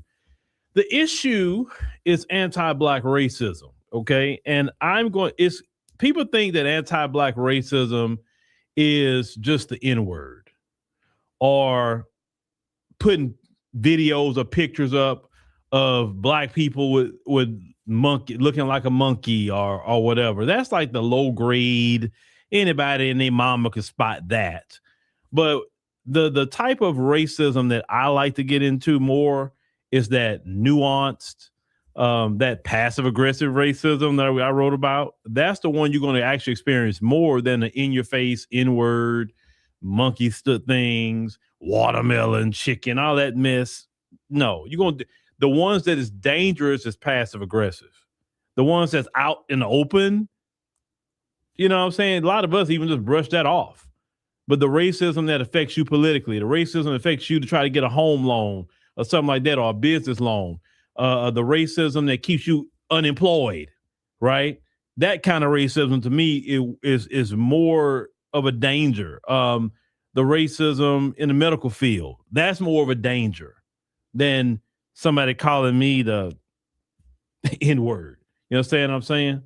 So Jasmine Crockett is running against James Tallarico here in Texas for the Senate seat. They got the primary coming up March the 3rd, which is this Tuesday. Actually, it's crazy. We already coming up on the primary. And when we look at things, we're going to look at it tonight, pound for pound. Jasmine Crockett is extremely qualified for the position. We talking about merit-based, but you have to understand in the system of white supremacy, merit doesn't mean anything. They'll lie to you and me and say, oh, we want merit. We don't want color. We want merit. They don't believe in merit. This system has never believed in merit. And if you're a Black person that believe that, I got some pigs with wings that I want to sell you. If you believe that, understand what I'm saying? But with that said, as I continue to go, make sure to come join us in Brazil, October 30th through November the 8th. You can sign up for that. AfricanDiasporaNews.org/Brazil. You can also get $500 off of that. But you got to go to the video. Jay Cameron, he announces the code, so you got to do a little homework, and you get $500 off. I think it's $199 down, and you can make payments on it. It's not like you got to pay all up front. Also, the event in Toronto that's coming up, July 25th. Some of y'all already starting to get some tickets. Shout out to y'all for that. Make sure you come out to that July 25th for the Aqua Supper Club, 5 p.m. to midnight. Ladies and gentlemen, we will be out there. Also, as we played earlier, we will be at the Ohio Black Expo in Columbus, Ohio. That'll be Memorial Day weekend. That's gonna come up like this. It always does, and it was a good event. And I think you should take your friends and family out there to the event at the Ohio Black Expo, ladies and gentlemen. All right. So let's go ahead and get started because I got some things I want to share with y'all today. All right. Rhonda, listen, Rhonda. Let me address that early. This isn't about so much Jasmine Crockett. It is, but it isn't. It's about paying attention to the system. And I always told y'all, I may disagree with Black politicians on some things, but my principles are very deep. And when I say my principles are deep, I would never side. I would never say, okay, about anti-Black racism just because I got an issue with a Black person. We would check them all day long. That's what we're supposed to do is check them ourselves. It's kind of like I can get at them, but you can't. That's kind of like that. That's how we were raised. Like, I can fight with my family all day long, but you can't come from the outside and fight with them. No.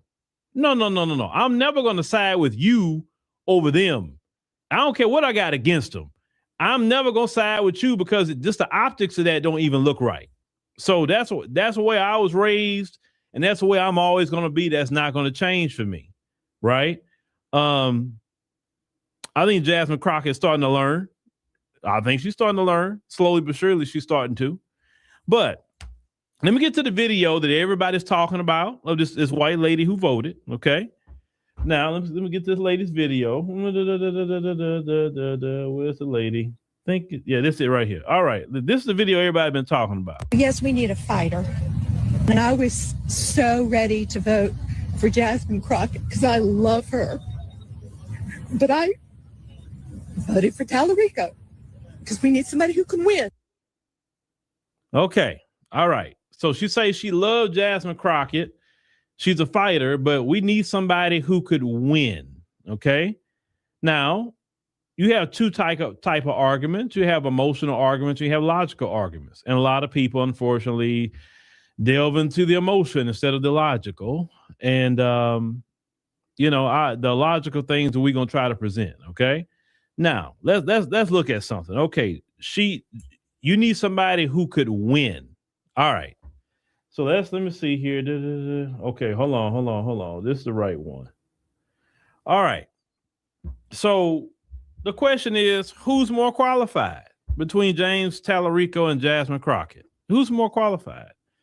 Hey, he's a former middle school teacher. He's a former director of Young, Invincibles. He's a state rep of Texas 50th District. Okay. Cool. No problem. That's great. Jasmine Crockett, she went to Rhodes College, got a BA in business administration. She went to the University of Houston School of Law, got her JD. She's a current U.S. Congresswoman. She's a member of the House Oversight and Judiciary Committees. She's a leading progressive voice in Texas politics. So James he's a state rep, and he shout out to him. And everything. Now, of course, he did go to Harvard. I want to make sure I put that on there. He did go to Harvard. He is educated in that area. So I'm not taking nothing from James, but he doesn't have the experience on the Hill like that. He really don't. So that's just a logical thing to me. It's like, okay, Jasmine has more experience. Now, what we're actually seeing and hearing, well, he's a little bit more soft-spoken. In the time of Trump, you want somebody soft-spoken? Trump will run over you. He loves people that soft-spoken so he can run over and talk crap to them. And like, what are you talking about? Somebody soft-spoken. Do you understand the time periods that we living in? You can't look, the soft-spoken thing don't work. It don't work with let me not say it because I'm on YouTube. It doesn't work with bullies. It just don't work.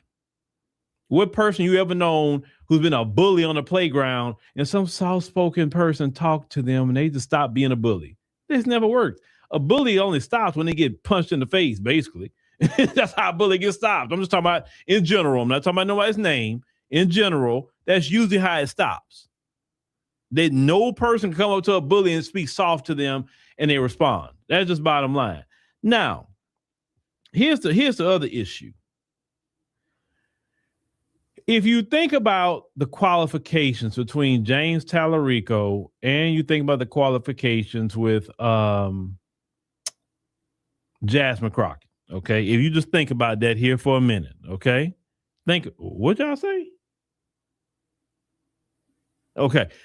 I want to present something to you, okay? I'm going to present to you, this is completely fictional, so this is not a real person. It's completely fictional, what I'm about to present. This person was not taken from a real person. This is completely AI generated, okay? But what if James Tallarico was not running against Jasmine Crockett, but what if he was running against Rebecca Lawson? Let's see what that looks like real quick on the screen, right? It don't hurt to look at that, right? So he's running against Rebecca Lawson. Same thing. Nothing's changed. Just Rebecca's face, her name, is up there, right?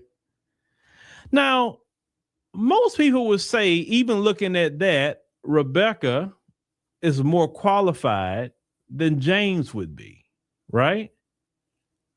Wouldn't we say that? But see, it wouldn't even be a conversation if Rebecca was up there. This wouldn't be a conversation.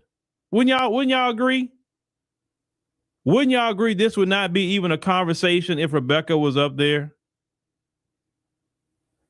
They wouldn't be mentioning James Tallarico, say, hey, she's too qualified. He don't really have the experience as of yet or whatever, right? She's a congresswoman. She's everything. But if it's Jasmine though, well, she's a fighter. I like her, but he's just no. Let me tell you what that is. Let me tell you exactly what that is, real quick. Let me tell you. That is the same thing you see on your job, where someone like James will get over you and you got all this experience. And yet they say meritocracy, right? They want merit. They don't want nothing race-based, right? Nothing race-based, no affirmative action, no DEI, none of that stuff, right? But yet your whole life, all you've seen is people like James get above you with less education than you, less experience than you, and white America supports it. And this is not the Republicans we're talking about right now. See, what y'all find, that some of y'all, I know a lot of y'all here already know, but for people that maybe just stumble upon it, a lot of y'all, and I've told y'all this, the Democrats could always talk about the Republicans when they being outright racist. Oh, look at the Republicans. Oh, they racist black people. Oh, look at them. Look at them. But what about y'all racism? Well, what about that? There's no way logically you could say James Tallarico has more qualifications than Jasmine Crockett. You can't say that. And this is not me defending her, not defending her. It's just facts. He do not have the qualifications. But in the system of white supremacy, it's not about who's qualified. It's about who's the right color. That's really what it is. Who's the right color? But they say, no, it's not that. It's just we got to have somebody that's just not like that. Okay, so you want somebody less qualified. See, this is why America screwed up. America screwed up because there's so many black people who are not only qualified, but overqualified that can actually move this country to a better place. But they would rather someone that's not qualified just because they're white. And it's nothing against James. James has nothing to do with it. I'm just saying that that's how they move. They rather have unqualified, less qualified white person than a qualified black person. And oh Lord, don't let it be a black woman, right? Now, what if Rebecca was Congresswoman Rebecca, right? And YouTube, before I get started, this is YouTube. I have to show this. It's I'm making a point, YouTube. Okay. There's one word that Rebecca's going to say but I don't want to bleep the word because it's saying something, right? So I don't think I get in trouble. A lot of people say more words than me. I'm not saying it, but okay. Now you say that you like Jasmine Crockett because she's a fighter. Okay. All right.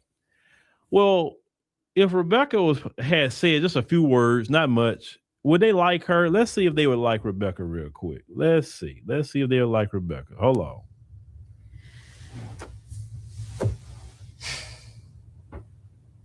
Don't play with me. What is the greater threat to our democracy? Trump is a threat to our democracy. If you could speak directly to Elon Musk, what would you say?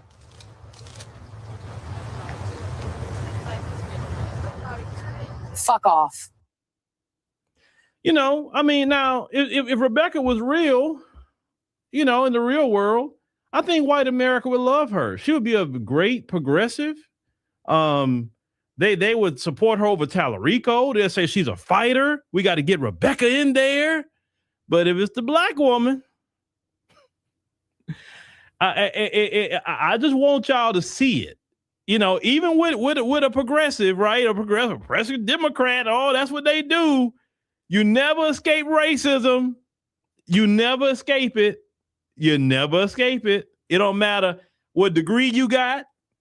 It don't matter if you're part of the boule or not. It don't matter. You never will escape anti-black racism. It don't matter if you're a congresswoman. It don't matter if you got a white mama, never met your Kenyan daddy, became the president of the United States of America, and you still would be called the N-word and everything else. Let me tell you something. When Barack Obama became president of these United States, and I seen he wasn't raised like me and a lot of you. He was raised with white folk, and they still was calling him the N-word. And the tragic, you know, the tragedy of Barack Obama is that it never sunk in his head that, dude, it don't matter about your mammy. They look at you as a Negro, and you need to, in this position, start flexing now. And he never did it. He never flexed in that position. Barack Obama was the one that shown me that it don't matter what you achieve in this country. They always going to look at you. Matter of fact, the higher you go, the more, right? The more they're going to treat you that way. It's worse the higher you go. Now, a person like me, I don't care. What you say? Hold on. What did y'all say? I'm looking at something. Yeah. You said that Rebecca looked like someone they want to have a coffee, you say, or a beer, and that's what you get with people. You get people, especially, you say, well, yeah, them folks. Yeah. You know what I'm saying? So they don't want to. That's their thing. When you hear them talk, they do not think logically. They think racially. Always remember that. It don't matter where you engage them at. They think racially. Now, this is, I want to say once again, this is the Democrats. This is the Democrats. They think racially. When I told y'all talking about Gavin Newsom and them in California with the reparations bill, and I told y'all, I said they exposed themselves by doing that.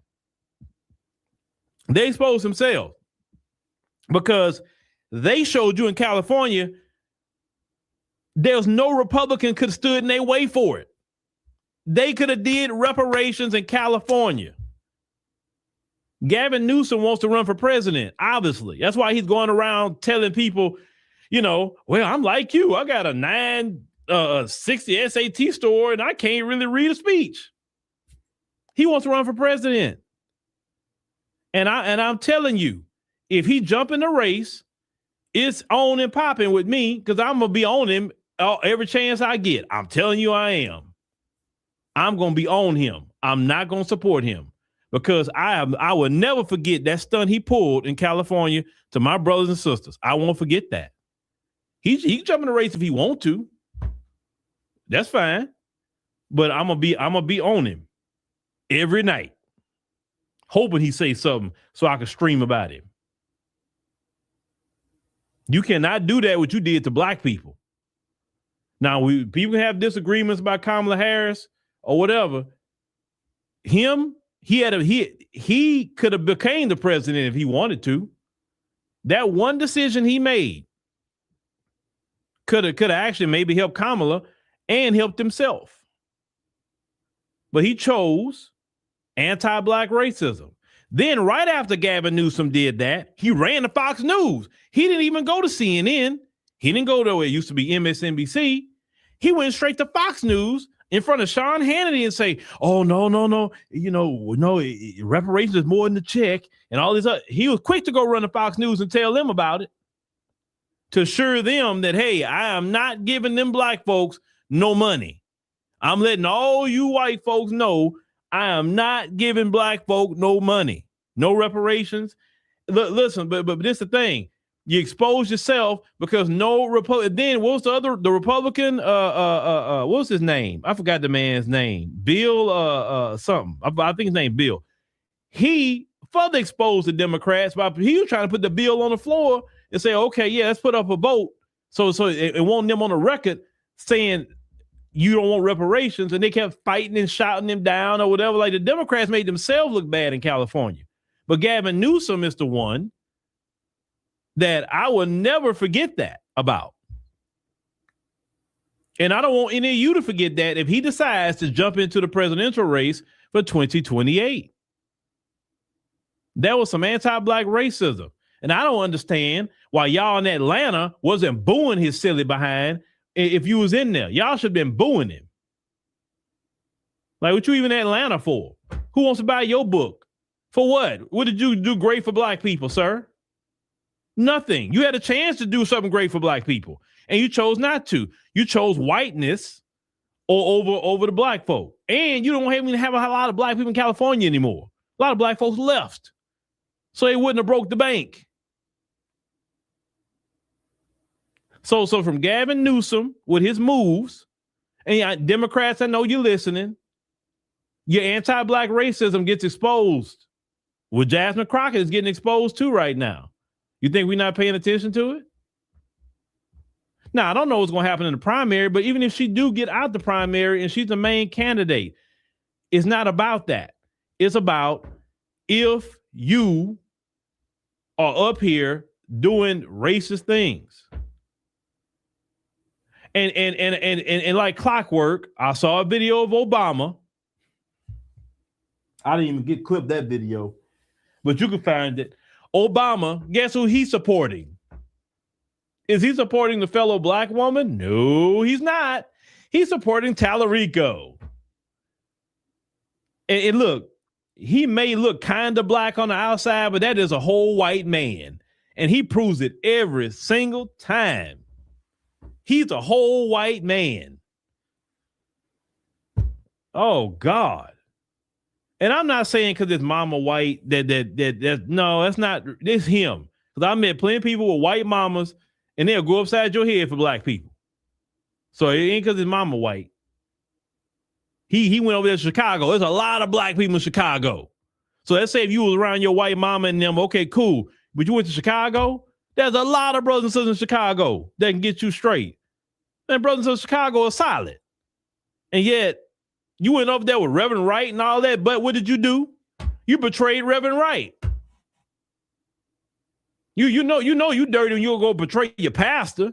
Most Black folks not gonna go betray their pastor, put their pastor out there like that.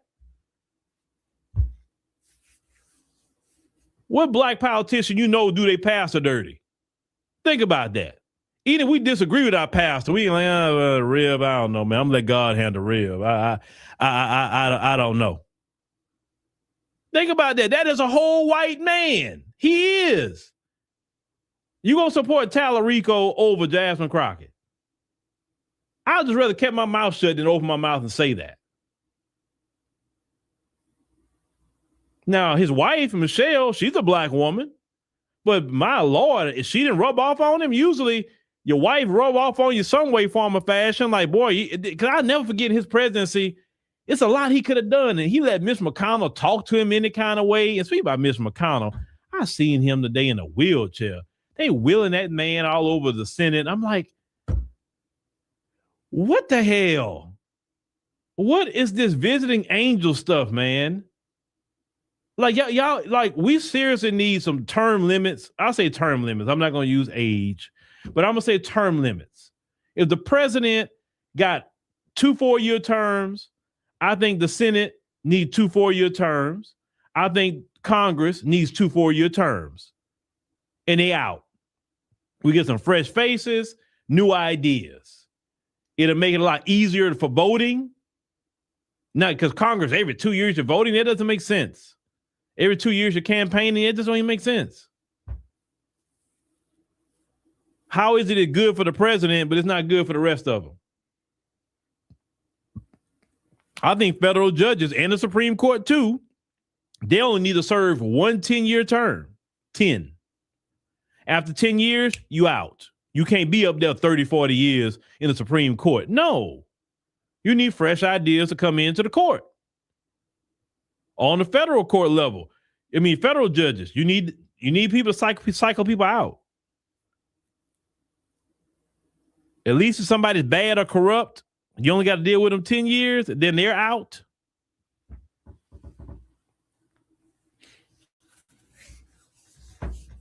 Yeah, then Obama, he always trying to come here and trying to. I never forget Obama trying to come chastise black men and black people, bro. That's why black people didn't accept. Listen, we don't mind being told something from somebody we respect. Give example. Let's say if Samuel L. Jackson had came and talked to a group of black men. They'll listen to Samuel L. Jackson. Maybe Delroy Lindo. They probably listen to him too. If Denzel Washington said something to a group of black men, we accept what Denzel has to say, right? If Dave Chappelle, maybe Eddie Murphy, if a Minister Farrakhan or somebody that black people respect, and they come talk to us, okay, like, all right, man, we gonna listen to it a lot more. But Barack Obama, nobody respects him. Like I said, that's a whole white man in the mind because he chose to be white. That's a choice. He chose to be white. He chose that. Yes, I'm saying it. He chose whiteness because it was no excuse. He had a lot of black folks around him in Chicago to learn to be a FBA. Let me say it like that. He chose not to be. And I can't even say he Kenyan because I know Kenyans. I've been to Kenya. I work with Kenyans. He's not even acting like a Kenyan. So that's why I'm not even mentioning a Kenyan. You can't even put that on his Kenyan side or his Kenyan daddy. No, he's not trying to mimic even a Kenyan. If he was trying to mimic a Kenyan, I'll be okay with him. But he's not even mimicking a Kenyan.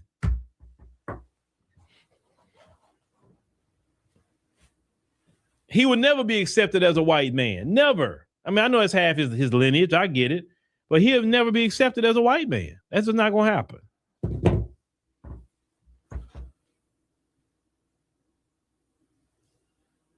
But, let me tell y'all something about these elections. I think what should happen, it's just me. It's just my opinion. You can do what you want to do if you live in Texas. It's just my opinion. I think black folks should go, or whoever should go and go vote for. I think they should. Let me tell you why. I usually start supporting you when they get racist against you. Then I'll start supporting you a little bit more. I said, oh, they be racist against you? What happened with you? Why they don't like you all of a sudden? What happened? I'm always going to ask that question. What happened? Why they want the white guy over you? They say, oh, he's from the valley. He grew up in the valley. Let me tell you something. There's two types of Hispanic. There's a white Hispanic, and then there's the Hispanic. Okay? And the white Hispanic, like the ones that lead LACC and things like that fought to be white, the white Hispanic, those types, they are no earthly good even to their own community. If you talk to Hispanics in Texas, they will tell you that. I've talked to many. I've worked with many Hispanics. They have told me that, hey, we got some people just like, like one job I used to work at. I was the only brother on the crew. He was the only Mexican on the crew. And when I first went to that job, he came directly to me. He said, man, I'm so happy to see you here. I said, okay, how you doing? What's going on? He said, man, this whole crew is full of, I'm just repeating what he said, full of them white boys, man. He said, oh my God, I'm so happy you here. Now I got somebody I can talk to. I'm like, all right, cool. So I'm gonna show you the ropes and everything. He did. And me and him was like this. We covered for each other and all of that. Good dude. Good family, and everything, no issue, no problem. We worked together for a very long time.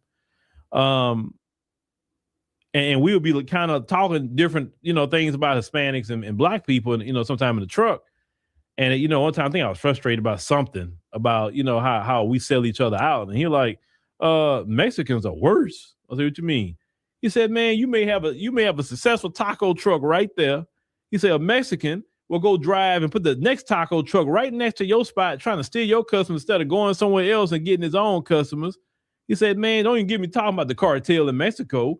He said, how we used to kill up each other. He said, man, I can give you everything about Mexicans, please. He said, ain't nobody better than nobody else. He said, I think we worse than what black people do. I was like, okay. You know, but when you talk to different people, they'll tell you. You talk to Asians, they'll tell you. You talk to Arabs, everybody got stories about how their own groups sell each other out. So once I learned that over years, I realized that's a human thing. It's not just an exclusive thing to black folk, right? So you got your Uncle Ruckus in every community. There always gonna be some Uncle Ruckus. But in Texas, that's what you got. And that's why the vote is so split like that. You have half of them really believe in their mind they white, but see, ICE is showing them right now they're not white. See, ICE is giving that wake-up call. It's ICE. And that's why I'm so curious to see how they're going to vote in these elections, because ICE is ICE doing their thing. You said Ted Cruz, who said AKA Mrs. Doubtfire. Okay, he says a great example. Yeah. Ted Cruz, and the way he moves like a white Hispanic. That's how he moves. You don't see him like down for his people or nothing like that. You know, they try to lose their accent. You know, his name is Rafael. Not Ted, Rafael. That is a Hispanic way of saying it. That's his name. He and the dude Cuban. You know what I'm saying? But you also had two different type of Cubans too. You had the white Cubans who they allowed to go to Miami like that, and who was against Fidel Castro and all of them because he was trying to set up equality in Cuba. And then of course you had the black Cubans. They never let the black Cubans come over here in mass. Every time you saw the Cubans floating in the water, it wasn't the black ones. You wouldn't have thought no black people was in Cuba. There's a gang of black people in Cuba. Go look at the videos on YouTube. Black folks everywhere in Cuba, but they never let them come. Maybe they'll let a few here and there come, sprinkle in, but it's always the white Cubans they want to come over here, not the black. Yeah, you say like Charlie Sheen. Yeah, they get over here, change their names, and but they can get away with it because they don't look like a Hispanic. They don't have the dark skin and the dark hair, and they don't have the features of Hispanic people. I mean, Hispanic people, the ones that are really darker and things like that, a lot of times they got full lips, no different than we got, and broad noses, and some of them got hair no different than mine, some of them, and but they ain't walking around here looking like you said, Charlie Sheen or Tallarico, though. Who wants to be Trump's favorite pet? Who wants to be? Who y'all talking about Trump? Oh, you talking about Cruz? Yeah, if you're talking now, Ted Cruz, he disrespected Ted Cruz. I think did he disrespect his wife or something? Like, bro, you can't be cool with no dude that disrespect your wife. Marco Rubio, he called him Little Marco. Like, bro, I can't be work for no dude that call me Lil anything. Like, where's your dignity and self-respect, bro? Like, I don't want to be in your administration. You can't disrespect me and I go work for you. That's just not going to work. Because me and you gonna have a problem. So I can't work for you. But these people will sell their self-respect out for a position. For a position. Marco Rubio, his name was actually a lot better prior to him getting in this administration. There's no way. Listen, let me tell you something. The Bible teaches that a good name is worth more than precious rubies. Always protect your name, because your name is not only going to precede you on earth, but even when you leave this earth, your name is going to be here. And when people speak of your name, if you kept a good name, people say, oh yeah, he was a good man. She was a good woman. He did this. She did that. I respect him. I respect her. Sometimes affiliating yourself with certain people can ruin your name. Not that you even did anything, but people think, well, why would he affiliate with this guy? That don't make sense. What's up with that? He don't see the issues with this person? If you gonna go work for a guy like that? It'd be like me going to do a business deal and partner with a dude that beats on his wife or cheat on his wife. And it's well known he does it. Y'all be looking at me like, Phil, I know you know that dude beat his wife. I know you know the dude always cheating on his wife. Why would you go work with that dude? Y'all wouldn't accept me and say, hey, well, I don't know. It's his business. It ain't got nothing to do with me. Y'all wouldn't accept that. Y'all wouldn't accept that from me. He said, nah, Phil, I can't rock with that, bro. I can't rock with you on that. No, that's not cool. So you cool? Oh, you cool with that? So that means that. Well, what about your wife then? You doing something like why are you cool with that? You know, anybody, that would be a legitimate thing to ask. You don't tie your name to certain people because it can ruin your name, and you had nothing to do with it. There's certain people I won't fool with. There's certain people that I won't let come on my platform, or if they say something out of line, they out of here. Why? Because you're not going to mess up my name or anything else attached to it. You're out of here. If you think you will come over here running something when you ain't got no business running, you out of here too. Because I'm not putting up with that either. I'll give you a warning first, though. I'm not mean, but you're not going to come running nothing here either. Go run your own house. Go run your own platform. You're not running this one.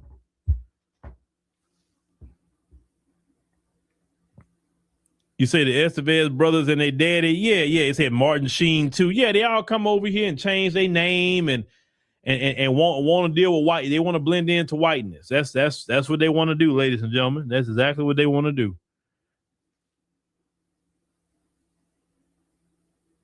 And see, other groups get offended with us because it's just like the Myron Gaines thing too. That's another one. We never assimilated. That's assimilation. We've never assimilated into whiteness as a group. We've never changed ourselves to try to fit into whiteness. And that's one thing other groups look at us and be like, that's why they got a problem with us too. If you really want to know that, they see us and we never assimilated into whiteness. We don't be up in their face like that. We don't think the world of them or whatever. You know, you won't see a bunch of Black American women on a video with the Russian guy, right? I'm just calling it what it is. You won't see not a bunch of them. Now you may have some that's silly, but it won't be the norm because a Black American woman ain't like, no, you know, I don't want to do with you. Now you can pay for something if you want to, but I ain't giving you nothing. You could trick off your whole check, but you ain't getting nothing, you know. And hey, make them trick off. Don't give them a thing. Anyway, we've never agreed to anything. We always resisted. And when you see a group of people who never had to sell themselves out, never had to change their names or whatever the case may be to fit in, you're looking at a group of people that got dignity and self-respect about themselves. They never had to do that. And then you look internally at yourself and like, why didn't I do that? Now I'm standing next to a group of people who never did that. And it's like you selling your soul to the devil. And instead of being mad at yourself, you're mad at Black America. That's really what a lot of it is. I'm going to be honest with you. That's the reason why we do have problems with other cultures sometimes. Because a lot of them had to give up a lot to come here. And they give up a part of who they are to be here, to assimilate into whiteness. If you're going to assimilate into whiteness, you're going to sell your soul. Black America didn't sell our soul. That's where a lot of the anger comes from. But y'all not ready for that conversation.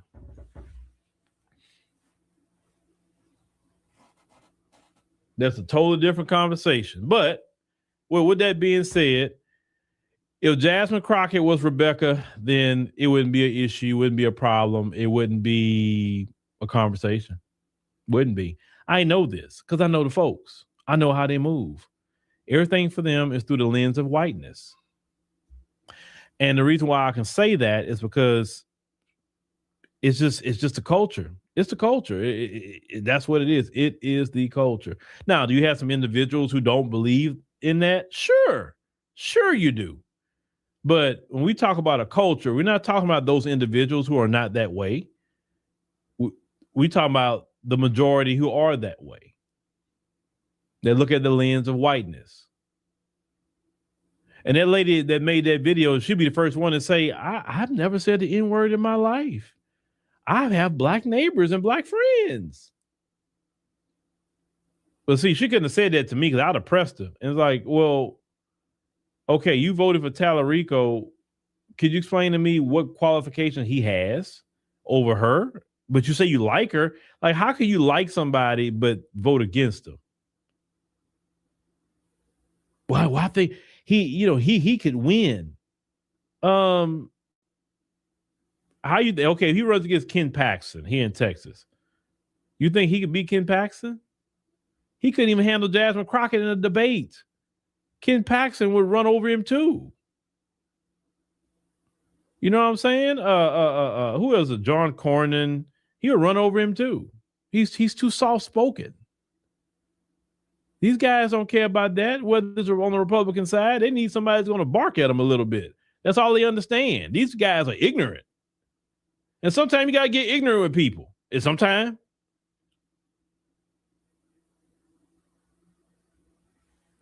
I can understand if he had like out debated Jasmine Crockett and made her look like, oh, wow, man, Jasmine. You know, he didn't do that. He didn't do it. I watched it. You can go watch it on YouTube. He did not do that.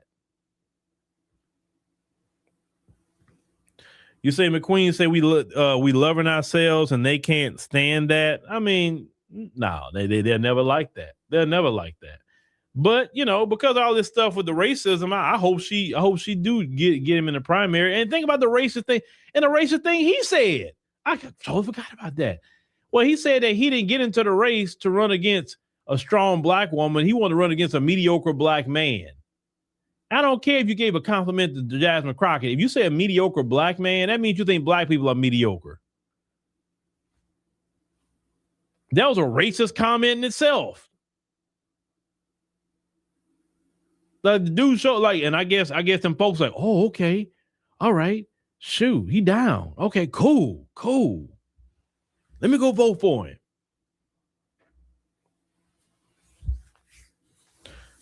You say sometime when they go low, you have to go lower. Yeah. That's what Eric Mays has said. Eric Mays said the same thing. He gonna go lower. And we are the best at going lower. We are the best. We are the best, ladies and gentlemen. We are the best. Yeah, all that when they go low, we go high, man. They don't understand that. They do not understand that. Maybe if you go low, I go high in the community. But when it comes to these other groups, especially the folks, you go low. Oh, yeah, we got to take it to hell, baby, with you, because that's all you understand. But all right, ladies and gentlemen, he said during the 60s, say we learned that we could be happy and nappy. Say we said that a lot. I'm black and I'm proud. We learned it was okay to be who we were. No apologies needed. Yeah. You ain't got to apologize for being black. You be black and be proud of that. And if people don't like it, who cares? Who cares if you don't like I'm black? Before I wrap it up, I sleep very good at night. And you mad I'm black? I'm so cool. I eat good too. I eat good. I sleep good. You know, everybody got the issues and problems, but for the most part, I'm happy. You know, and you feel all the way you want to feel about black folk and me. Trust me, I'm not worried with any of you. And that's how y'all listen. Life is so simple. Life is simple. I'm not worried about people that don't like me, bro. I'm not worried about you. I don't even think about you. I don't even know you.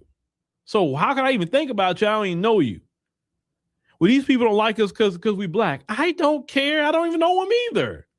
They're not at my house. They're not at your house.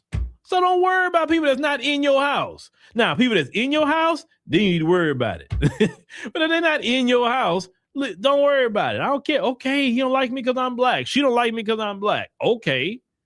They got people in our own community don't like us for different reasons. I don't care about them either. Well, this black American person don't like me because of this. Okay. Well, this person in diaspora don't like me. Okay. I don't care. But then the person in diaspora that do like me. They got black people in America that do like me. That's the only people I care about. I only care about the people that like me. And I want y'all to focus on that. Only care about the people that like you. Don't care about people that don't like you. There's no reason to give your energy to people that don't like you. Who cares about them? They don't like you for whatever the reason. Color, gender, they just don't like your look. They don't like your opinion. Who cares? Who cares? I'm black today. I'll be black tomorrow, and I'll be black when the Lord ready for me too. I ain't worrying with none of you.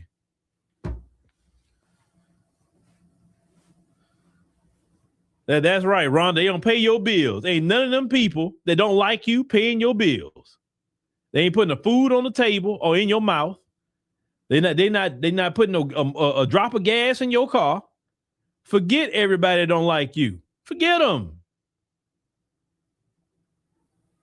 Don't worry with them. Don't worry with them. No matter who they are. You don't like me? Bye. You can go on by your business. Matter of fact, you ain't got to leave. I'll leave. You ain't got to go nowhere. You start getting too funny style, I need to leave. Because I don't want to be around people that don't like me, and I don't want to be around people that betrayed me either, or even about to. I'll leave. All right, ladies and gentlemen. Thank you for joining us on the stream tonight. Really appreciate it. Make sure you subscribe. Tell your friends.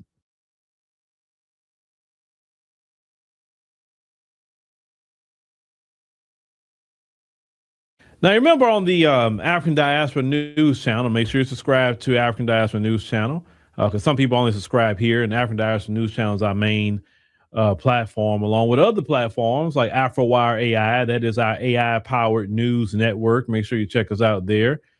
Just as much as we have this podcast, Emancipation Media is another platform that we have. So check everything out, and also Soraya the Songstress. That's our music platform. But the other night, we covered about Ilhan Omar interrupting at the State of the Union. And a lot of people felt a certain kind of way about that.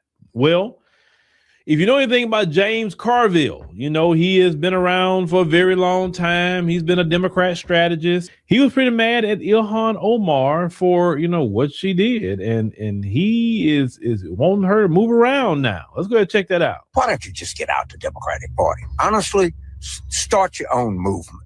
All right, let's do the simple math. And probably 69%, down there, we call Jim Gerstein or Jeff Garrett, roughly 69% of the people going to vote in November, maybe more. Let's do 70 for just round math, are going to be white. Of that, 48%, maybe a little more, are going to be male. So that's roughly, let's just call it 33 1/3% of the entire election. Well, let's just run against them because that's so goddamn smart. All right. So now we're going to have a campaign by the progressive left against white men who vote about a third of everybody that votes in an election. Why don't you, lady, start your own party? And then when it's over, if you want to caucus with the Democrats, fine. We agree with a lot of things that you do, but we don't believe we ought to be running against white men. In fact, we don't think we ought to be running against any gender, any ethnic group, any race, any religion, or anything else. Goddamn, these people are just helpless. They cannot be helped. There's nothing you can do to help them. They don't want to be helped. And if they had any guts, they'd start their own goddamn political party and get out of ours.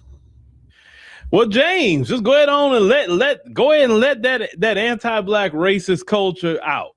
Because that's exactly, I heard every bit of what he was saying toward the end. Because at first it started off on Ilhan Omar, then he went to we can't help these people. Well, wait. I thought Ilhan Omar was the subject matter. It went from her to starting their own party to we can't help these people. They need to get their own party. No. That was a straight up dog whistle. And Ilhan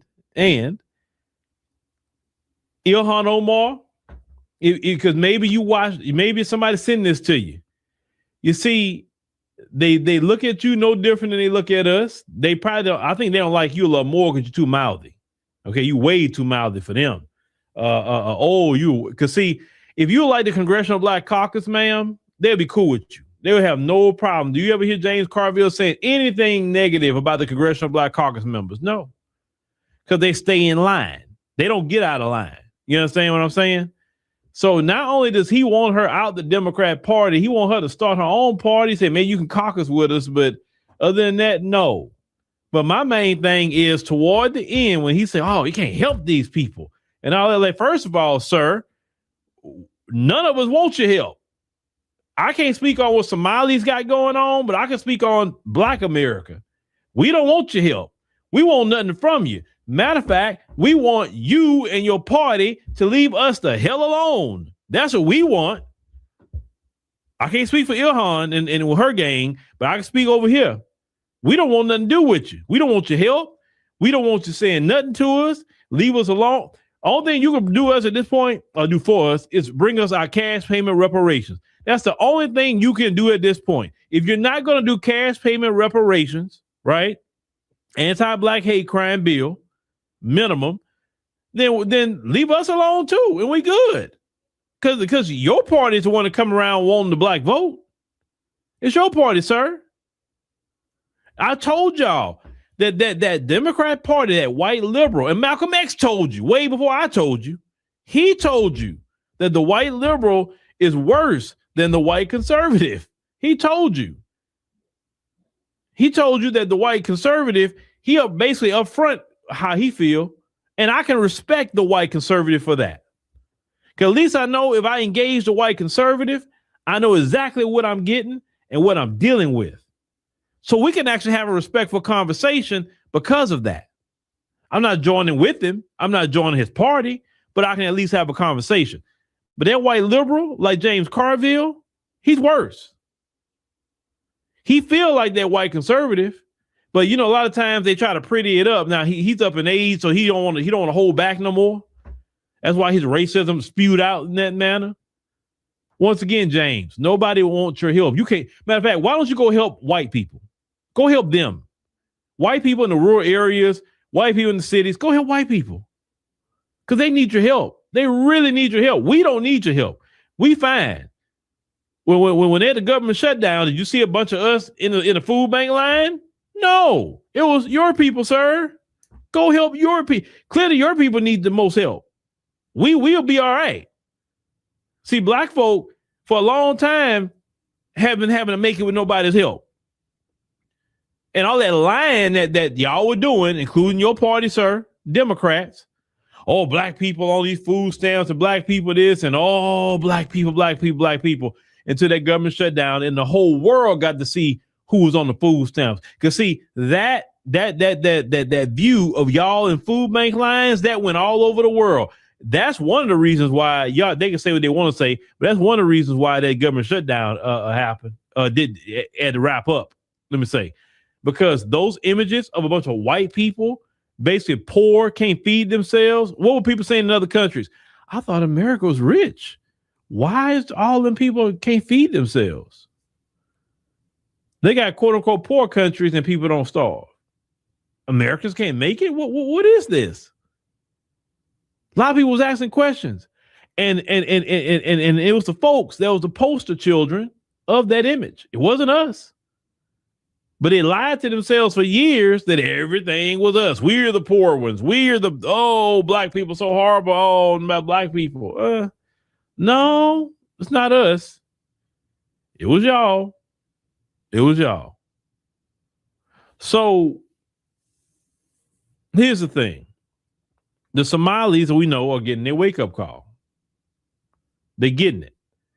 Ilhan is doing exactly what the Somalis want her to do, though. She's outspoken. She talks the way she talks, and that's part of her culture too, though. That's what people don't understand. When I told you people bring their culture with them everywhere they go, that's truly what they do is bring their culture. In her culture, that fighting like that's part of the culture. I know you've seen Black Hawk Down. That's part of their culture. So she's really not doing nothing no different than what her culture do. Y'all didn't know that before she got in Congress? But James isn't the only one that feel that way about, well, I'm going to say not just Somalis, but Black people.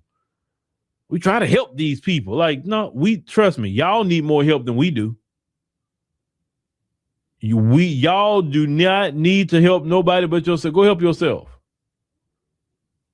You understand what I'm saying? But yeah, that's the liberal for you. You know, but oh boy, they couldn't. Well, and Trump posted that thing on there about the Obama, the monkey thing. Oh boy, oh look at Trump. Oh my God, look at this racism. Oh, he's a racist. And I'm like, you just as racist. What are you talking about? You're not better than him. At least he's upfront what he does. He don't hide. Whatever he got going on, he don't really hide it unless he's trying to hide his participation with Epstein. He hides that best way he can. But everything else, he don't really hide that. But y'all hide it. You be doing the same thing, just you know, not upfront with it. You're a coward. At least the conservative, I respect him because at least he's upfront with it. He's honest. I'll tell anybody, give me an honest anti-black racist any day than some dishonest, trying to deceive me, acting like you my friend. No. Because not only you can't stand me, but you're a liar. And that's even worse. I can respect an honest anti-black racist than a lying anti-black racist. You can't respect a liar. That you cannot respect nobody who lies. Because what's the old saying? If you're gonna lie, you're gonna cheat. And if you're gonna cheat, you're gonna steal. And if you're gonna steal, you're gonna kill. Everybody know that from the old school. Like, you can't, don't go around me lying. If you don't like me, let me know. I'm cool. Like I said, I'm not gonna lose no sleep over it, but hey, at least I can respect your position. And I know not to be around you. But anyway, ladies and gentlemen, let me know what y'all think about old Carville. He wants Ilhan out of that party. Oh boy. And because he don't want you making white males upset. Like white males, the only people that's gonna vote in the election. Just thinking about that. You seriously think that only white males are gonna vote? There's gonna be people of all communities vote. America isn't just white males, sir. It's made up of black people, the different groups in the diaspora. It's made up of Hispanics. It's made up of Asians. It's made up of all kind of other groups. It's just not a solely white country anymore. And the more and more, because y'all not having kids like that, the more and more you go along, the decisions in this country are going to be made by everyone else but you and your group. Because they having way more kids than you. So all that stuff about, don't say nothing to the white men because they gonna be you messing up. You know, you speaking against a lot of part of the country. You're like, no. If she gonna say something, she can say it. That's fine. Who are y'all that she can't say nothing to? Black folks got to hear from everybody, but nobody can't say nothing to y'all. Who cares? Y'all not gonna vote for her anyway. Her Somali communities wasn't gonna put her back in office. I was keeping it 100 with you. She's insulated in the community that she's not really worried about getting voted out. But yeah, this guy got some nerve. Don't say nothing about white men because really, don't say nothing about nobody. Then how about that? But anyway, yeah. James Carville is just showing you his horns. That's all it is to it.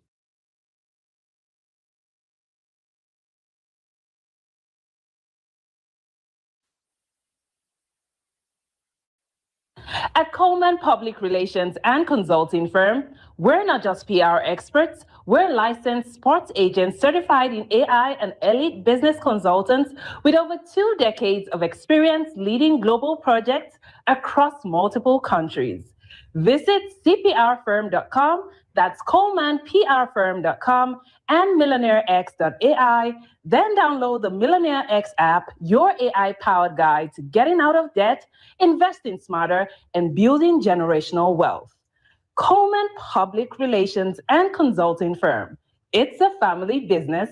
It's different. It's the Unity Reunion Parade, Cookout, Line Dance Party, Backyard, Barbecue, Fish Fry, Vegan Soul, Black Business, Food Truck, Networking, Outdoor, Concert, Music, Festival, Celebration of the Year.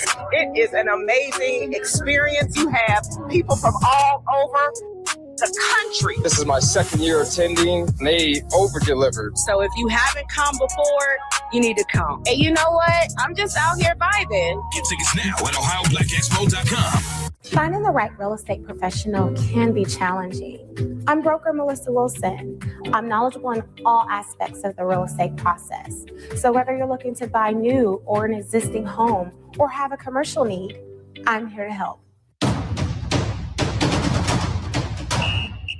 We're here in Rio de Janeiro, and I guarantee you this will be an unforgettable experience as you get to taste the food, the culture, have experiences with the historical aspect of Brazil. That's right, one of the major parts of the African diaspora. And guess what? We want you to join us here in Brazil. The views are amazing, the food is spectacular, and the experience is unforgettable. And the only thing that's missing is you. Join us.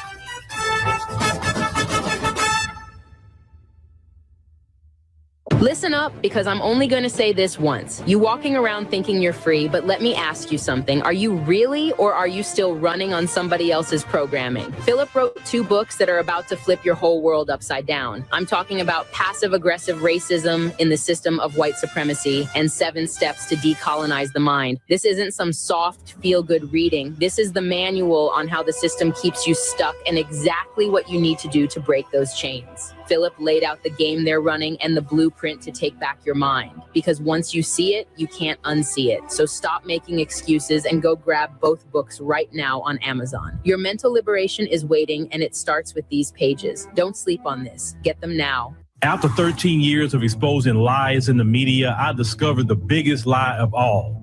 They want you to think racism is random, accidental, just bad people doing bad things.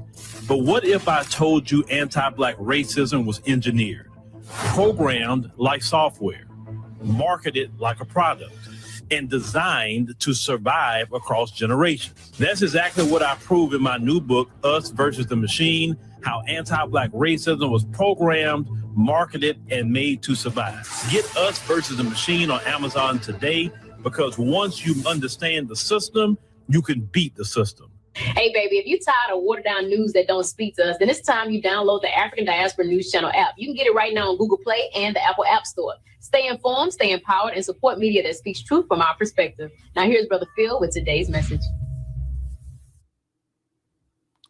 All right, ladies and gentlemen, boys and girls, thank you for joining us on the stream. Greatly appreciate it. Make sure to click the follow, like, and subscribe button. We greatly appreciate that. So tonight, we're going to be talking about one of y'all favorite congresswomen, Ilhan Omar. Ilhan Omar has definitely stirred some stuff up. Democrats at the State of the Union as well. I watched the State of the Union, so you didn't have to. So when I saw all this stuff transpiring and going down, I said, uh-oh. So we appreciate y'all joining us tonight. We're not going to take too long. As always, we're going to jump right into it because, some of these topics I get in the final moments right before we get started with this thing, right? And we got it. All right, a few things real quick. Thank you for all the new people who have downloaded and joined us on the African Diaspora News Channel app. You were right there to see our new upgrade. Will be coming shortly. Matter of fact, I'll be having some more information about that probably tomorrow or so. But when I was told everything is going according to schedule, I'm excited about that. Also, make sure to join us at the Ohio Black Expo. As you saw, we'll be there. So far, me and Sister Demetra, that is confirmed in Columbus, Ohio. They put on a great event at the Ohio Black Expo. Please go out there to the Ohio Black Expo. Bring your family. I think it's a good event to go to, ladies and gentlemen. Also, we talk about Toronto, Canada, July 25th at the Aqua Supper Club. Make sure you come join us there at 5 to 12 a.m. It's a simple AfricanDiasporaNews.org/Canada. And then, of course, we know the Brazil trip coming up in October. The 2-city tour. Make sure you go get signed up for that at AfricanDiasporaNews.org/Brazil. Very, very simple, very easy. You want to make sure those links are very easy for you to get to. And those links will take you right to where you need to sign up at, where you're getting the ticket for Canada or you're trying to get on with Brazil, ladies and gentlemen. All right, let's go ahead and get started. Now, so I know y'all time is precious. I know that. And I want to make sure we maximize your precious time. Because if we look up, tomorrow's Friday, And we be going to a new month. When what, Sunday? Will we start in March? So yeah, it's not long. And then when they got the primaries coming up this week, at least definitely here in Texas, March the 3rd, the primary. So I don't know if people are going to participate in that or not. You know, you can decide what you like to do with your right to vote. All right. So Trump just had his State of the Union address and talking about, you know, what they normally do. Every president does this, but, you know, Trump is always going to be some drama with Trump, and that's okay. That's okay. I think Trump is very interesting for ratings. There's no telling what he's going to say. Sometimes he's right. A lot of times he's wrong. Sometimes you're like, Trump, what are you saying, bro? You just like, you're talking, but you're not really saying a whole lot. So I want you to see this video. I think it's like 3 minutes, some of them. You know, it's a whole 2 hour plus video. If you want to see the State of the Union, you can watch the whole full 2 hours. But this is the point that everybody's really talking about right here. So let me go and cue up your girl. Cue up your girl, Ilhan Omar. I'm inviting every legislature to join with my administration in reaffirming a fundamental principle. If you agree with this statement, then stand up and show your support. The first duty of the American government is to protect American citizens, not illegal aliens.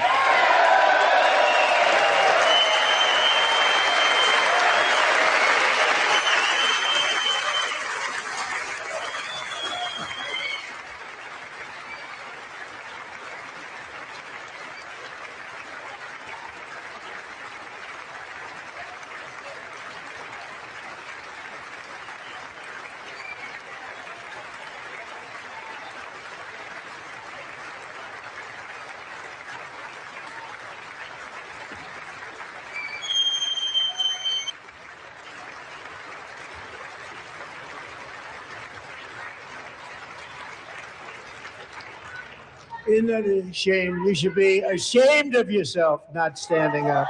You should be ashamed of yourself.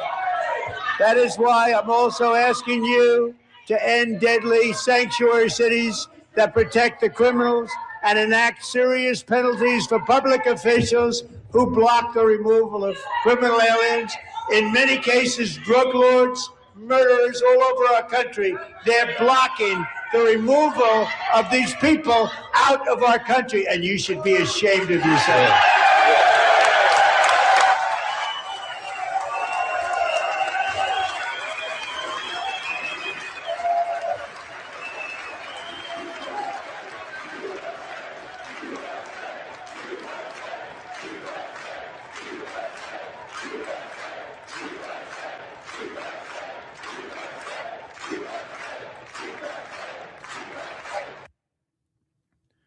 All right.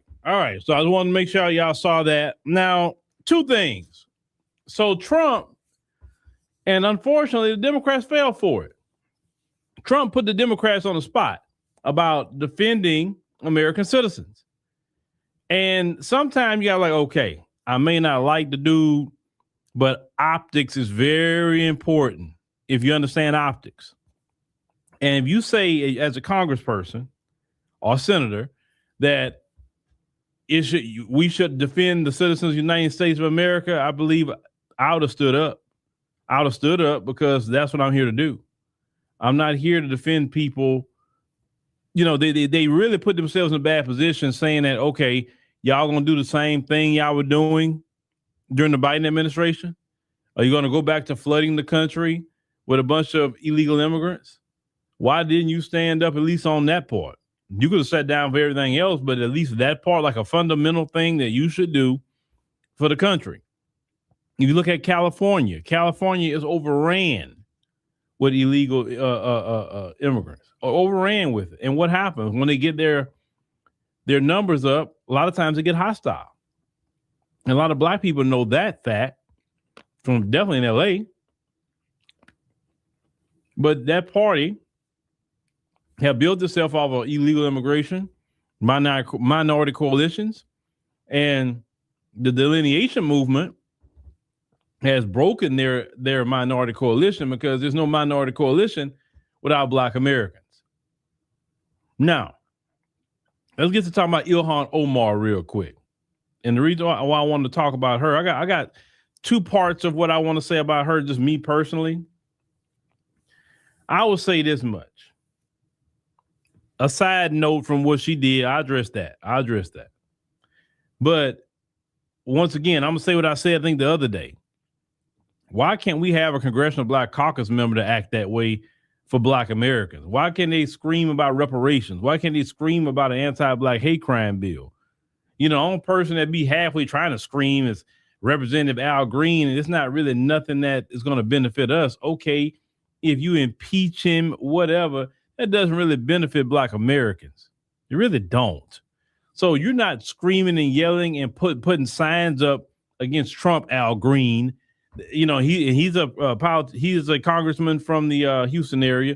That doesn't do anything for Black people, sir. Nobody care about you yelling and all that mess that you be doing. Look, I don't care if you yell and get put out because you stand on business for Black America. You're not standing on business for Black America. I don't know what you're doing it for. Maybe your Democrat flunkies have told you to go out there and do it. You be the crash test dummy. You're like Jamal Bowman and went pull the fire alarm, being a crash test dummy. I would told them white ones, say, no, you do it. I'm not doing that. You yell at him, you go pull the fire alarm. They're not going to have me. No. You got privilege anyway. Mr. White Liberal or Miss White Liberal, you do it. Now, I'm going to chill and just watch you do it. They're not going to react to you like they will react to me. So we don't have an Ilhan Omar figure. And I, you know, the time they want to stand on business, what is her name? Representative LaMonica McIver. What's her last name? Y'all help me. Is it McIver? Is her last name? I know her name is LaMonica. Well, she went up there trying to get access to the ICE facility, and they told her she couldn't go in there at the time, and so she go in there and catch a charge. She didn't catch a charge for Black Americans. She didn't catch a charge trying to go into the jail and see how the conditions are in the different jails in this country who could be federal. No, she wouldn't do that for people who weren't even citizens of this country and caught a charge. If you're going to catch a charge, at least, and that's why Black America, ma'am, that's why Black America is not defending you. I'm not going to do something at that level, and I don't make sure that I got the blessing of Black America. Like, no, I'm not doing that. I'm like, do y'all look at y'all skin? Do y'all see who y'all are? You're behind Black in this country. You're a Black person. And as a Black person, you better look out for other Black people. But you don't do it. And see, what we had today, see the civil rights generation, they can't come out here no more like they used to. A lot of them have went on to glory, like the old people would say. And a lot of them are in their ages, they're not coming out there like that anymore. Maybe they doing mail-in ballots. We don't know. But they can't come out there and defend y'all no more. Reverend Jackson, he's not here anymore. You know, the minister, he's very up in age now. You know, I mean, he's not really coming out as much anymore. And the minister's done enough. I mean, he don't need to come out anymore. I mean, seriously, he's done enough. But you don't have people to come out here and defend y'all like that no more. Now you got this generation that look at what you do, look at your motive, and look at who you're serving and say, wait a minute, you're not serving Black America. So since you're not serving Black America, we can't support you. We're not on this. We're going to just sit up here and be the political slaves for everybody else and not even be for our community and what we need. If you're going to serve Black people, then you stand down and 10 toes down for Black people, like Ilhan Omar stands 10 toes down for Somalis.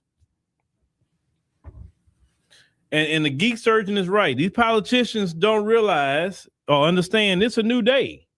We're not supporting you if you go out there and be a crash test dummy for other groups. You're on your own.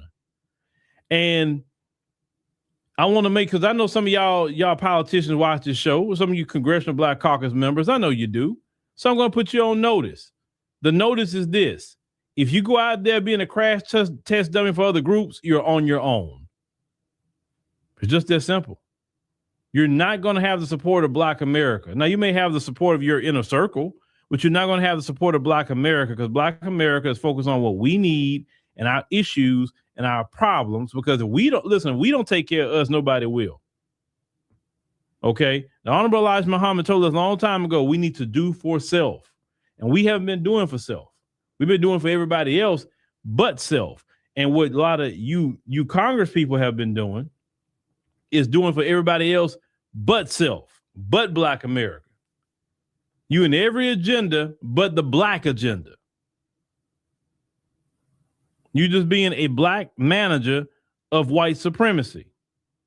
If you can't sit there and point to what you did for Black people, but you could point to all the votes you did to the further money and military and all these different things for the benefit of the groups, then you just being a Black manager in white supremacy. Now we know Ilhan Omar getting her little bag. We know that, but at least she stands up for her people. I give her that much. I'm going to give her that. She fights all day for Somali. She is hardcore Somali. Why can't we have none of y'all be hardcore Black? Y'all scared I'm going to keep saying it. You're scared to say Black. Unless the white liberals say, okay, it's okay for you to say Black this time, but don't be making it a habit now. Then you don't want to fight for Black Americans. You want to fight for everybody else but Black Americans. Or the closest to Black you'll get is maybe a Black immigrant. And you're not really doing a whole lot for them either. In the grand scheme of things, you want them to what? Stay on immigrant programs, get immigrant loans and grants. You want them to stay here, but you're not really doing, because if you did for Black America, Black immigrants would benefit. Now, I'm gonna play Ilhan one more time, and I'm gonna get to the other thing that people were saying. So let me get Ilhan herself back up here. I'm inviting every legislator to join with my administration in reaffirming. Hold on.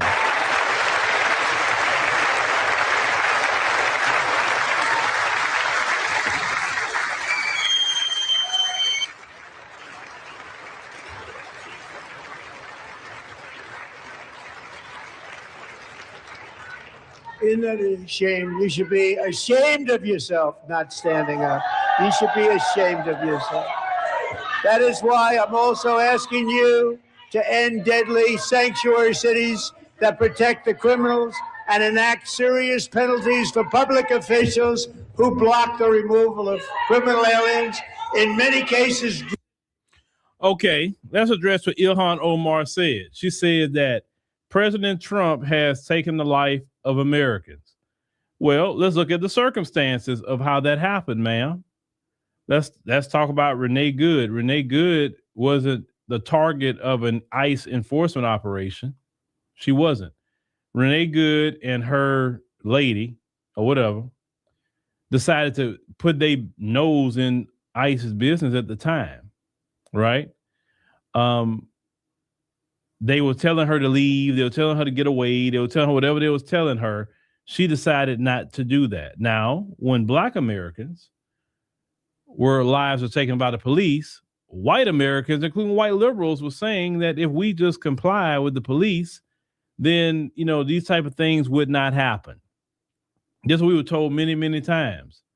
We were told, Ilhan, if you don't know, we should, the law enforcement is afraid for their life and they have to make it home to their families at the end of their shift. So they got to protect themselves, right? A Black person or a Black woman, it was in the same position, would have been told, well, the car is a weapon. And so he had to defend himself. He didn't know what she was going to do. If she was a Black woman, all she had to do was get out the car and just do what he say do, and she would have made it home. But she chose not to obey the police, and that's why she's not here anymore. This is exactly what would have been said to Black people, ma'am. But you're screaming at Trump, calling him, saying that he unaliving people. Well, technically he didn't, but the people that work for him, I guess. Now let's get to the other guy. That's your constituents that you're talking about. He was involving himself in an ICE operation that had nothing to do with him. They weren't targeting him. They weren't looking for him. Now, should the man lost his life? No. But how many times black people have lost their life in the same manner? On the ground, even handcuffed, some black people have lost their life with the police. The white liberals, including the white conservative, have done nothing about it. So what ended up happening is that, you know, the leopard is eating your face. That's really what it is. And all of this could have been prevented if the white liberals would have been more on board with getting rid of qualified immunity. Why aren't you talking about that, Ilhan? That would have been more of a conversation so it don't ever happen again, right? You're not talking about ending qualified immunity, but then if that's the case, you had to take the talking points of Black America, but you're black, and Ilhan, you said you're a black woman. You're black when it's convenient. And convenient blackness is not going to work. I'm not picking on her, but I'm just letting everybody know convenient blackness is not going to work. If you black, it's like me. I can't be black by convenience. I'm black by lineage. I'm black by that's the skin I'm in. Everybody know 24/7, 365, I'm black. I'm blickety black and I'm black, y'all. Period. That's what I am. I cannot escape it. I can't jump into blackness when I want to and jump out. There's no double dutch in blackness. If you're going to come here, you're going to say, yep, I'm black just like y'all. Yep, my ethnic group may be this tribe. You know, maybe I may be the Igbo, I may be the Hausa, you know, I may be the Fulani, whatever, but hey, I'm black. Yeah, my nationality is Nigerian, but I'm black. I rock with y'all. That's how you approach it. Not like, oh, I ain't you, because okay, if you ain't us, then you're gonna stay over there. It's not gonna be no jumping in and out of blackness like double dutch. It's not gonna be no wishy-washy blackness. You know, you want to be black when the times are tough. And then when the time is not tough or whatever, let's say Trump get out of office. Let's say you get somebody you like, maybe a Democrat. Okay. Then you're going to go back to what? The foreign flags? That would not be wise to do. I'm seeing a lot of new converts into black. I'm seeing that too. Oh, I'm watching a lot of new converts. People who a couple of years ago would have been telling us, I'm not black, I'm this. Now everybody black. Wow. We have gotten, man, it's amazing how when delineation happened, boy, everybody want to be Pan-Africanist now. Everybody want to be black. Everybody talking about global blackness and, hey, we all black. Yeah, I may be from this country, but I'm black. I don't know what y'all talking about. I'm black. I think the video that tripped me out, I think I did that video a while back where you had a Dominican woman here in the States, strong accent too. She's like, I don't know what these ICE people talking about. I'm black and I'm proud to be black. And when I heard that, I said, whoa, okay. If the Dominicans are saying they black, then you know something's up. Because they were the first one that beat their chest with that and say, I am not black. I'm Dominican. You understand what I'm saying? Everybody got some Pan-Africanism now. Wow, all it took was the delineation movement to get everybody on board with some Pan-Africanism. But when Black Americans was pushing it hard, nobody wanted to be on no Pan-Africanism. Isn't that interesting? So a little ICE visits and delineation has caused everybody want to be Pan-African. Nobody waving them foreign flags anymore and all of that. That's interesting. I'm just a casual observer. That's it. I'm a casual observer. Now, Ilhan Omar. Let me see, how far did I? Drug lords, murderers all over our country, they're blocking the removal of these people out of our country, and you should be ashamed of yourself.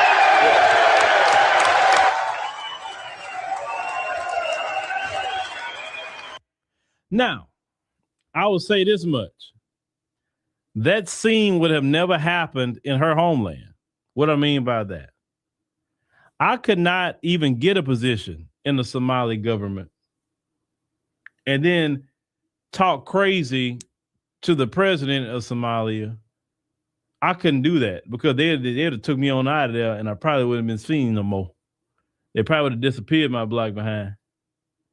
That's interesting. And so the second part of this is this. There's a lot of people who feel that maybe it should be revisited about foreign born people being in Congress. And let me explain to you why. The president of the United States, you cannot be a president of the United States unless you are born here. You have to be born of the soil, right? You cannot be foreign born to be president of the United States. So if we accept that as a okay, that's what it is, then how come the Senate and the Congress isn't the same thing, that you had to be born in the United States to be a senator or congressperson? Now, a lot of people didn't like it, not because they agreed with Trump. That's not really why they didn't like it. I'm talking about even black people felt this way. They were saying that, wait a minute, hold on. You just got here and you talking crazy. As if anybody should say something to Trump, it should be black Americans. But who are you? Why are you yelling? Because before all this, everybody was Somali. Nobody wanted to say they black until the ICE raids and the delineation. Now you didn't find your blackness now. And then even when she's up there talking, she's not talking about, hey, all us black people. She only say black when it's convenient. And a lot of black people see that. And they wonder, and people like her wonder why these different, even the legacy civil rights organizations really didn't support them like that. Why? Because you kept yourself separate. Look, it's bad when the Urban League and NAACP and all them other ones not out there with you. That says a lot. You separated yourself so much that they wouldn't even go out there with you. But I don't know. I'm going to ask you a question. Do you believe people who are foreign born should be allowed to be a U.S. congressperson or a U.S. senator? Do you believe that? Yes or no? I mean, I'd like to know what some of you believe on that. I can present the arguments people have been saying, but what's your take on that? Do you believe that a person who's foreign born should be able to get up to the level of U.S. senator and U.S. congressperson? Do you believe that? You say Ilhan think the 14th Amendment is protecting her. She's naturalized. She can lose her citizenship. Yeah, she has to be careful. And the thing is, you playing with Trump of all people. You know how petty he is. He don't forget anything. Okay, so some people say, see, I'm seeing the word no, nope. You say they should have that law in place, but now their children will get into office. Well, I mean, but if their children's born here, that means they can get into office. The key is they have to be born here, not because they have a foreign birth. But I mean, just because they come from parents that are immigrants, no. I mean, if that's the case, just about every person that come from these different countries, include the white ones, wouldn't be in office if you want to go on that line. You say another person say no, not at this point. It's a foreign born, no congressional job. Okay, well, maybe that's something that should be brought up about foreign born people being in that position. I think it's worthy of a great conversation. And no, so here's the problem, or what some people are saying about being foreign born, especially if they hold another citizenship, being foreign born. Some people say that, well, they have a dual allegiance. They can't really advocate for America like that because they is not as invested, because if the going gets tough in America, they just like, what the hell with it? I'm going back to my homeland. I ain't got to go through nothing. I ain't got to deal with this. And they can just pack up their bags and leave. So they don't have to fight as hard for certain things if they don't want to, because they got another place to go. That's what a lot of people are saying. Now, I personally believe even certain positions, you shouldn't be able to hold a dual citizenship. I don't think you should be able to hold dual citizenship in Congress. Now, I think if you get a permanent residency, it's okay. You can have all the permanent residencies you want, but when you go get a citizenship, you are swearing an oath to that nation, and it's a real deal.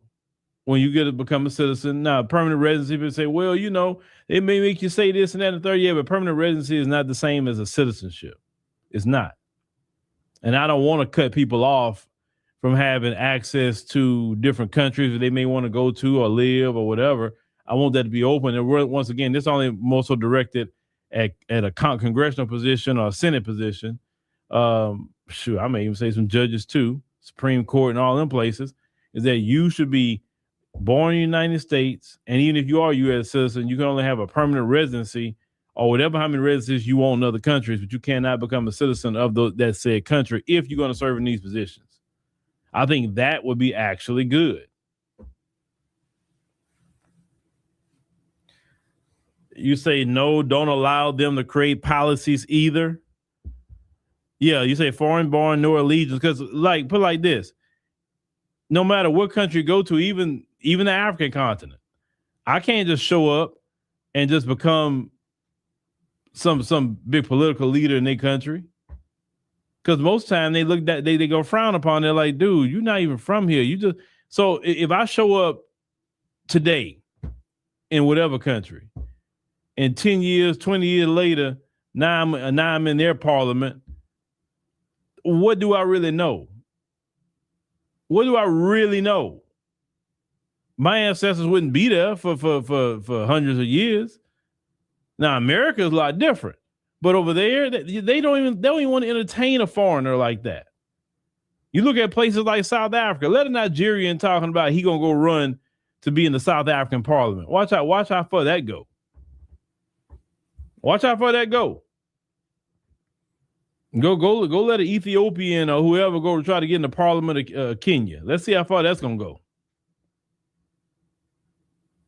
They gatekeep very hard their positions in their homeland. But over here in America, well, you know, we're a nation of immigrants, so we this and let me tell you something. I'm gonna keep repeating this.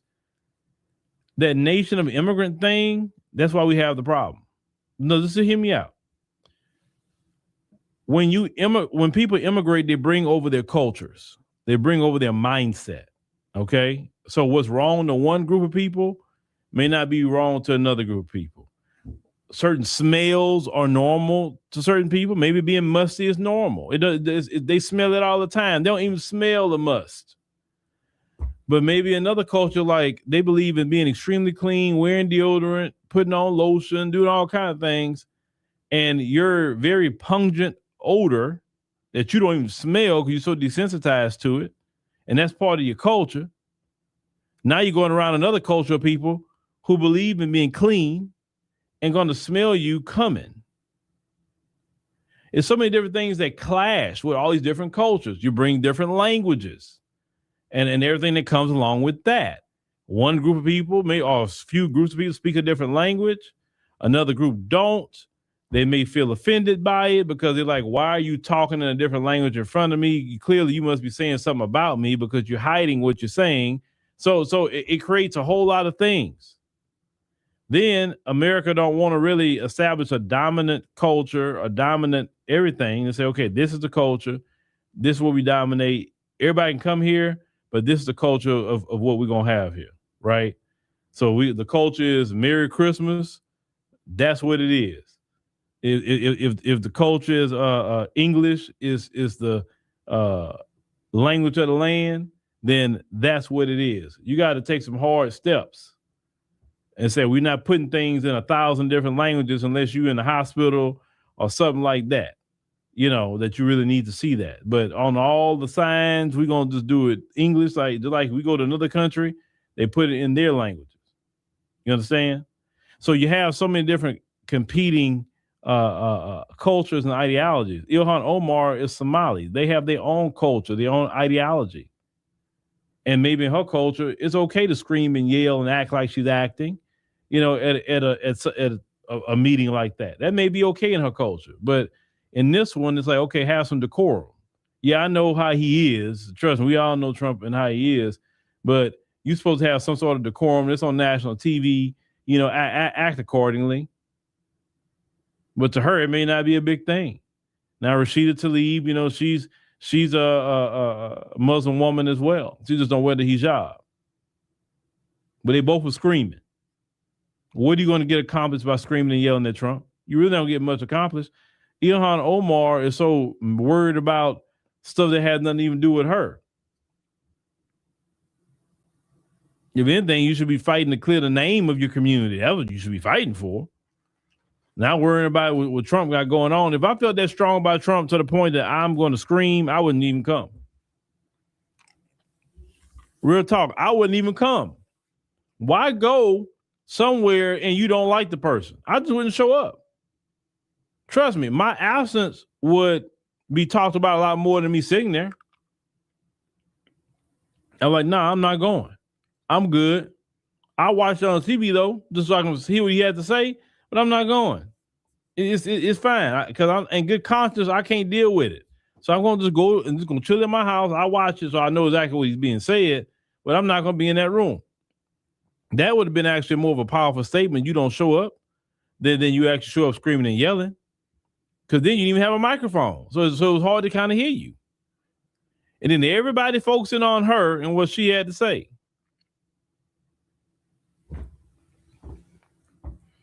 You say Trump is the epitome of ratchetness? Oh, yeah.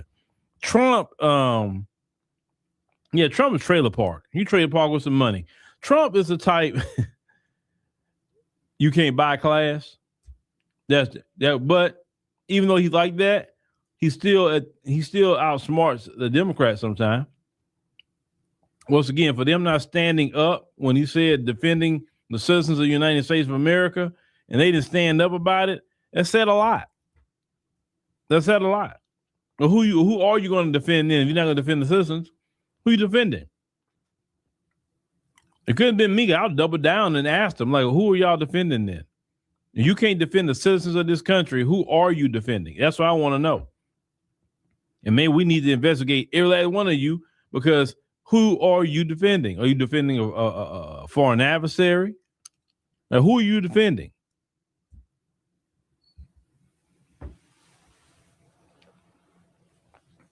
Now, Carlette say you would give him that satisfaction, you would stay home. That'll be the more powerful thing to do. Instead of yelling at him, like, just stay home. Trust me. They'll look over there and they'll say, wait a minute. Oh, shoot. She didn't even come. Oh, he didn't even come. And then they're going to interview him like, why didn't you go to the State of the Union? Because I didn't want to be in a room with him like that. And I was going to say something out of turn, so it's best for me just to watch it at home. I wasn't going. That'll be more of a story. McQueen say, Trump, he's funny. I give him that. He is funny. He's funny. You know, you're not going to get another president like that, though. You're not. So enjoy it while you got it.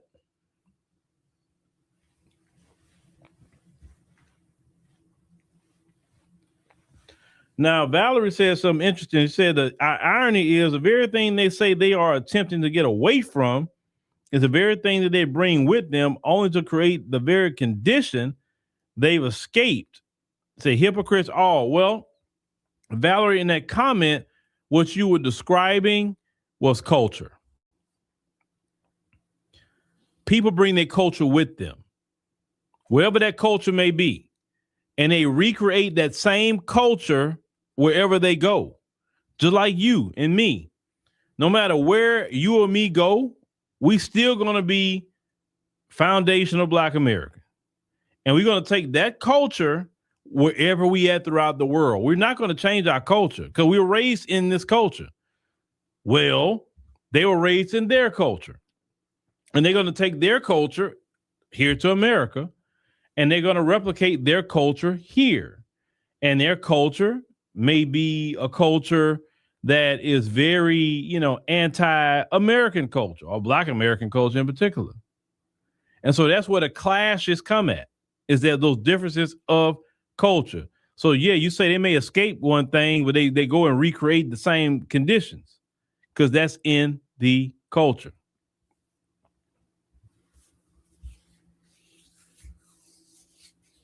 You got to understand culture. If you don't understand nothing else, I want you to read the definition of culture, learn what culture is. And this is why you see people doing the exact same thing for thousands of years, is because it's their culture. When you have a child and you teach that child all your culture, and then that child grew up in that culture and they have their child and they teach their child, that's how it is. That's how culture is passed down to each generation. And yes, even being musty is passed down too. Because being musty is part of certain people's culture. Because they don't even smell it. That's how much it's part of their culture. It's not in our culture. Thank God. That's why if a black American is musty, we're looking at him like, bro, why you smell it? Man, you can't go put on, go take a shower or something, put on deodorant, bro. We ain't, no, you're not being around me like that. In our culture, even being ashy, we gonna call you out. And we're like, they were like, man, he is ashy. Look at his ankles and knees. You know, it's like, it's just, you got some lotion in your purse or something? I got Bath and Body Works to smell like a girl. It don't even matter. At this point, he needs some lotion. Man, don't be coming out here around us looking like that. As black Americans, we'll tell you don't come around us dressed a certain way. We'll get you right. If your hair messed up, we'll point you out to a good barber or a good hair beautician. That's a part of our culture. And we take that culture everywhere we go. You said my side profile? What is my side profile? What is that? I know who Buster Douglas is. What do you mean my side profile? What is that? Can you educate me on what a side profile is? Now, Cynthia says she thinks Ms. Omar should go back home to her country to disturb, disrespect their leadership while figuring out her and their culture, it said, and civil rights for her people. She's not going nowhere. She is not going to Mogadishu. She is not going. Only way she gonna go to Mogadishu unless Trump take away her citizenship and deport her. She's not going nowhere. Trust me, she's not going.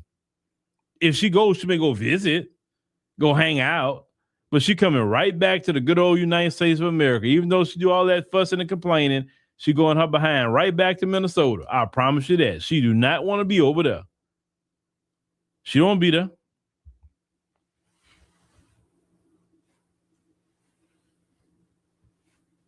Shoot, you'll go to Somalia before she go. And that's the truth. She ain't trying to be there. Because if she wanted to be there, she'd be there already. She got a bag. She can actually not run anymore and go chill, live a good life in Somalia. But she's not going over there. And the thing is, on the African continent, man, people are so cool. You know, they want to break bread with black Americans, and you know, they want to be helpful and kind and all of that. It's like the dynamic's not even the same. But they don't want to go back. They do not want no parts of Somalia. You say her cousin, you say her country, I'm sorry, don't want her. Now Cynthia say our beautiful black culture rocks. I mean, well, you know, our culture is global. You literally will see a black American woman aesthetic in the African continent. I'm talking black American. You will see a black American male aesthetic in the African continent. Like I said, in South Africa, they be saying the N-word to each other. I never forget that dude that said that to me. I was like, whoa. I'm like, it don't even sound right with that accent. It just don't even sound, the accent just throws me off. Like, you're not saying it even right. That accent just throwing me off, brother. I was like, you chill out with that. It's just the accent. I was like, it's a certain way we say, if we're going to say it, we say it a certain way, and it can mean multiple things by the way we're saying it. Okay? So I'm like, why you want to say that word? All the words black Americans have to say, you want to say the N-word. I'm sorry, y'all. And in South Africa, they do that a lot. They call each other the N-word a lot in South Africa. I'm like, y'all killing me with that accent. It just don't sound right. I'm telling you, it sounds too proper, basically. With our accent, it just sounds too proper. It don't sound right. You know, we all have our academic voice. We know how to do that, code switching. And you notice that we don't use that word when we're using our academic voice? Have you noticed that? We don't do that. We got to use the language of our neighborhoods if we're gonna go there.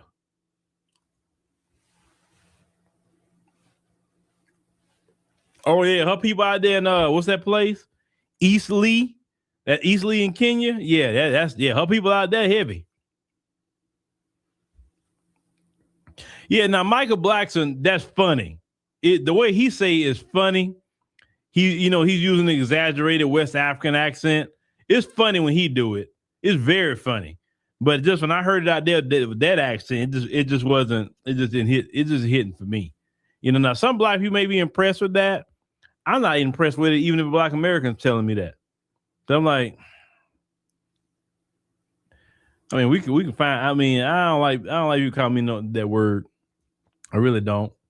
I mean, hey, you can call me Philip, call me brother, call me whatever. I just don't like that word. Cause the reason why I don't like that word, I'm gonna tell you why. That word was some of the last words our people heard when them people took their life. When we was on the plantation, we was hearing that word a lot. Okay, a daily basis, and we couldn't do nothing about it. And just so we called a certain word don't mean we got to perpetuate it. That's why, for instance, we don't use that word in our commentary. You see on AfroWire with Sherika and them and Layla and all of that, we don't use that word. If you listen to Soraya's music, you definitely not going to hear her use that word. So we just do not employ that word through anything that we're doing. I think that word to me is just, I don't like that word. And now if you use it, I'm not going to get mad at you if you use it, but I don't like it. So that just kind of, I stay away from it, But if I ever use it, it's around people I know in describing a certain type of person at the time. But you probably won't ever hear me say it on camera, and probably won't hear me say it even around too many people. I'm just being honest with you. Have I said it in my lifetime? Sure. Yes, I used to be a person that was an avid user of the N-word with black people. I never said it in front of white folk. Now y'all new Negroes, y'all say it in front of white folks, Hispanics, Asians. Y'all say it in front of all of them, then get mad when they say it. You can't say it in front of them. And then they say it and you get mad about it. I come from that era. We don't use that word in front of them because in our era, that gives them a green light to say it. But this new age, y'all say it all in front of the white people. But y'all say it in front of white people, then they say it back to you, want to fight them. I think that's the dumbest thing I ever saw. There was this one video, I'll never forget that. This black kid is getting into it with this white kid, calling the white kid the N-word. We never called the white people that word. Never. But calling a white kid, then the white kid say something, now you want to fight and you want to get all enraged because he said what you said back? That doesn't make sense.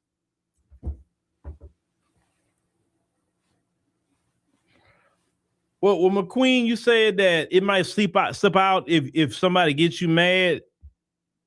It don't say if you get me upset, it don't slip out. Because what I've learned over the time, when you use certain language, it's going to slip out. So if you don't use certain language, it's not going to slip out. So the key is controlled anger. Learn controlled anger.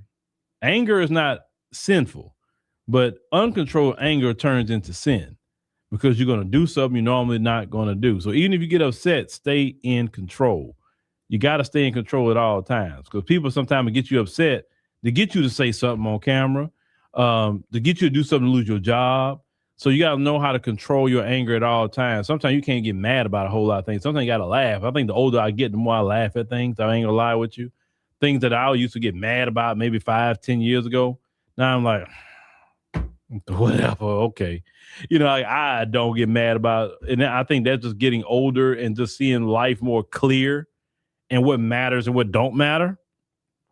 Yeah, so anyway, hold on. Brother, I love the YouTube, the ADNC, thanks for education. I appreciate it, Rhonda, appreciate it. I understand why every other word out of some black folks' mouths is that word. King Noble, I'm going to say ignorance.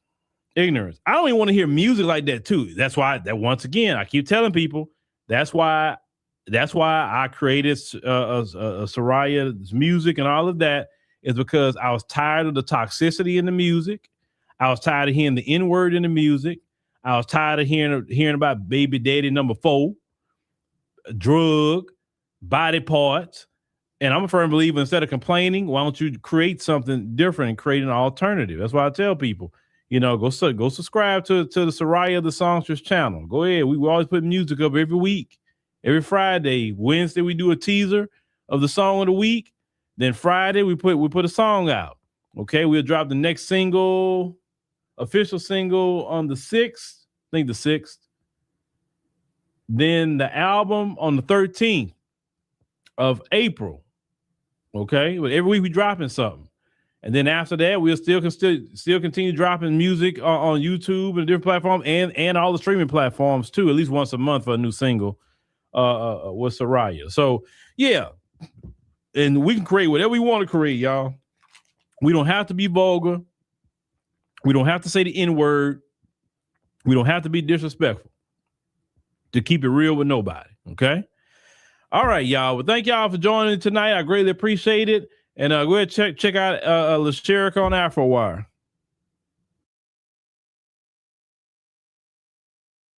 Peace, family. It's your brother Chase back at you again with another reaction video. And check it out. As you can see by the title below, we back at it again, family. We back at it again. We got to do a little bit of straightening on this Saturday. A little bit of straightening. You know, we back on these tethers bumpers, and we've been on the Haitian tethers bumper heavy this week. And a lot of them have been on TikTok, on Instagram, on YouTube, doing some explaining. A lot of them have been trying to make this woman who referred to Black Americans as dirty Black Americans an anomaly.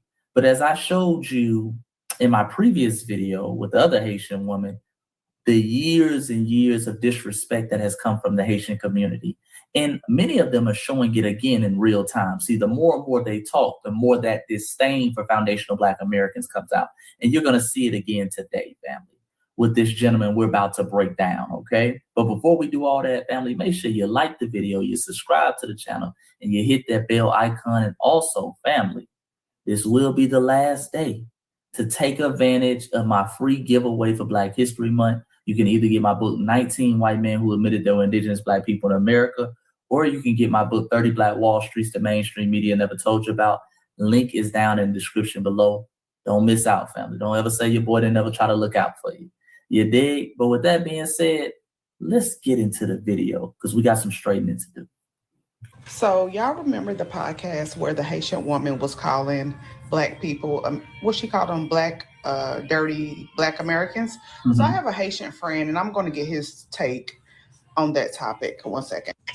Okay, so this is my Haitian friend, Carl. He's from Haiti. So what do you think about the girl calling people dirty Black Americans? You're Haitian. What do you think? Why was she calling them dirty Black Americans? She said because that's what we are. Just to say it? I guess she wanted clout. I don't know, but you're Haitian. Can you explain that? Do they really call us that? No, she called y'all that. Just her. I've never called anyone a dirty Black American. I don't know why she called Black Americans dirty. She probably had a bad experience with y'all. As do most Caribbeans do have bad experiences with Black Americans. Have you ever had a bad experience with a Black American? All the time. But you don't consider them as dirty Black Americans, though, do you? They just, I feel like Black Americans lack unity. I feel like I can meet a Haitian of any age. Hang in there, family. I know. I know. We're going to cook. We're going to turn up the eye on his ass. But, okay, go ahead. From any background, and automatically when they find out I'm Haitian, they're protecting me in the room. Some way, somehow. They're looking out. They're making sure. Are Black people? Huh? Are Black people or you're the Haitians? The Caribbeans, okay. Jamaicans, Trent, like they see another Caribbean in the room, they looking out for them. Just like white people could see they friend applying for the job, they gonna make sure the white friend good. Just like the Spanish people stick together and they family members want to live in the same house and always be together. Vidi hang out with all her sisters all the time. Foreigners stick together. So you saying Black Americans don't stick together? They be against one another. Oh yes, it'd be for the best win. It'd be a doggy dog world. They're not about unity. They're not about unity. Okay, hold on. We got to pause it right here. We got to pause it now. Let me cook for a second, family. Now, many times, family, I'm going to be honest with you. Every night, I reflect on the videos that I post, what I say in the videos, the research that I give the family, because I never want to purposely give any of the family any misinformation. And I'm truly not on here to attack any other ethnic group, especially Black ethnic group. But after every reflection at the end of the night, and I think about what I say, I never regret it. I never regret it because of individuals like this. In the logic that some of these tethers use and they have. Let's review what he just said, family. He just said, Black Americans, we have no unity, but Haitians do. Huh? Family, we can easily debunk this by looking at Haiti.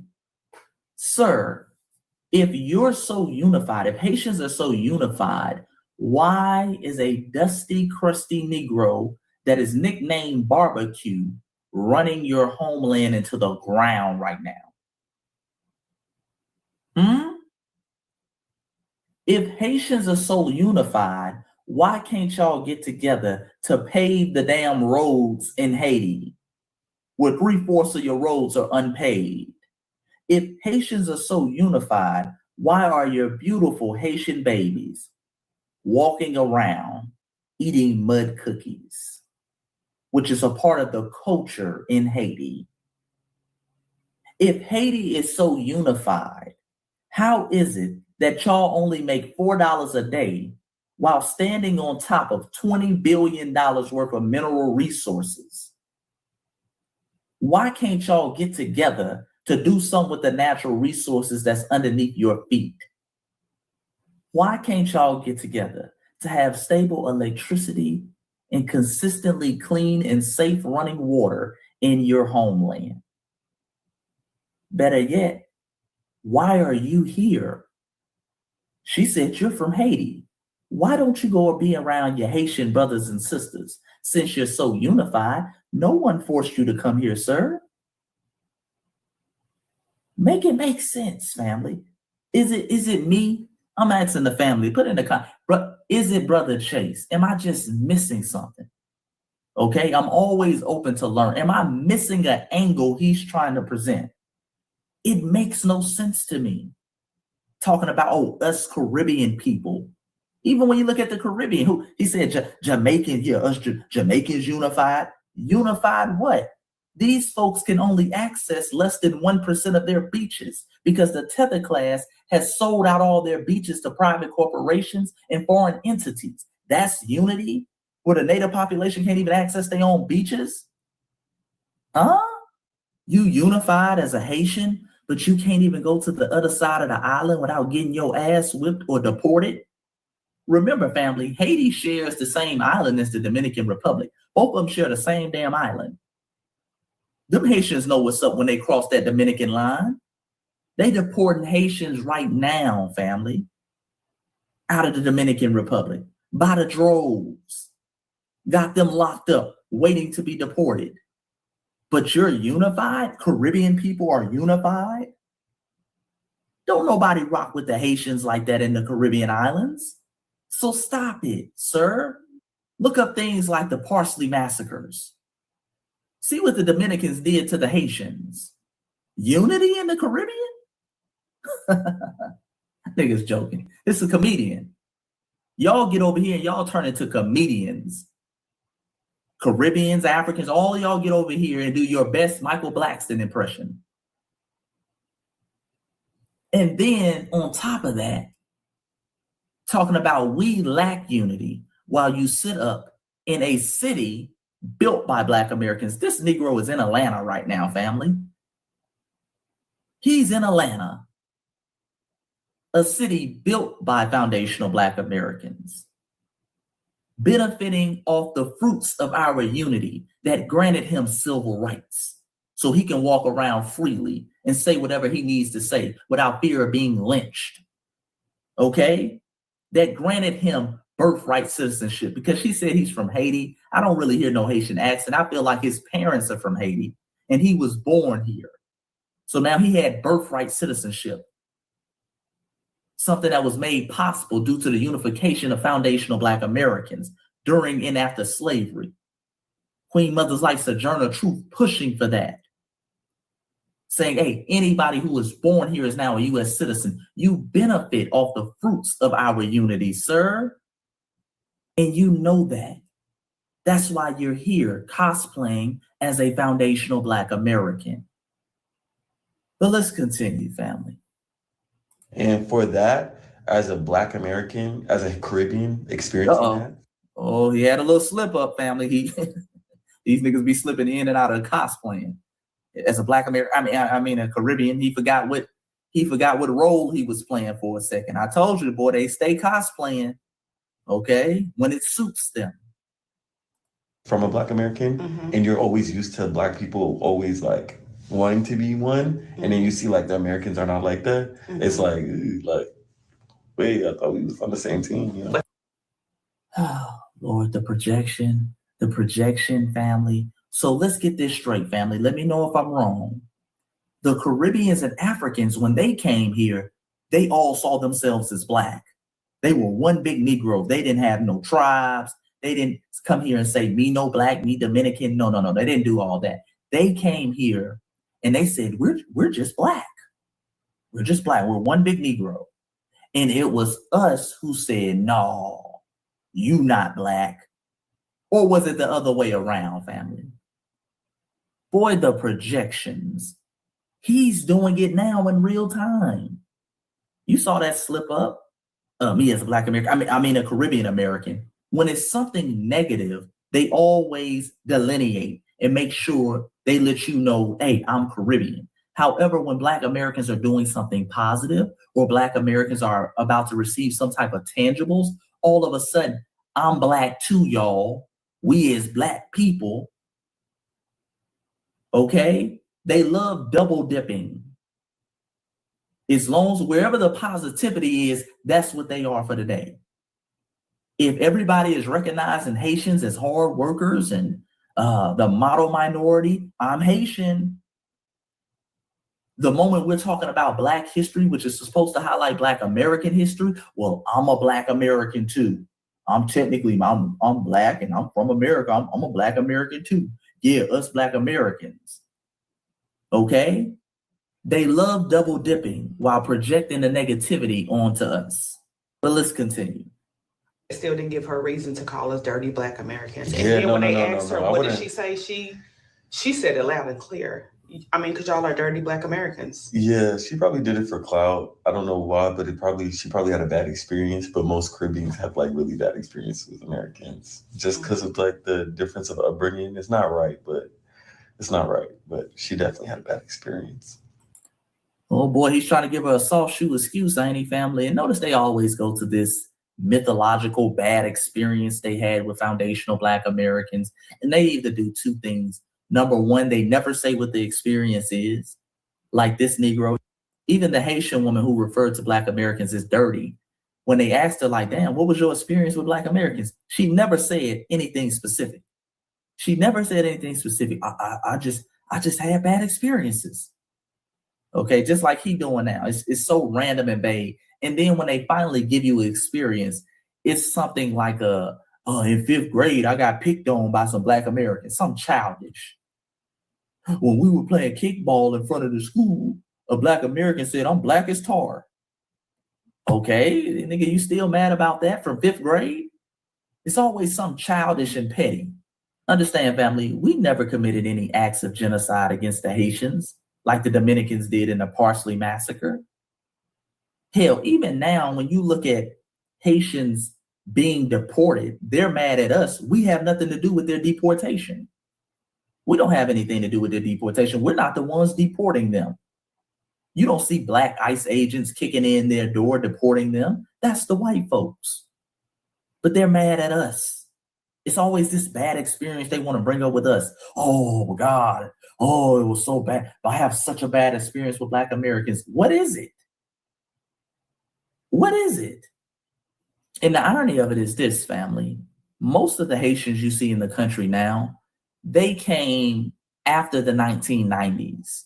Okay, and it was a massive waves of Haitians who came over in the 1990s. One of their presidents, I forgot the president's name, but it's a lot of political unrest over there. So a lot of them were seeking asylum. Bill Clinton and his administration didn't want to let the Haitians over. In fact, they were blocking a lot of the asylums from Haitian individuals. They were returning them back to Haiti. It was a foundational Black American brother by the name of Randall Robinson. Look up what I'm saying. Okay, by the name of Randall Robinson, who went on a 27-day hunger strike. Okay, And he gained the support of the Congressional Black Caucus and a lot of other foundational Black American leaders. And that caught the attention of Bill Clinton. And he later said, okay, we'll let Haitians come over. He gave them political asylum. That was a foundational Black American putting his life on the line. That brother almost died during that hunger strike, trying to bring attention. And that's why you see this massive influx of Haitians coming in the 90s, literally because of that foundational Black American individual who put his life on the line so they can come over here. But they always have this bad experience with us. It's always this beef with us. We're always the bad ones. Don't let them run that game on you. But I've had bad experiences too, but I don't call y'all dirty. Right. I call y'all trifling. Boom. You know what? Okay, guys. All right, and that's the end of the video. So he doesn't refer to us as dirty. So the woman calling us dirty, she was wrong. We're trifling. We're trifling, family. But remember, a lot of these Haitians running around, it's just one. It's only one Haitian that talk bad about y'all.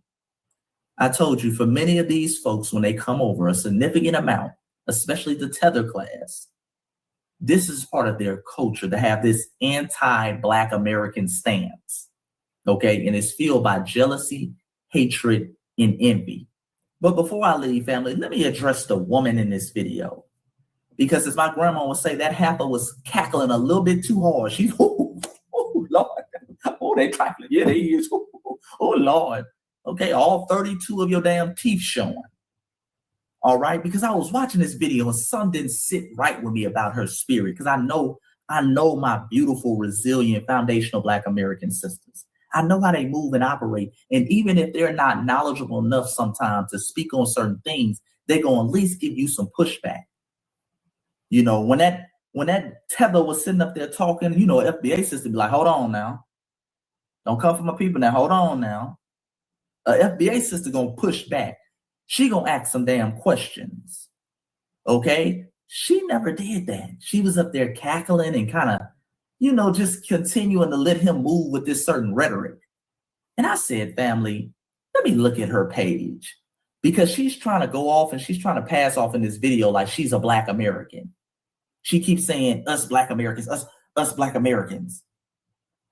And sure enough, family, you scroll down this woman page and she's got this video. If I'm still pretty, baby, I'm my mama's daughter. We got good genes. This shit forever and a day with us. And for my people who can't see it, it says on the video, it's the Belizean in me. Okay, this woman is Belizean. This woman is Belizean, family. This is a Belizean tether. They're sitting up here having a little tether dialogue. Okay, babbling back and forth about foundational Black Americans. Because I'm looking, I'm like, this woman didn't provide no type of pushback to none of these illogical talking points he has, talking about they're unified while he's sitting over here in the United States of America and he ain't in Haiti. Okay, calling us trifling. It's so funny. Ooh, that was the funniest thing ever. And that's why we do two things, family. That's why we delineate. So tethers like this, who try to double dip, jump in and out of being a Black American, but then they're Haitian, they're a Black American, then they're Belizean. Okay, they try to double dip the chip, all that stops. Okay, these folks are not us and they cannot represent us. These were two tethers cackling together while one talks down on foundational Black Americans and the other one quietly agrees. Okay, delineation is so important, family. It's so important. And number two, this is why I tell y'all, let ICE do their damn job. Let ICE do their damn job. I got to do it like Omar Johnson. I got to say it 3 times. Let ICE do their damn job. It's your brother Chase. Like the video, subscribe to the channel, hype up the video, and leave a comment. Tell me what you think. Give me some constructive criticism. Am I tripping? You see what I'm saying? Am I tripping? Am I going too hard on these tethers? Or should I ratchet up the intensity? And last but not least, it's the last day to get your free copy of the 19 White Men Who Admitted There Were Indigenous Black People in America, or the 30 Black Wall Streets the mainstream media never told you about. So make sure you go get that in the description. And until next time, foundational Black Americans, Well, despite what any of these tethers try to say or convince other people of, you are a phenomenal people. A phenomenal people. Peace and Black power. I'm out.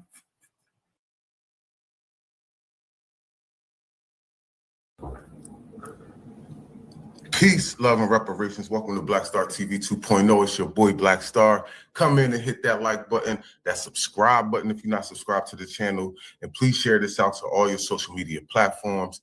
What's going on, family? I want to talk about something today about, I heard somebody on Tariq's show the other day. They said, y'all always talking about we're taking your jobs, we're taking your jobs. And when Tariq answered, he said, no, we don't be saying that. I actually do be saying that because they are taking jobs. They're not taking the best jobs, but they are taking jobs. And this goes into, watch this. If 5 million Americans move to Ghana, we're going to displace people. That's just a fact. 5 million people move to China from America all at once. Yes, you're going to displace people. That's just inevitable. So to say that you're not taking things from us is not true. So I want to break this down and break this video down of this brother speaking on Africans and how they are, the money that should be going to foundational Black Americans are actually going to Africans. Please go to change.org and hit that link in the description, and please, family, sign that petition. I appreciate it. So I had to come back and do a part 2 of the USADF, or the United States African Development Foundation, which is business funds only for African businesses. And I can say that because the fund specifically says that the business has to be 100% African owned and 100% African managed. Not African American, African, all right? These people have had this fund since 1980, and they have been dumping hundreds of millions of dollars inside of it, okay? I wanted to see how much money these people have received recently, and I came across the GAO, which is the Government Accountability Office, and they said between the years of 2019 and 2023, our government has used our taxpayers' dollars to give African businesses and startups $141 million.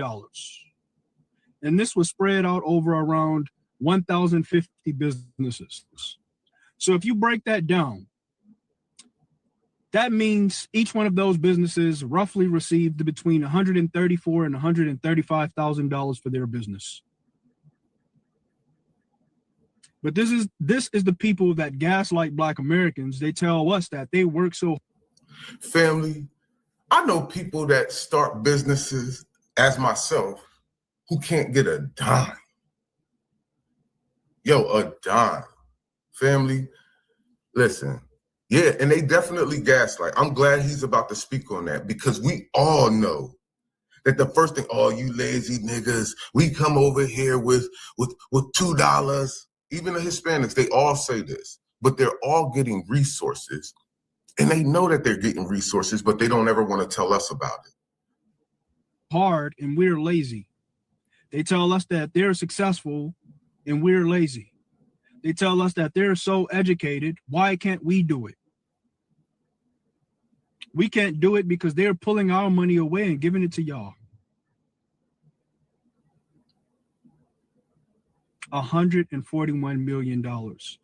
Black Americans, when we want to go get a business loan from the SBA, which many Black people are denied, right? Yep. Typically, that SBA loan is about $10,000, which is nothing to run a business. $10,000 plus, you're going to have to pay interest on that money. This money that they're getting within this fund, they don't pay interest. They don't pay tax. They don't even have to pay it back. Free. They get it free. We have to set up GoFundMes and beg family and friends to support our businesses. Facts. That's a fact. But these people are getting the machine of our money behind them. Yo, and I'm And I'm gonna tell y'all, family, this isn't only Africans. This is not only Africans. This is Hispanics. This is Asians. This, you name it. Haitians, Jamaicans, all these people. How do you think they're coming over here getting all these restaurants and storefronts? Come on, they got brick and mortars, family. These people don't just got little mom and pop shops that they, you know, they selling plates out the crib. That's what Black Americans are doing. Majority of us. Now, some of us got stores. We're gonna sit here and say all of us is out here broke, and you know what I mean? But I'm gonna tell you one thing. I asked a friend of mine. Me and a friend of mine was on the phone yesterday. I said, "Hey, bro, Google a Black food spot." So he Googled it, and I said, "Read it down." It started saying Jamaican this, Jamaican that, soul food this. But really, when you go into soul food, and when he tapped on that, and you start looking at the menu, it's really Caribbean food with some of our stuff, with baked mac and cheese and fried chicken and stuff like that. But you still got a bunch of Caribbean stuff with it. So you already know that that's not a foundational Black American store, right? When you see something like Big Bertha's and it's fried chicken, mac and cheese, yams, and you know that's foundational Black American. But you barely find that. Like I said, bro, I do DoorDash. You're never going to a Black American's food spot to pick up food. You're not. Anybody who does do DoorDash or Uber Eats know goddamn well, anytime you picking up that food, you not going to their spots. And these businesses that they getting this money for is probably not even food businesses either. Yo, man, this is craziness. And I'm talking about craziness, bro. You know how many business I started up? I can't ever get funding for anything, no matter what. This is crazy, man. So this is the difference between our success and theirs. We need to tap into that money. We need to stop that money flow. I told you once before, you guys hate Trump, but Trump is the president that tried to stop that money from going over there. Because he said, we have a people right in this country that's at a deficit. That is why he told them if they're going to continue to receive that money, they're going to have to come up off those resources, and they're going to have to make trade and business agreements with the United States. If not, we're taking the money. Yep. And when he did that, you guys called him racist. When you did that, Congress, Democrats and Republicans, they stopped him from stopping the money. Just over the last 2 years, they've received 45 million. And I'm telling people, this is why, please, family, please go to that thechange.org and please sign the petition. And I'm trying to tell you, all of this is to drown us out, make us consumers, give them all the business loans while they just talk about us with jobs. And these people literally just keep flooding more of their people over here, and all they do is cater to their people. They don't cater to us. There's no allies. We don't have friends in this country. We only have each other, and we are all we got. And I mean that shit. We are all we got. Family, I need 200 signatures. We have 104. Family, I need you guys to sign this. Again, because we're trying to get this type of stuff. But we're trying to aggregate it to where we can get it just for foundational Black Americans. Specifically, that way you can't usurp us and try to give it to other people. We have to change the dynamic in this society, in this government. We have to change the dynamic. Other than that, they're going to drown us out and continue to just push our resources to all these other people and then act like they're doing things for all of us. $1 billion. So you add that on top the 141 that they've gotten since 2019. So yep. Keep gaslighting back Black Americans. We're going to keep finding this stuff out. And we're going to, I ain't even going to say all that. We're going to find this out, and this stuff is going to come to an end. If we want a real leveled playing field, we're going to make it happen for real. Yep. So you guys have been tugging at the hornet's nest. You've been tugging. And now we done got upset, and now we out here to sting y'all up. I'll see you guys on the next one. Let me know what you think in the comments, please.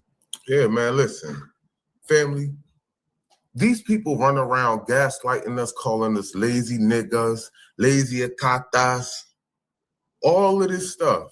Jareers, we everything under the sun. We paved the way for all these people to get here, for the government to literally just exclude us from the resource. And I told somebody the other day, White Supremacy 101, their number one rule is to always keep Black folk economically deprivated. Foundational Black Americans, you got to keep them economically deprivated. Facts. And again, if you really even think about that, they gave that money from that little span from 2019 to 2023 or 2025, whatever years he said. He gave it to 1,000 and something African businesses. There should have been more than that. But there should have been more. I'm just saying in general, right? And that just goes to show you, look how much they're doing for the Africans, and they low-key kind of playing them out when they doing that. But yo, everybody is playing us out. The Africans, the Hispanics, the Indians, the Asians, the whites, you name it. Everybody excludes us from resources. And then sit here and call us lazy. We live in a capitalistic society, bro. You're in competition with other businesses. That's just the reality of it. And Dr. Claude Anderson told us, bro, if you don't have a business, man, you're more likely to not gain no real generational wealth. That's just a fact. You're never going to gain generational wealth from having a job. So family, we really have to get on our bike. We have to get in these streets. And what I'm saying in these streets, I mean in the streets, like in these offices, in these town hall meetings, and we have to put a stop to a lot of this stuff and redirect these resources our way. We deserve it. We've been here forever. We are citizens. These are our tax dollars that belong to us. Please go to the link in the description, family, and please sign that petition. We're just trying to get to 200 signatures. We at 104. We all we got, family. We all we got. Please sign that petition. Peace, love, and reparations. I'm up out of here. Y'all have a blessed day.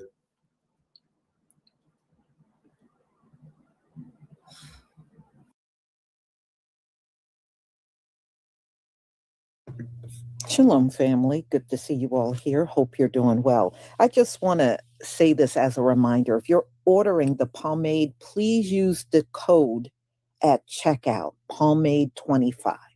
Type it as one word, and you will get the 25% off. Because I see orders in there, but y'all did not use that discount code. Use the discount code, pomade25. All right. So we're going to talk about Americans, and it was an article that came out in the Wall Street Journal. And a lot of Americans are fed up, and many of them are now leaving, and they're saying this is in record number. So it's a lot of things happening, not just this. And yes, some of these people that are leaving are from our community that don't want to be here anymore. So America will be celebrating 250-year anniversary. It's supposed to be a big celebration going on in Washington, D.C. So that's going to be on Independence Day. So here's the article that came out. And it's funny how people are fighting to get here, and then you got Americans that are fighting to get out of here. And y'all, what's going to shock you is it's not just the young, but the elderly people are getting out of here too. And let me explain why. Let me just go down because it was something here. Now, you know, elderly people, especially when they get so old and their family put them in the nursing home, a lot of times here in America, what they will do is they will give their homes to whatever nursing home they're going to, and that takes care of their daily care for the rest of their life.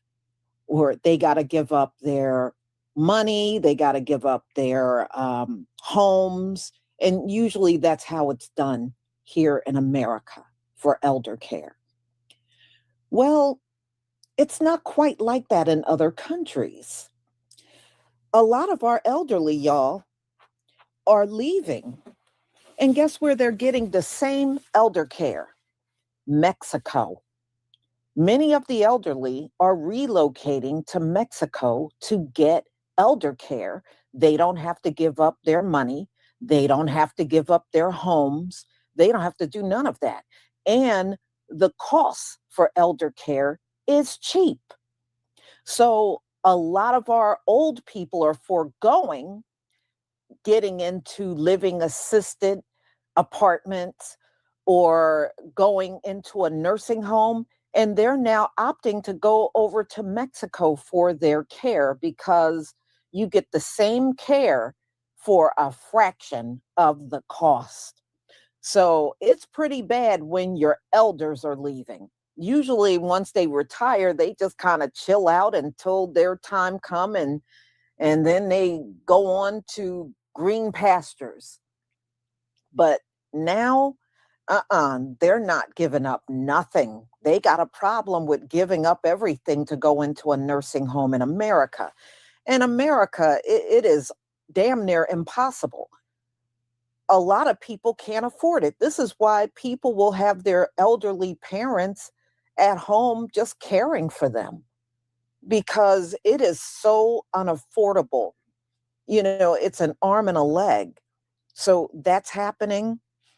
A lot of Americans are getting, condos and apartments, and they're relocating to Mexico because the cost of living is just cheap. And that's not the only place they're going. They're going to other places around the world as well. I was looking at another article. A woman left from here and she went to go live in Scotland and said it is so much affordable to live in Scotland than to live in America. So this is going for all age ranges, all racial groups, and even elderly people. So it's really interesting what's going on. But y'all, isn't this also biblical? People leaving the land and either going back home or just going elsewhere? Yeah, this is very biblical. Very. And they're saying that the people that are leaving now, it's in record numbers. In record numbers. All right.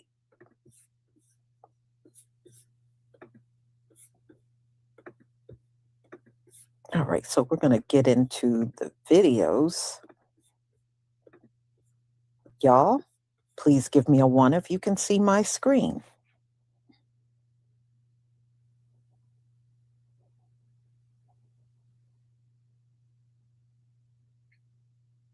Thank you.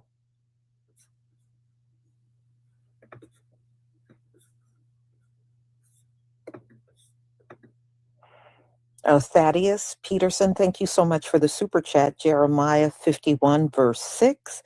Flee Babylon, plus many Americans are tired of this hamster wheel and prison society.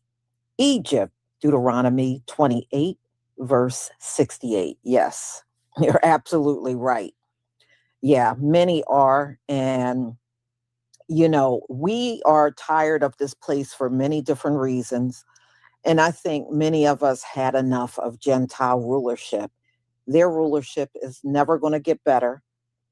The only thing they can do is try to keep us at the bottom, fight and keep their laws and law enforcement and everything to keep us, it's never going to change. I don't care. We could be under them for the next 1,000 years and it's going to be the same BS. And I think a lot of people are ready to move on from their grip of this earth. Everybody is tired of it, for real. All right, y'all, let's get started.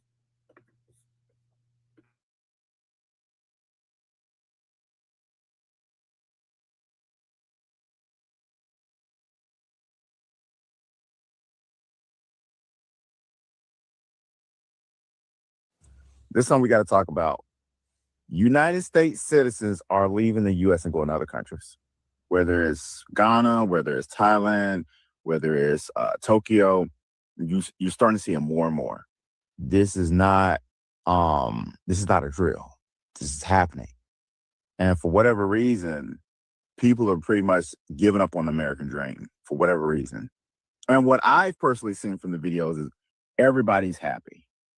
And at the end of the day, that's what you want to be. You want to be happy. You don't want to be somewhere where you're miserable, you're struggling, and it's just killing your vibe. But we really I think this is something we got to start talking about. People will come to America because America is what they would say the American dream. And I think the American dream is now turned into the American nightmare. And when you look at these other countries, if you're cultured enough, you'll see that, man, the places are beautiful. They have the same thing, if not more. The prices split in half, probably less than split in half. And you get a lot more. But it's just weird. We have these politicians in place right now who are just really turning this shit into a third world country. Like when you have U.S. citizens that decide to say, you know what, fuck this place, I'm out. And just uproot their entire life and go to another country that they have no clue about, and they're taking the biggest risk. But when you look at them a year, 2 years later, they're extremely happy. You got a serious problem here on the U.S. soil. That's a real problem. Just something to think about. Hopefully this is open to somebody. Chris with the Gems. So I saw a statistic today that more women than ever want to leave the U.S. And I find it funny that the second generation of women that can literally do whatever they wants to leave the whole country. A new data show that Americans are heading for the exits to get the hell away from the current administration. The trend of Americans considering emigration under Trump's second term is much more serious than that vague, I'm going to move to Canada sort of thing. You know, we often hear it more from people on the left than on the right. If X person wins, I'm moving to Canada. If George W. Bush gets reelected in 2004, I'm moving to Canada. That was a common one. This is not that. Expat consultants and firms that specialize in dual citizenship are busier than ever. And they're fielding a huge number of calls from Americans who are just looking at, how could I leave the country? Now, this includes skilled professionals. This includes scientists. This includes people who are just looking to do something different elsewhere. If you look at Germany's Max Planck Society, they have seen a huge increase in applications from American researchers. And there are other countries that are saying Trump has generated a new talent pool by virtue of what they are doing with DOGE and with federal governments. We're seeing marginalized groups, LGBTQ people, people of color, actively looking for ways to leave the country over concerns about authoritarianism and discrimination and potentially even violence. Ireland reported a 50% increase in Americans applying for Irish passports, and many of those are citing the Trump administration as the motivating factor. So nobody is talking about it, huh? It's all right. I'll go ahead and talk about it. Y'all be busy. Well, there is no other way of putting it. There is a mass exodus of Americans leaving the United States of bullshit. Let me say this one more time for the people in the back. There is a mass exodus of Americans leaving the United States of bullshit. I have just seen a video of this real estate agent. Now, she helps people move abroad over there in Costa Rica, where she over there located. Now, she has said that she has had a lot of people coming up to her, specifically a psychiatrist, and she said that her psychiatrist said, and I quote, that she has lost hope. Her clients have lost hope. This is a psychiatrist saying this shit. So, and she even said that, you know, prices are exorbitant and everything like that. Food is not normal anymore. And yeah, I told y'all that it was a mass exodus of historians leaving. You don't think Americans was gonna follow pursue? Well, to be honest with y'all, there's a mass exodus of Black people too, leaving the country. Matter of fact, there is a whole neighborhood that is being built in Ghana waiting for us to go over there. You think for a second I'm not gonna jump on that shit? Because guess what? With this mass exodus of Americans that's happening and shit like that, leaving the fucking United States of bullshit, guess what? I'm one of them. Come next year, oh honey, I'm out. I've been lost fucking hope in this fucking country. I've been done lost hope. Like, this was even before the Trump administration even stepped foot in they fucking shit. I've been lost hope. So with that being said, no, yeah, there's a mass exodus of Americans leaving the United States. And I dare, triple dog dare any of y'all motherfuckers talk about something. Go ahead and leave and go be so American, so go be un-American somewhere else. So you mean to tell me living in debt is American? You mean to tell me living in inflation is American? You mean to tell me us having to pay up the goddamn ass for medical bills, knowing good and goddamn well everybody else around us got free fucking health care? We gotta pay up the ass. That's fucking American.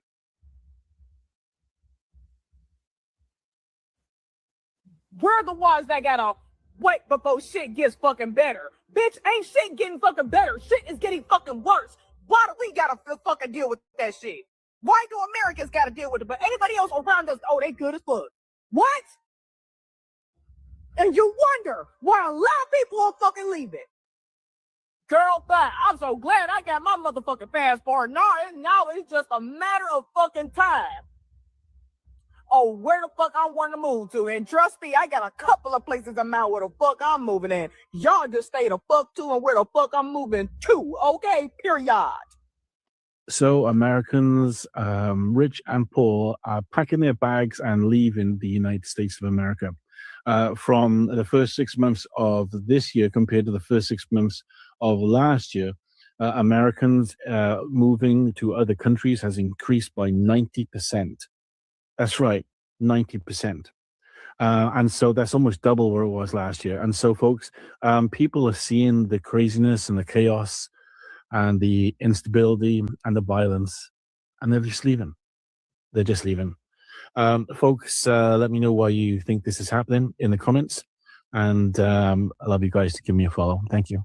Americans are abandoning the United States in record numbers, and this isn't temporary vacation travel, it's permanent relocation that's doubling year after year. New data reveals a shocking exodus of normal families, retirees, and young professionals who've simply had enough. They're not millionaires or dreamers, but ordinary citizens seeking basic dignity and safety that America can no longer provide. The reasons echo what we all feel daily: skyrocketing living costs that make groceries luxury items, never-ending political chaos that consumes everything, and genuine fear about safety in everyday spaces like shopping centers. Popular European destinations like Greece, Spain, France, and Portugal are witnessing cafes filled with former Americans who've completely given up on the American dream. These aren't protest moves, they're survival decisions made by people who still want to experience life without constant financial struggle and anxiety. The most surprising aspect is who's leaving. Not just the wealthy who can afford multiple homes, but teachers, healthcare workers, and remote employees who calculated they can live better elsewhere. Their common thread isn't politics, it's the fundamental desire for a dignified existence that no longer seems possible in today's America. Americans are leaving. They're leaving this country in record numbers. But the amount of Americans that want to leave, that's got to be a new record in itself. 63% of Gen Z want to leave the United States. Their main reason being there is no economic future here. Okay, 68% of people in this country say that they are surviving rather than living. 52% of millennials also want to leave the United States. While Gen X and boomers want to stay put, only 25 and 26% of them, respectively, have any interest in leaving the United States. And while, yes, there is a huge gap of people who want to leave and people who can leave and people who end up actually leaving, this is worrying, right? Who's going to be left in the country if all the young people want to go somewhere else? Where do these people want to go, you might ask? Well, the top 5 countries that they want to move to are Canada, the UK, Australia, France, and Italy. There is a tidal wave of people that want to leave this country. And I can't say that I blame them. Life here is hard. I'm not saying it's a bed of roses anywhere else, but here it just feels impossible. We're moving abroad next year and we can't be more excited. If you're interested in what that looks like, stick around. The amount of people just leaving the United States is absolutely insane. I could sit here and read you all the numbers about how 4 in 10 US adults are planning to relocate, how more people than ever are emigrating from the United States, and how for the first time in over 50 years, there's going to be a net outflow of immigrants rather than an inflow. It is just astounding. But the amount of immigration lawyers and relocation experts and foreign governments who are just swamped with Americans because there are so many people moving that I don't even think the true number is really documented. And it is just going to show that there is a movement happening and it's out of the United States. And whether that's political, economical, or something else, like just looking for a better quality of life, a better pace of life, better work-life balance, there is something happening. And I think a lot of people realize the sinking ship that we are on and they're getting off. I'm not trying to cause a panic or anything like that, but I think people realize the way things are going here, how it's not improving, how it's not going to get better anytime soon. And they are taking the nuclear option of taking their American dream somewhere else. Because the American dream now is to leave. Just look at the number of Americans who live in Mexico, Spain, Portugal, France, etc. It is growing and growing and growing. And I think this is going to have ramifications from foreign governments locking down immigration in the future. Anti-American sentiment is on the rise, unfortunately. And who knows, maybe the government here increasing taxes on expats. I know they were supposed to get rid of the taxes on expats. And instead of doing that, they actually increased the fee of money leaving the United States. So, our government doesn't really like us leaving the country anyway, because it really is the biggest form of protest. You're taking your dollars and you are moving to another place and saying, I am removing myself from this American system. I myself am moving and I am moving to Portugal next year. I couldn't be more excited. Follow me if you find that interesting. And please let me know if you're leaving, if you're thinking of leaving, and if you are, where you're going. Because even though things are bad here, economically, politically, whatever, I think most of us aren't running away from something as much as we are running towards something. And that something is a better life.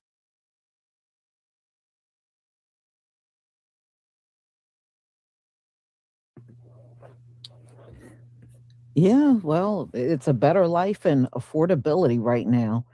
And, there's a lot of people that are upset about how out of control inflation is in America. It did not improve under Donald Trump. If you remember, he said day one, prices would go down. As soon as he takes office, day one, it would go down. It did not happen. In fact, it went up since he took office. So nothing has been done about the inflation. Jobless rate has gotten worse. As I had told y'all before, there's more people unemployed than there are jobs to go around. And, this inflation is not going anywhere, y'all. We are about to approach spring. And usually spring and summer, that's when everything goes up, travel season, that started kicking up again, and nothing gets cheaper, it gets more expensive. So Yeah, I would imagine this is probably going to step up even more before we get to the end of the year. So, y'all, this is it. Thank you. Thank you so much for being here. And look, I got one more that I may be doing today. As you know, Dr. Umar Johnson called himself forming a new group, DAFA. So we'll talk about that a little later. I just got to find the time to schedule it, and we'll do it a little later on today. You know, he wants the word African in there. And, you know, there's a lot of people that feel we are not African.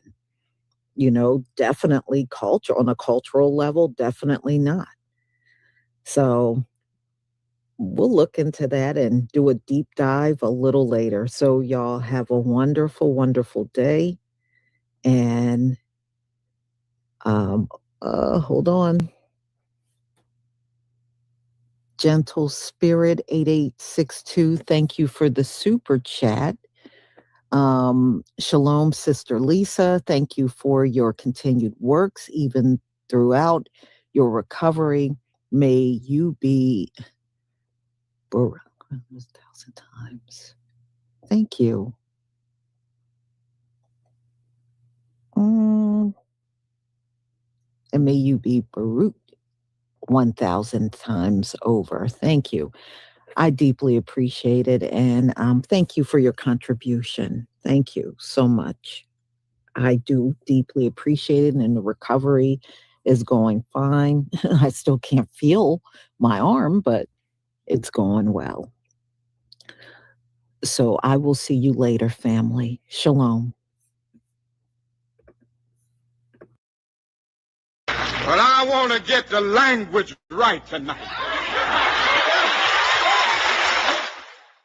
Salute family and welcome back to another video. This is Black Truth United. And before I get started with the subject matter of today's video, I want to make sure that I address the announcement that I had to make on the community tab regarding a series of unfortunate events that have occurred that are going to make it much more difficult for me to put out more videos. Now, due to the serious subject matter of this video and the fact that I didn't see anyone with a larger platform outside of Brother Black Alphas who addressed this situation the way it needed to be addressed, I made an exception to the rule and decided to produce a video to get the language right regarding old messy Jesse, and also to check someone who we all know very well in the new black media who was way off on his take.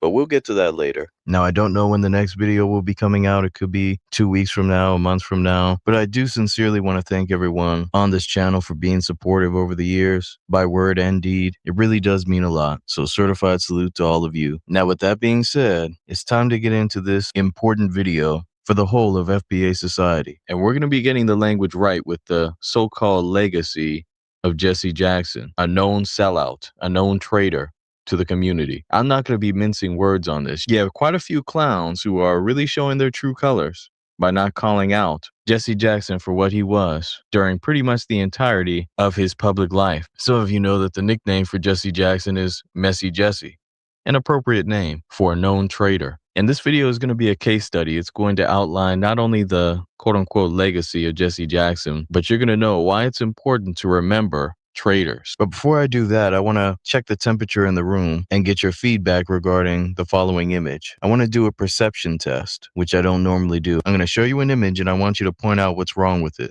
Yes, this is coming from Star Wars, but hopefully everyone at least knows a little bit about the series, but maybe this will help. Up at the top, this is the revised version, making it very clear who that individual is.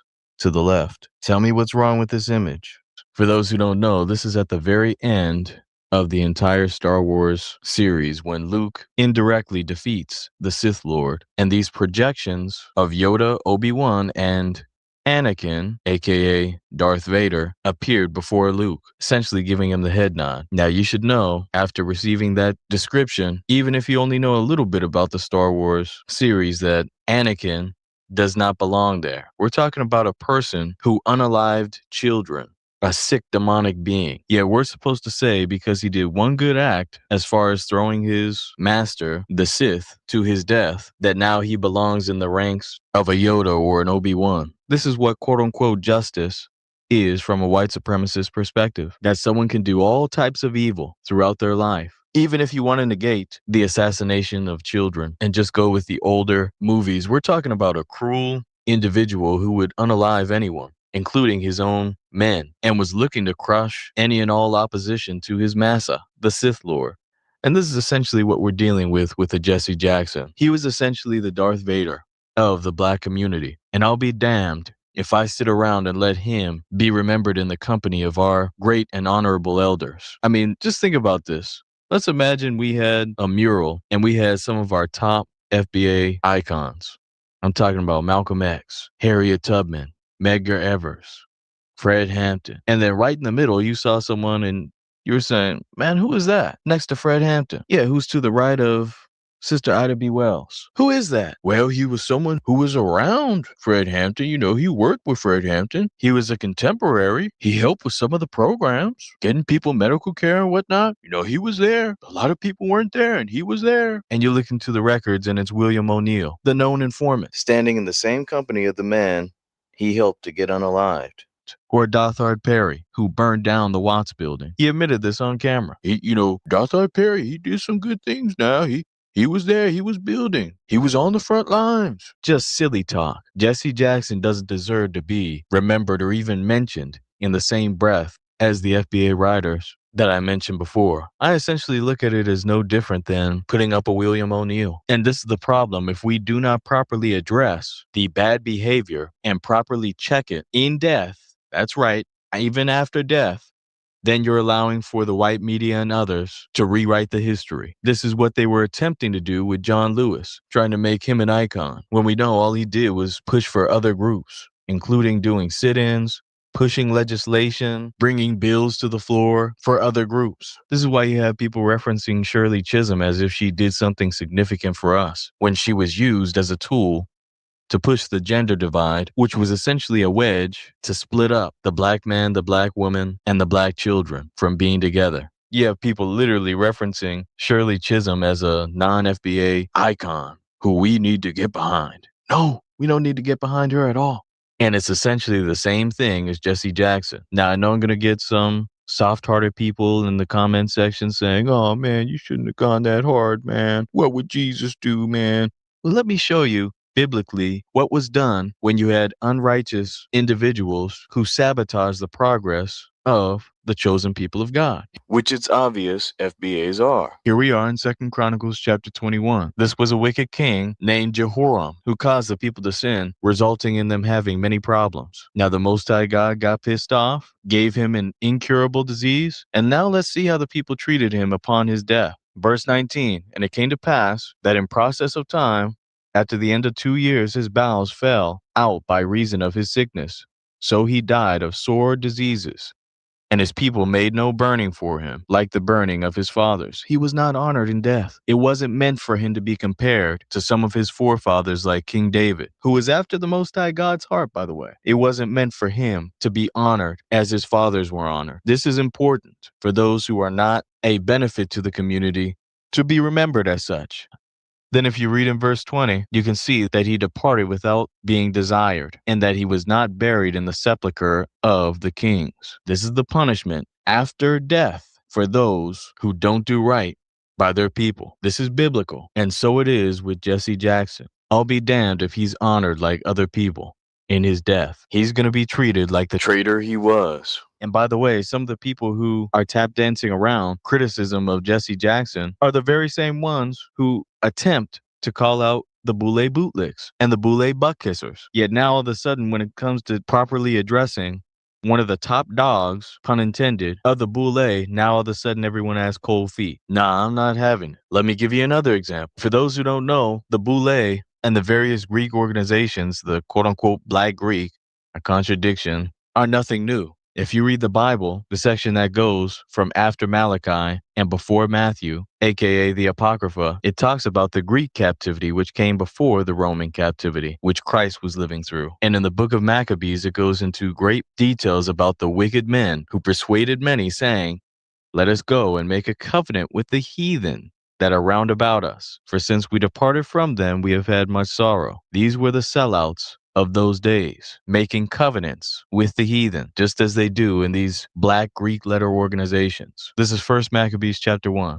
So this device pleased them well. Then certain of the people were so forward therein that they went to the king of the land, the Grecian king, over them, who gave them license to do after the ordinances of the heathen. Whereupon they built a place of exercise at Jerusalem according to the customs of the heathen. Verse 15. This is key. Pay attention. And made themselves uncircumcised, and forsook the holy covenant, and joined themselves to the heathen, and were sold to do mischief. That's what Jesse Jackson was sold to do, mischief. And that mischief won't be forgotten. Now let me give you 2 Maccabees, which for those who don't know runs parallel to 1 Maccabees. It just gives more details about the story of 1 Maccabees.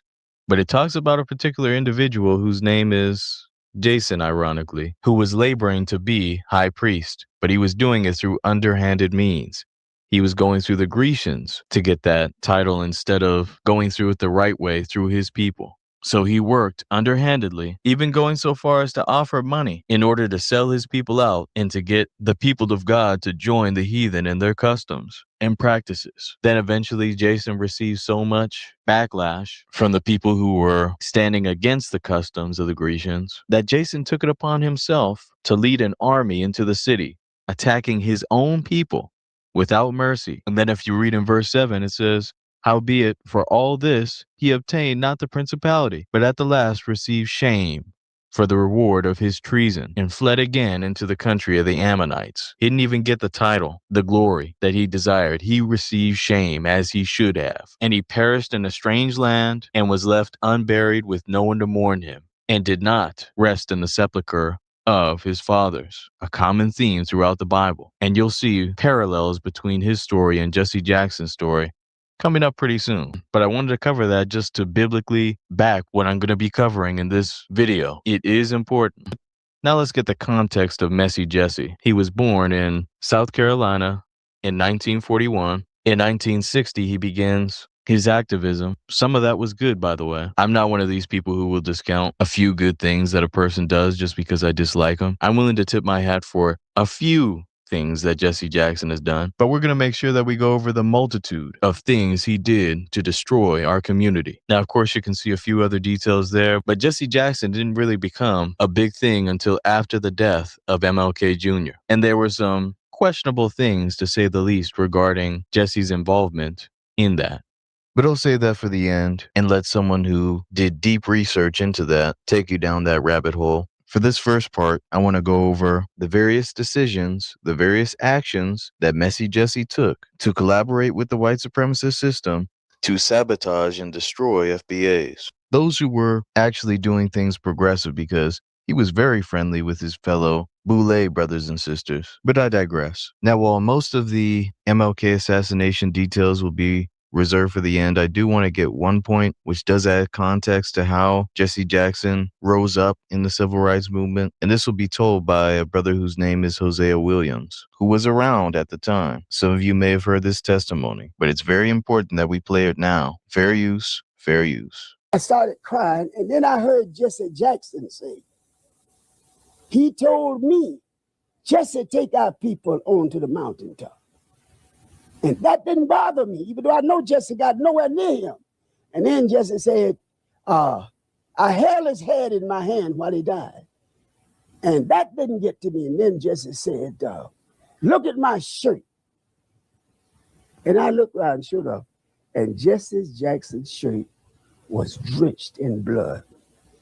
And I realized the only way Jesse could have gotten that blood was stoop down on that floor at the Lorraine Motel and rake that blood off that floor and put that blood on him.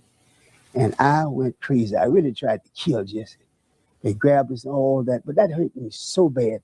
The other thing was, When Abernathy came back, says, no need of prayer, no need of crying, no need of nothing. He is going, it's over with. He's going to glory. And we called the meeting, the staff meeting, and Jesse claimed to have been ill. And Abernathy told him, Jesse, go ahead to the room and relax. Jesse had to have run like hell that room into that airport because he got out of Memphis to Chicago. All us feeling, everybody was still in the motel. Cut the televisions on the next morning. That was Jesse Jackson in Chicago with that same bloody shirt on, telling that same lie. I've never respected Jesse since that moment. There's a reason why the thumbnail is what it is. Messy Jesse, if nothing else, took MLK's blood and put it on him, using it as a prop to push himself into a prominent position in the civil rights movement. And this was not just corroborated by brother Hosea Williams. There's going to be one other brother before this video ends who will corroborate what Hosea Williams just said. But it's sickening. And these are things that we have to remember when it comes to Jesse Jackson's quote-unquote legacy. Now, of course, some people have pointed out the illegitimate child, which I won't dwell on too much. But just know, a lot of people, including family members of mine, lost a lot of respect for Jesse Jackson when they found out that he had an extramarital affair. You can like this or not, but sexual discipline tells you a lot about a character and can make or break your reputation. But again, I won't dwell on this too much. I'm already